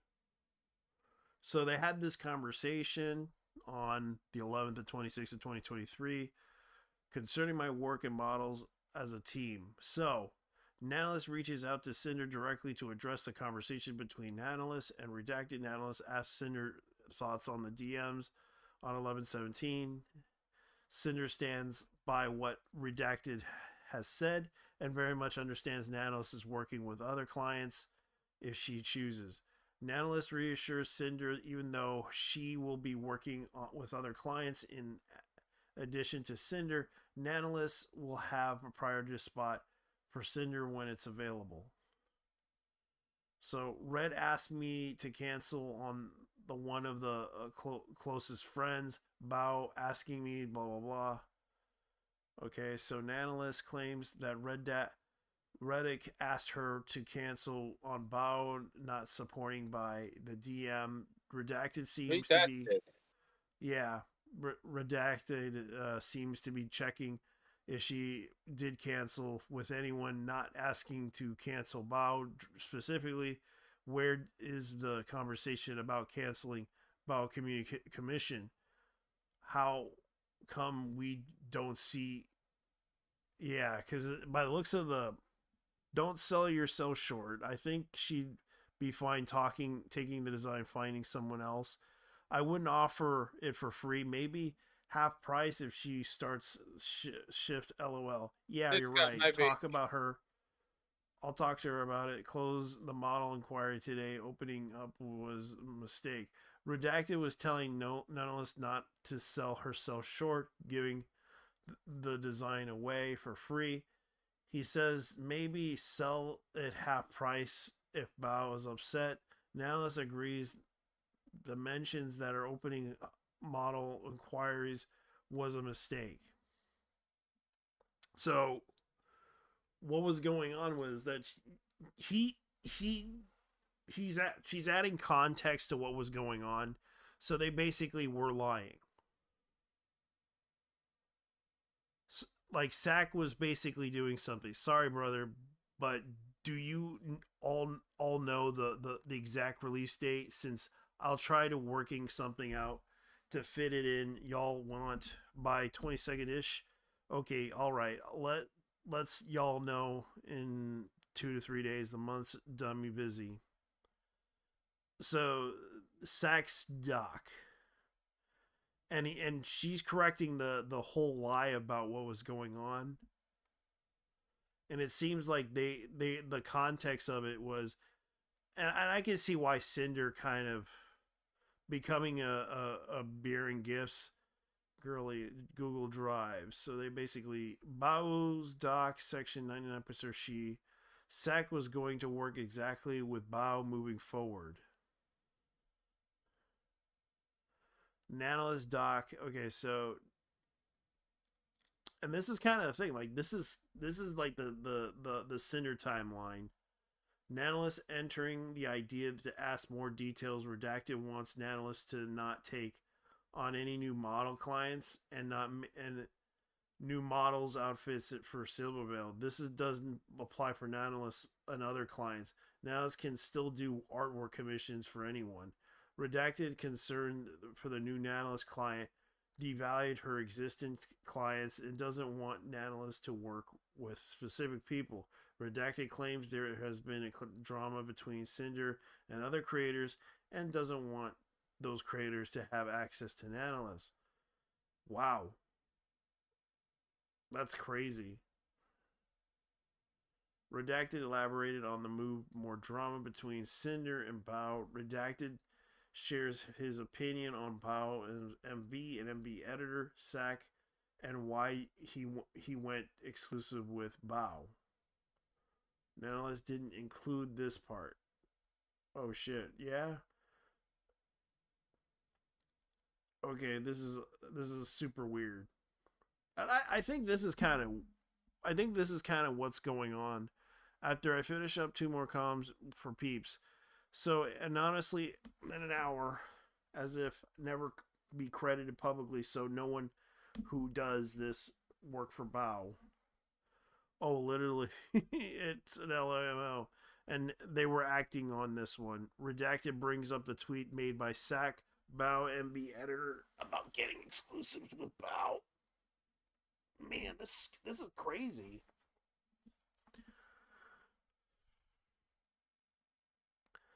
Yeah, so the redacted claims Bao after redacted Cinder. This is crazy though. So basically he points out like there's more context to this. So there's a gap between conversation between redacted and 8:45 redacted and 9 p.m. Why was this left out? And you can see right here, what about we can pay blah, blah, for you. You don't have to discount it from the next payment. We will continue giving you lots of model work. I think for right now, but didn't work. You didn't work for with Bao or Silva at all again. Models are art. I don't think you ever done anything with Bao or before. We also have another GS label if you to the AFK.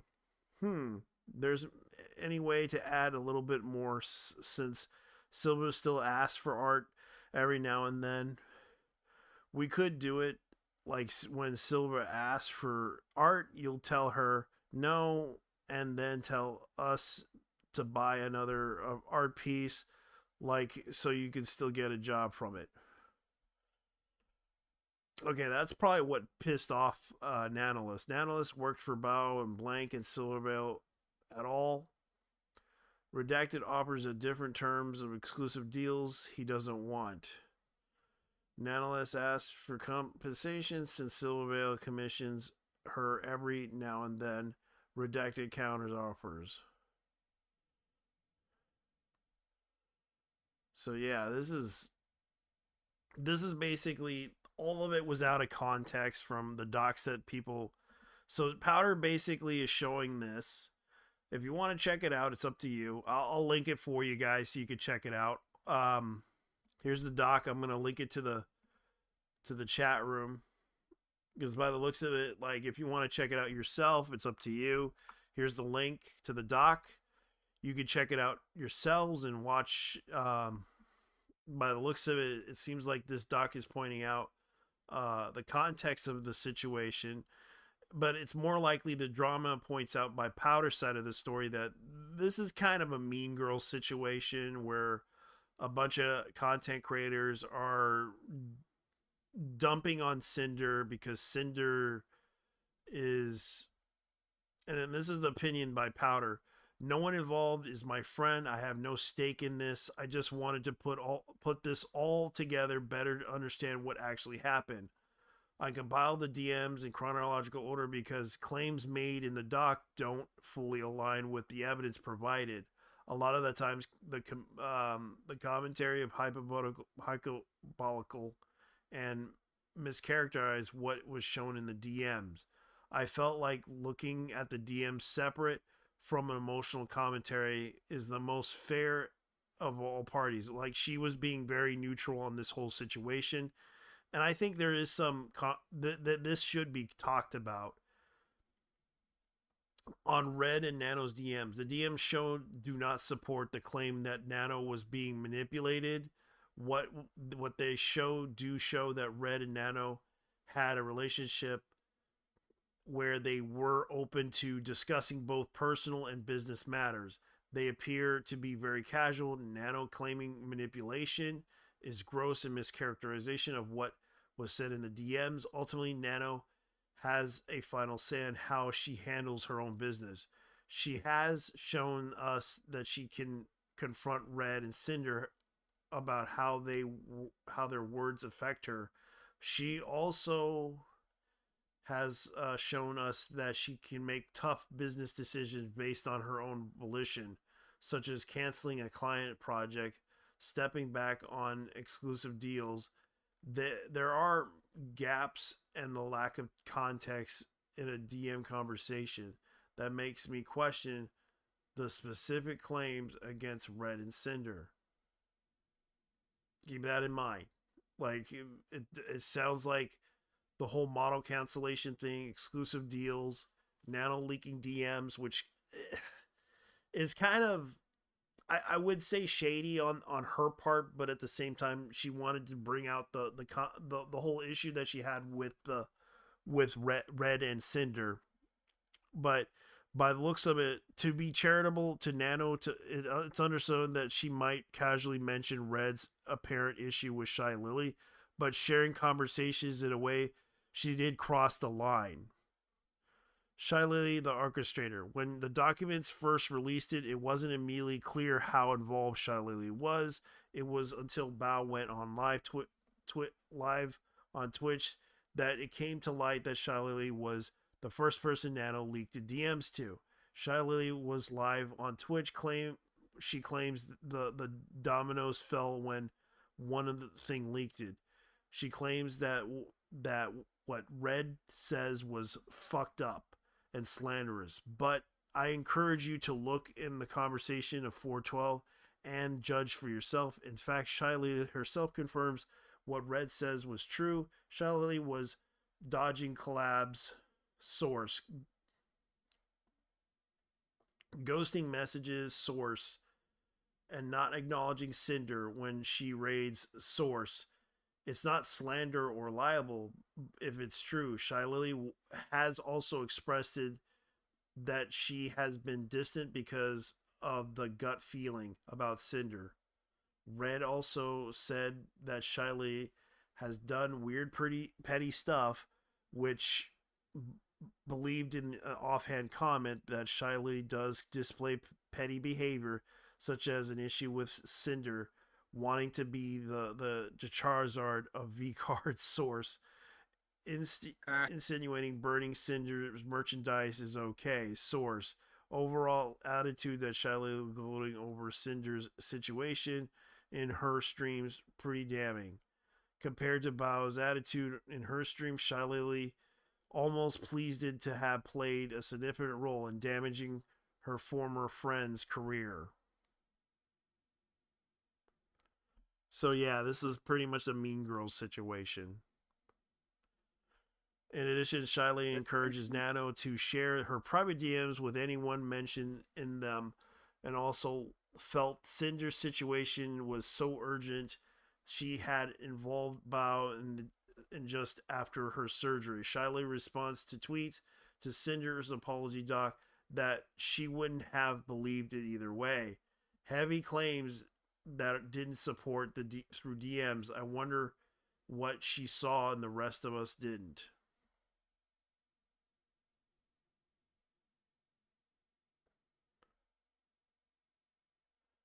Bao. I believe Bao was put in a different position, pressured by others, and released the document under impression.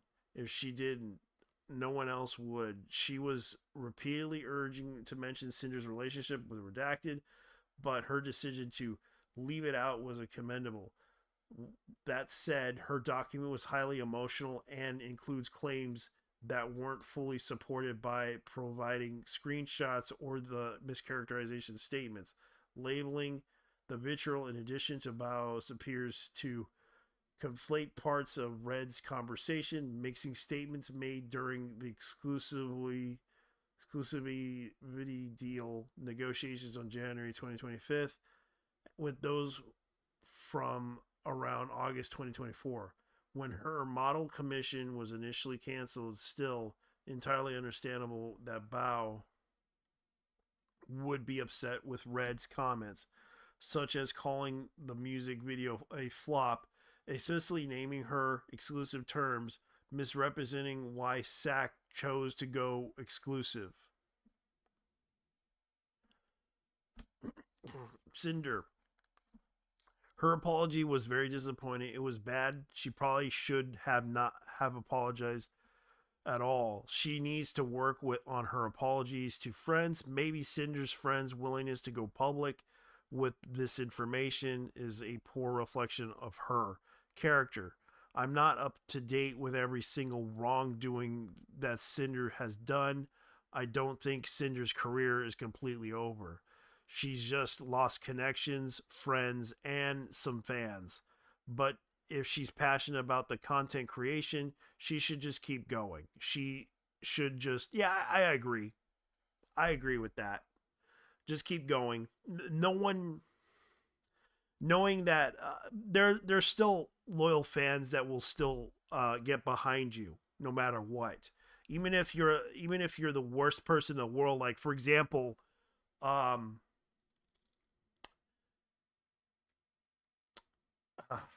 starts with an H. Haas. Yeah, Haas. I can't pronounce his name. Hassan. Hassan. That's a bike. Yeah, he still has fans. He still has fans, even though he is like the dumbest scumbag you'll ever meet. Well, he's out here with Bosch. Yeah, he's out there with Bosch and everyone else that's a scumbag. And everyone calls me a scumbag, but I don't really give a shit anymore. Cuz I'm invisible. I mean, at least you don't sympathize with terrorists, unlike Hassan. Yeah. And he's plotting to kill the Jews. with his $1 million. Nah, I'm just joking. He's not gonna do that. It's just he kind of supports Palestine, and that's understandable. The problem is that he doesn't have a lot of information about what goes on in Palestine, and I even follow some of the stuff that happens in Palestine. Like, for example, the let's just say what happened there was an incident that happened years ago with the Palestinian prisoners of war. They were getting sexually violated from behind. And he never talked about that. He never heard of it. I'm assuming he probably denies that ever happened, but he probably will know what he could have used that as ammo against Ethan Klein, but he didn't. Because he has no clue on what goes on in Palestine, because the UN reports on what happened in Palestine. The thing is, in the case of Hassan, Yeah, the most I can say is that the guy legit thinks that oh, good God. Because that whole debate with Ethan Klein kind of like made him look bad. I mean, more than he usually is, yeah. Yeah, because it's like, dude, you had every fucking opportunity to have ammo against him, but you blew it. That's the thing. Like, but you went after his wife, which she kind of doesn't talk. Like, I noticed she doesn't talk much about her past in the IDF. Like, Yeah, I don't and it's like, you harass his wife, he's going to defend his wife. Of course he's going to do that, because that's his wife. Yeah. That's his responsibility as a husband. Of course, he's going to defend her and his whole family because you tried to hurt his family. I don't like him either. But you should point out the issues with Palestine. Like you should point out the issues with what the IDF has been doing. But no. You just stand there like eating your freaking Pop Tarts and Cheerios, and just go on watching YouTube videos and don't even research some of the shit that happens on there or check any of the news that was on there. And it's like, damn, that's sad. And he was like drinking. The funny part was he was drinking Dr Pepper, which was like a no on the list of things you shouldn't be using as a product. Oh wait, it was Coca-Cola. Coca-Cola. Yeah, but he was drinking Dr Pepper. Yeah. Yeah, it's also by Coca-Cola. Yeah, it It's a was a byproduct Coke of. product. Yeah, but the funny thing was he drank that, and that kind of turned him into a that and that also the fact that like Ethan even trapped him on that whole you shouldn't be paying taxes. If you're willing to not pay taxes and go to jail, then why are you paying taxes?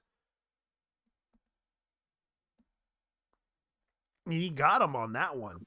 That's what ended the whole debate.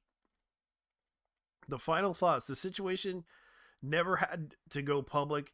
It could have been settled privately. If Nano and Shy Lily went to Cinder redacted privately, they might have reached an amicable solution. From what I've seen in the DMs and from watching Shy Lily and Bio streams, this seems serious enough to justify a massive public shaming campaign.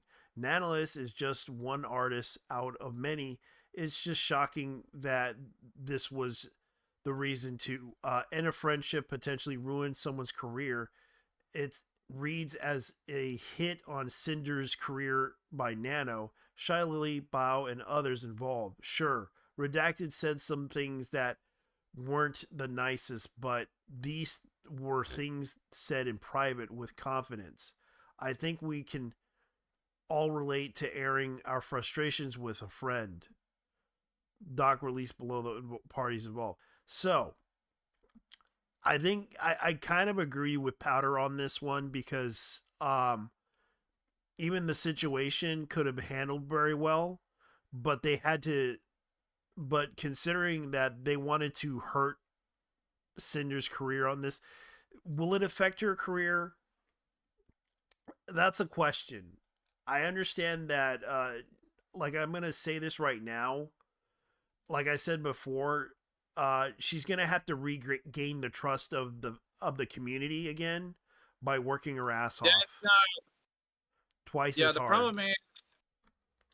the problem is some people don't apologize Yeah, easily. People don't forget like, anything like stuff like this. yeah. I wouldn't So forget stuff like this. Cinder pretty I much ruined her own career, but she can still fix it up.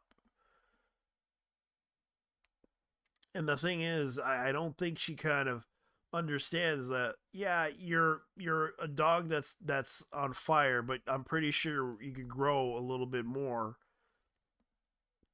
as a person and just continue streaming, continue doing your thing. If people make fun of you online, just tell them, look, I'm not. This is basically like even and I even heard it from somebody that explained it that this is a mean girl situation. This is what Pipa even said. This is a mean girl situation, and she kind of looked at this far away and realized, yeah, this is a mean girl situation. They could have handled this differently, but I don't.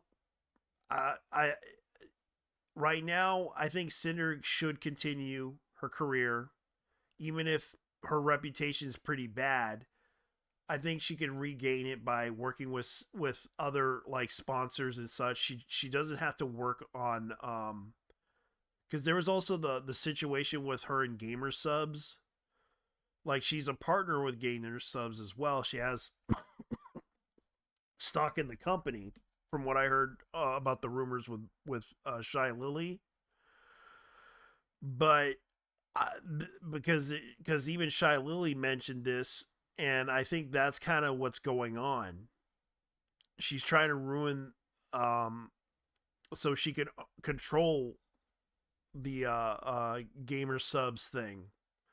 But I'm not gonna try to go after Shy Lily over this. I don't want to go after any of them, because I understand it's their business. It's what they're trying to do. And the fact is, this is what I would agree to say. I hope, Cinder, you come back, and I hope, Cinder, you regain it via merit by yourself. Hopefully you can soldier on. Good luck. Hopefully you'll find yourself again.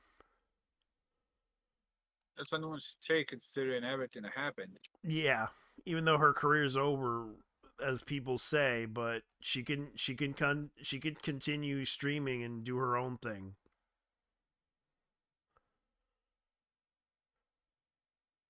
So yeah, because I agree with Powder on this a little bit. I know that Powder, in this perspective, kind of does something nice, gut feeling, because they're putting this out. What if I have left out the timeline? I can add more to these screenshots. I agree that this should have been made public, and only reason to make it public was to ruin Cinder's reputation. As for Nanolis, I fully agree with you that they really fucked up and broke client confidentiality. Any professionalism would stop the other client from doing that, instead of going along, saving the DMs, then exposing it to a third party. Yeah, because I don't agree with the first part, but Lily stated something similar was brought up in private, and the behavior continued, if not got worse. There is also the fact that this wasn't just a petty drama, but larger VTuber activity trying to ruin a career opportunities. That's not drama. There's an entire whole side we are not seeing. We've been provided with very limited number of images, and all the emotional and personal baggage that these people have with each other is missing. And as a fan that's spent thousands of her lying ass, I did want to know, don't like liars and snakes having my money. She hid this very well and was duped. Now all I know is that she really is, and not another dollar supporting from me. Damn, that sucks. Oh, yeah, no. you does, honestly, which why she gets zero empathy from me. Yeah, she can get fucked. Yeah, Lily said they attempted to do this privately for some reason. It didn't work. I don't think the only reason was the ruin Cinder's wasn't done to ruin Cinder's reputation. I only heard about the situation regarding unrelated event. You can show me where she said about the current drama. Okay, so this is the video that kind of does. You mean where Shiley said they attempted to handle it privately? It seems to fit correct the context. I don't know if the situation could have been on the other side than this. The video of the timestamp linked it right where she addresses the handling of this in the private before going public. I can assume. Okay, so let's look at it.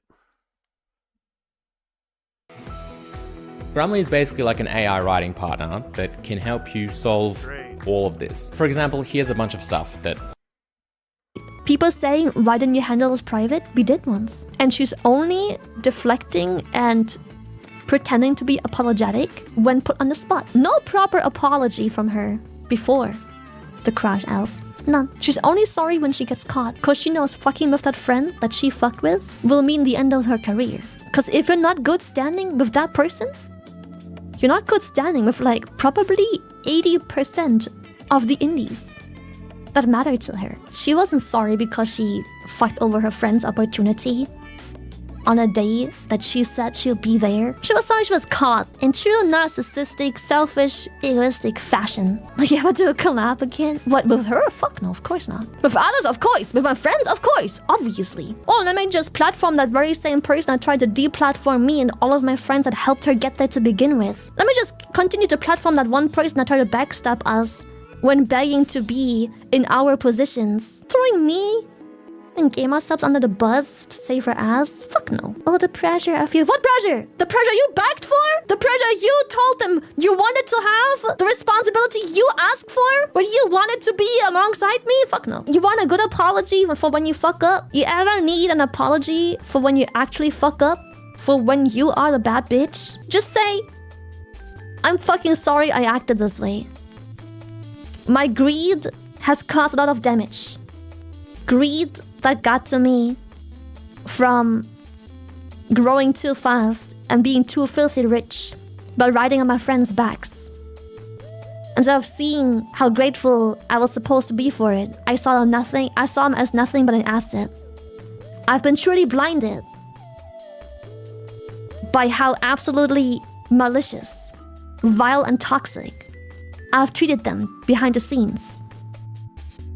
Pretending to be a friend while separating business and sabotaging them. I can never repair the damage I've caused. And I see now clearly what it truly means to lose everything that you were supposed to be grateful for. I'll take some time away and hope to better myself. I'll never be able to repair what I've broken.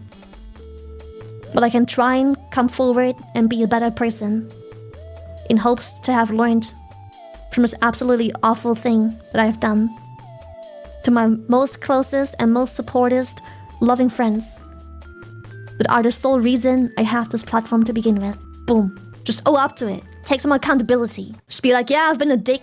Yeah, I've been a fucking ass. Yeah, I've been blinded. So blinded by my success and money. And yeah. So the video timestamp linked it right where she addresses the handling in private before going public. I can assume this is what they kind of did. Even backed up, she claimed approached Cinder in the past, but didn't choose this time based on the past experience. I'm assuming you could confronted her about this because it came out. They all knew about it privately from some time before the docs came out. Maybe confronted Cinder about this. Cinder didn't respond to do so. My issue with it is about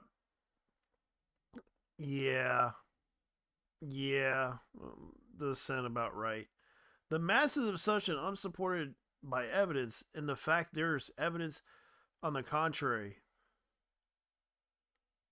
Well, my assumption about this is being that Numi's incident may be wrong, but it is certainly not about the situation. She's referring to something in the past. So yeah, this is kind of all right. I don't agree that she handled it privately before going public, but if she had, don't you think someone would mention it? Bao even said in her doc that she didn't go private. As for Shy Lily, she responded to the question, why didn't you deal with this privately, by explaining that they had to have gone to Cinder privately in the past but didn't go well. That's why they chose to go public this time. Numi's incident is a perfect example brought up by Shy Lily in her reply to Cinder's apology.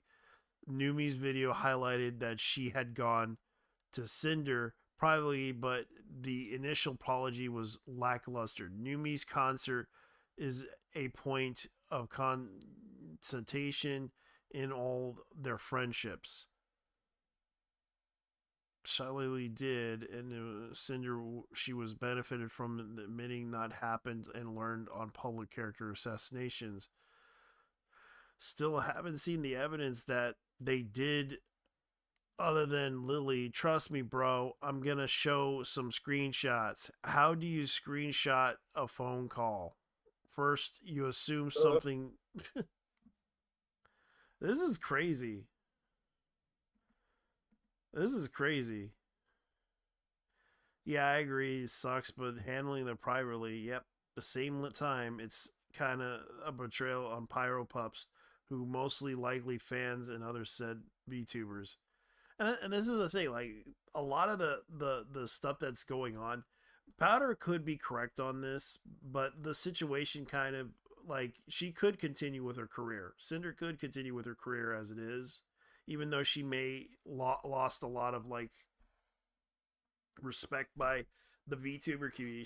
She still has her fans. Problem is, like, she's gonna have to just go on her own. So what do you think? The fans who still stand by her. I mean, the ones who aren't, well, Yeah, you know. yeah, and I don't think if and like Powder said, like I kind of agree with it. It seems like a reasonable argument to make, but the problem is like they're gonna basically continue on with their lives. Like a lot of these VTubers are going to continue on, even though, yeah, I kind of agree. It's not going to work out as expected, but it will work.